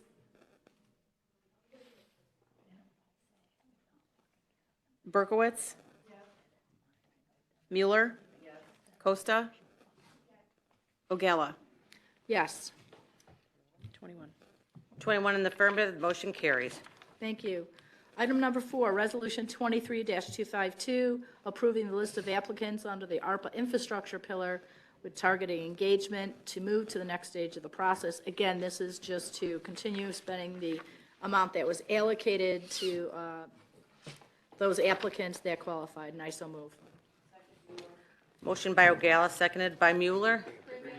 Previous roll call by Van Dyne. Second Newquist. Destiny, do you want to say no on this one as well? Abstain? You want to be a yes or abstain? Yes. So move Ortiz, a yes. All in favor? Any opposed? Motion carries. Thank you. Item number 5, Resolution 23-253, ratifying emergency procurement for temporary cooling equipment for the Will County Courthouse utilizing contingency funds, and I so move. Motion by O'Gala, seconded by Mueller. Previous roll call by Winfrey, seconded by Trenier. All in favor? Aye. Any opposed? Motion carries. Item number 6, Resolution 23-252, authorizing approval of contract for demolition located at 2106 North Fairview Avenue, Lockport, Illinois, and I so move. Motion by O'Gala. Seconded by Trenier. Previous roll call by Richmond. Seconded by Mueller. All in favor? Aye. Any opposed? Motion carries. Item number 7, Resolution 23-255, authorizing approval of contract for demolition located at 211 East Fairmont Avenue, Lockport, Illinois. I so move. Motion by O'Gala. Seconded by Freeman. Previous roll call by Diaz. Seconded by Winfrey. All in favor? Aye. Any opposed? Motion carries. Thank you. Item number 8, Resolution 23-256, authorizing the county executive to execute an antenna and equipment site license agreement for use of the radio tower site owned by President St. Joseph Medical Center, and I so move. Motion by O'Gala. Seconded by Freeman. Previous roll call by Trenier. Seconded by Van Dyne. All in favor? Aye. Any opposed? Motion carries. Thank you. Item number 9, Resolution 23-257, authorizing the Will County Executive to execute an intergovernmental agreement with the Township of New Lenox for the recovery and recycling of fire extinguishers, and I so move. Motion by O'Gala. Seconded by Mueller. Previous roll call by Freeman. Seconded by Winfrey. All in favor? Any opposed? Motion carries. Thank you. Item number 10, Resolution 23-258, authorizing the county executive to execute an intergovernmental agreement with Morris Fire Protection and Ambulance District to provide access to the countywide radio system, and I so move. Motion by O'Gala, seconded by Mueller. Previous roll call by Trenier, seconded by Newquist. All in favor? Aye. Any opposed? Motion carries. Thank you. Item number 11, Resolution 23-259, authorizing the county executive to execute an intergovernmental agreement between the County of Will, the Will County Clerk, and Fountaindale Public Library District for space to locate ballot drop box for the upcoming elections in March 2024 and November 2024, and I so move. Motion by O'Gala, seconded by Trenier. Previous roll call by Winfrey, seconded by Newquist. All in favor? Aye. Any opposed? Motion carries. Item number 12, Resolution 23-260, authorizing the county executive to bind coverage and execute contracts with designated carriers for the renewal of the Will County Comprehensive Group Benefits Plan, and I so move. Motion by O'Gala, seconded by Mueller. Previous roll call by Richmond, seconded by Diaz. All in favor? Aye. Any opposed? Motion carries. Item 13, Resolution 23-261, approving 2024 premiums and premium equivalents for Will County Comprehensive Group Insurance Plan, including active employee rates, retiree rates, and COBRA rates. Your attachment has been updated to your packet with the updated rates that we just received, and I so move. Motion by O'Gala, seconded by Mueller. Previous roll call by Newquist, seconded by Trenier. All in favor? Aye. Any opposed? Motion carries. Item 14, Resolution 23-262, adoption of successor collective bargaining agreement between the Fraternal Order of Police relating to the correctional officers, supervisors, and lieutenants in the Will County Sheriff's Department, and I so move. Motion by O'Gala, seconded by Freeman. Previous roll call by Mueller, seconded by Trenier. All in favor? Aye. Any opposed? Motion carries. Thank you. The next executive committee meeting is scheduled for September 7th. Thank you. Next, we move on to the appointments by the county executive. First is Resolution 23-263, approving the county executive appointments to the Elwood Fire Protection District, and I so move. Motion by O'Gala. Seconded by Trenier. Previous roll call by Mueller. Second. seconded by Ballard. All in favor? Aye. Any opposed? Motion carries. Thank you. Item 2, Resolution 23-264, approving the county executive appointments to the Moni Fire Protection District, and I so move. Motion by O'Gala, seconded by Newquist. Previous roll call by Diaz, seconded by Trenier. All in favor? Any opposed? Motion carries. Item 3, Resolution 23-265, approving the county executive appointments to the Washington Township Drainage District Number 3, and I so move. Motion by O'Gala, seconded by Mueller. Previous roll call by Diaz, seconded by Van Dyne. All in favor? Any opposed? Motion carries. Item number 4, Resolution 23-266, approving the county executive appointments to the Will County Mayor Commission, and I so move. Motion by O'Gala, seconded by Revis. Previous roll call by Trenier, seconded by Mueller. All in favor? Aye. Any opposed? Motion carries. Item number 5, Resolution 23-267, approving the county executive appointments to the Workforce Investment Board of Will County, and I so move. Motion by O'Gala, seconded by Winfrey. Previous roll call by Diaz, second by Trenier. All in favor? Aye. Any opposed? Motion carries. Item number 6, Resolution 23-268, approving the county executive appointments to the Will County Stormwater Management Planning Committee. Thankfully, we're getting there. I'm very happy about that, and I so move. Motion by O'Gala, seconded by Mueller. Is there previous?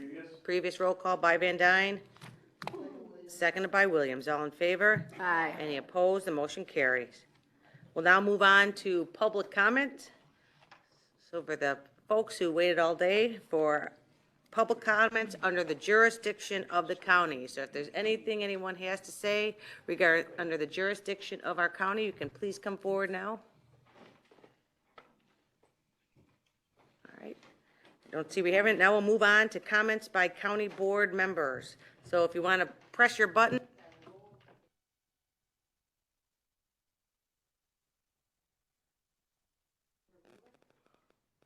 Thank you. Good afternoon. I just wanted to say that I echo Board Member Coleman's comments earlier today. This work takes me away from a lot of personal things that I also need to focus on, and it would be really great if it could just move through, efficiently and professionally, and be work that we can all be proud of. I also just wanted to let folks know it was a great week down at the State Fair. Hopefully some of you got to visit and enjoy the festivities and see the butter cow. And that's all. Thanks so much. Any other county board members? Going once, going twice. All right. Moving on to leadership. Republican leader Ballard. Anything? 1:45, and this is going to be indicative of what we're going to see in the future, because I'm betting that most of our meetings won't get over till 3 or 4 o'clock sometimes now, because we're going to be having some good discussions and a lot of agenda items going forward, a real lot of agenda items, because I'm sure we will, because it's just part of life. So anyway, I just hope everyone has a great day, and say some prayers to God to protect us all, that nothing happens out there. Thank you. Democratic leader Trenier. Thank you, Madam Executive. I want to make sure we take the time that it takes to move this county forward, and that's important to me. We have a lot on our agenda. We have had a lot on our agenda in the 15 years that I've been here, and we have managed to get it done, and sometimes we have had to stay till 2 or 3 o'clock, depending on the committee and or the county board meeting. I would just like to share with my fellow county board members, since I will not be here for the committee of the whole, how they do things in other counties. And this is how agendas are done in Cook County. Board meeting agenda. The agenda shall briefly describe all items that will be considered at the meeting, except for items to be included in the consent calendar as set forth in the section around that. Material pertinent to an item on a board agenda shall be supplied along with the agenda to the president and to each of the commissioners, with the exception of materials that are confidential as provided by law. Items may be placed on the agenda not later than noon of the day previous to the day on which the agenda is required to be distributed. This subsection shall not apply to items reported to the board by any of its committees of the whole. Items may be placed on the agenda of a board meeting by the president or any commissioner, where the president or a commissioner, and AKA, for those that haven't realized that, that's a county board member, introduces an ordinance or a resolution, he or she shall be listed as the sponsor of such ordinance or resolution. Committee reports shall be placed on the agenda of a board meeting by the chair of the committee. Items may be placed on the agenda of a committee meeting by a commissioner who is a member of that committee or the president or his ex officio capacity, provided that such item has been referred to the committee by the board. It goes on about debt issuance and department reports, but other counties function with county board members having a voice. They do function, and they get through their agendas, and they move the county forward. And I think our county should consider doing the same. The only other thing I have to say is that it's back to school. I noted that we had a couple of late arrivals today, and I'm sure that was due to the big lines in the school parking lots, dropping off kids for the first day. And the bus, our resident bus driver. So just be safe, be watchful out there as kids return to school over the next week. Thank you. Thank you. We do have to go into executives, I'm sorry. Gosh. I know you've heard enough from me today, Jennifer, but I have a couple things I'd like to say. So what I'd like to say is it's very interesting, after several years, I think 4 years of Democrat leadership, that suddenly things need to change. Prior, it was Republican leadership, and Democrats gone back and forth, back and forth. I can say that I am the only chair that has ever taken the committee structure and made it 50-50. The only chair. We have 50% of our committees are Republican chairs, Democrat vice chairs, and 50% are Democrat chairs and Republican vice chairs. So when there is a Republican chair, that committee has a majority Democrat, and when it's a Republican, and when it's a Democrat chair, they have majority Democrat. So I don't know how much fair you could possibly make it. I guess the other side of the aisle would like me to make all the chairs be, I'm talking to you. The other side, the Democrat Party, which is not part of mine, would like all the chairs to be the Democrats. That's what they would like. I think that I have done a really great job. I'm proud of the efforts that I've done. I'm proud of working with everybody and giving everyone the opportunity to be heard. They're able to be heard at any committee that they want to be. I've allowed people to have the opportunity to be in special groups where I've matched a Democrat and a Republican to determine how we will spend the cannabis dollars, a Democrat and Republican as to how we will spend the opioid funds. I've done that. I've given people opportunity there. In the past, those decisions were made by leadership. In the past, we've had leadership that has given no voice to the Republican Party at all once they got in leadership, taking, say, a 7-person committee and making 5 Democrats and 2 Republicans. So to hear what I heard here today is pretty upsetting to me, because some people don't get everything that they want, and then they're going to cry about it. I think we all need to do is be a grown-up, understand that this is the things that are the way they are. And I know also I've been called out to be a dictator. I'm not a dictator. I don't think that I've ever done that, nor do I support any political party that does. I've also asked for other times for us to go and look at certain situations that have come before us. I think it is our duty to not vote on something if we do not have all the information before us, such as when we looked at all the ARPA things. Poor Anna has gone, she's left now, but Anna has given us great details so that when we go forward with what we're doing with the ARPA dollars, we can clearly say that we've made really good decisions, and it has been bipartisan. With FEMA dollars, we took the extra time and we found an extra project to get done with that. With the Access Will County, it's a 190-page document. I don't know how many of you have read it. I'm in the process of reading it, and I haven't finished it. I think that the overall project is great because I know the needs. Eastern Will County has a dial-a-ride. I know that County Board District 1 does not have any kind of service, so I understand that. We have to work together, and when one side feels that they aren't being heard, then perhaps come and have a conversation with me, but everybody isn't going to get everything they want because nobody ever does.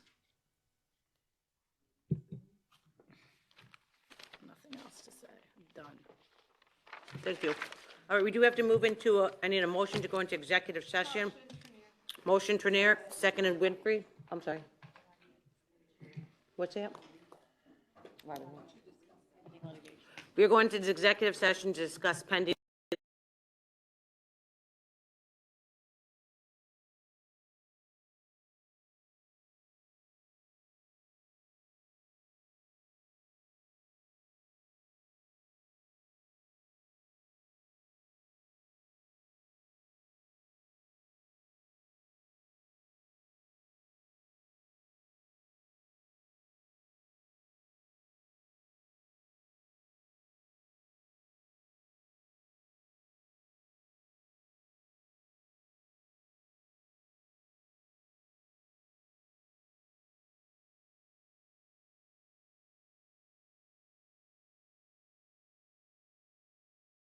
back in session. Recommendation from our state's attorney. We have a motion by Ogala, seconded by Mitchell. Previous roll call by Trenier, Second ballot. seconded by Ballage. All in favor? Aye. Any opposed? The motion carries. With that, we will recess to September 21st, 2023. Adjourn. We have a motion to adjourn, yeah. Yes, 'cause But we we gotta recessed. get out of here first. I need a motion. Motion Trenier. Second, Ogala. Seconded Mueller, previous roll call by Ogala, seconded by Butler. All in favor? Any opposed? Motion carries. We are gonna give you, sorry, we're gonna give you 10 minutes. Is that enough, Judy?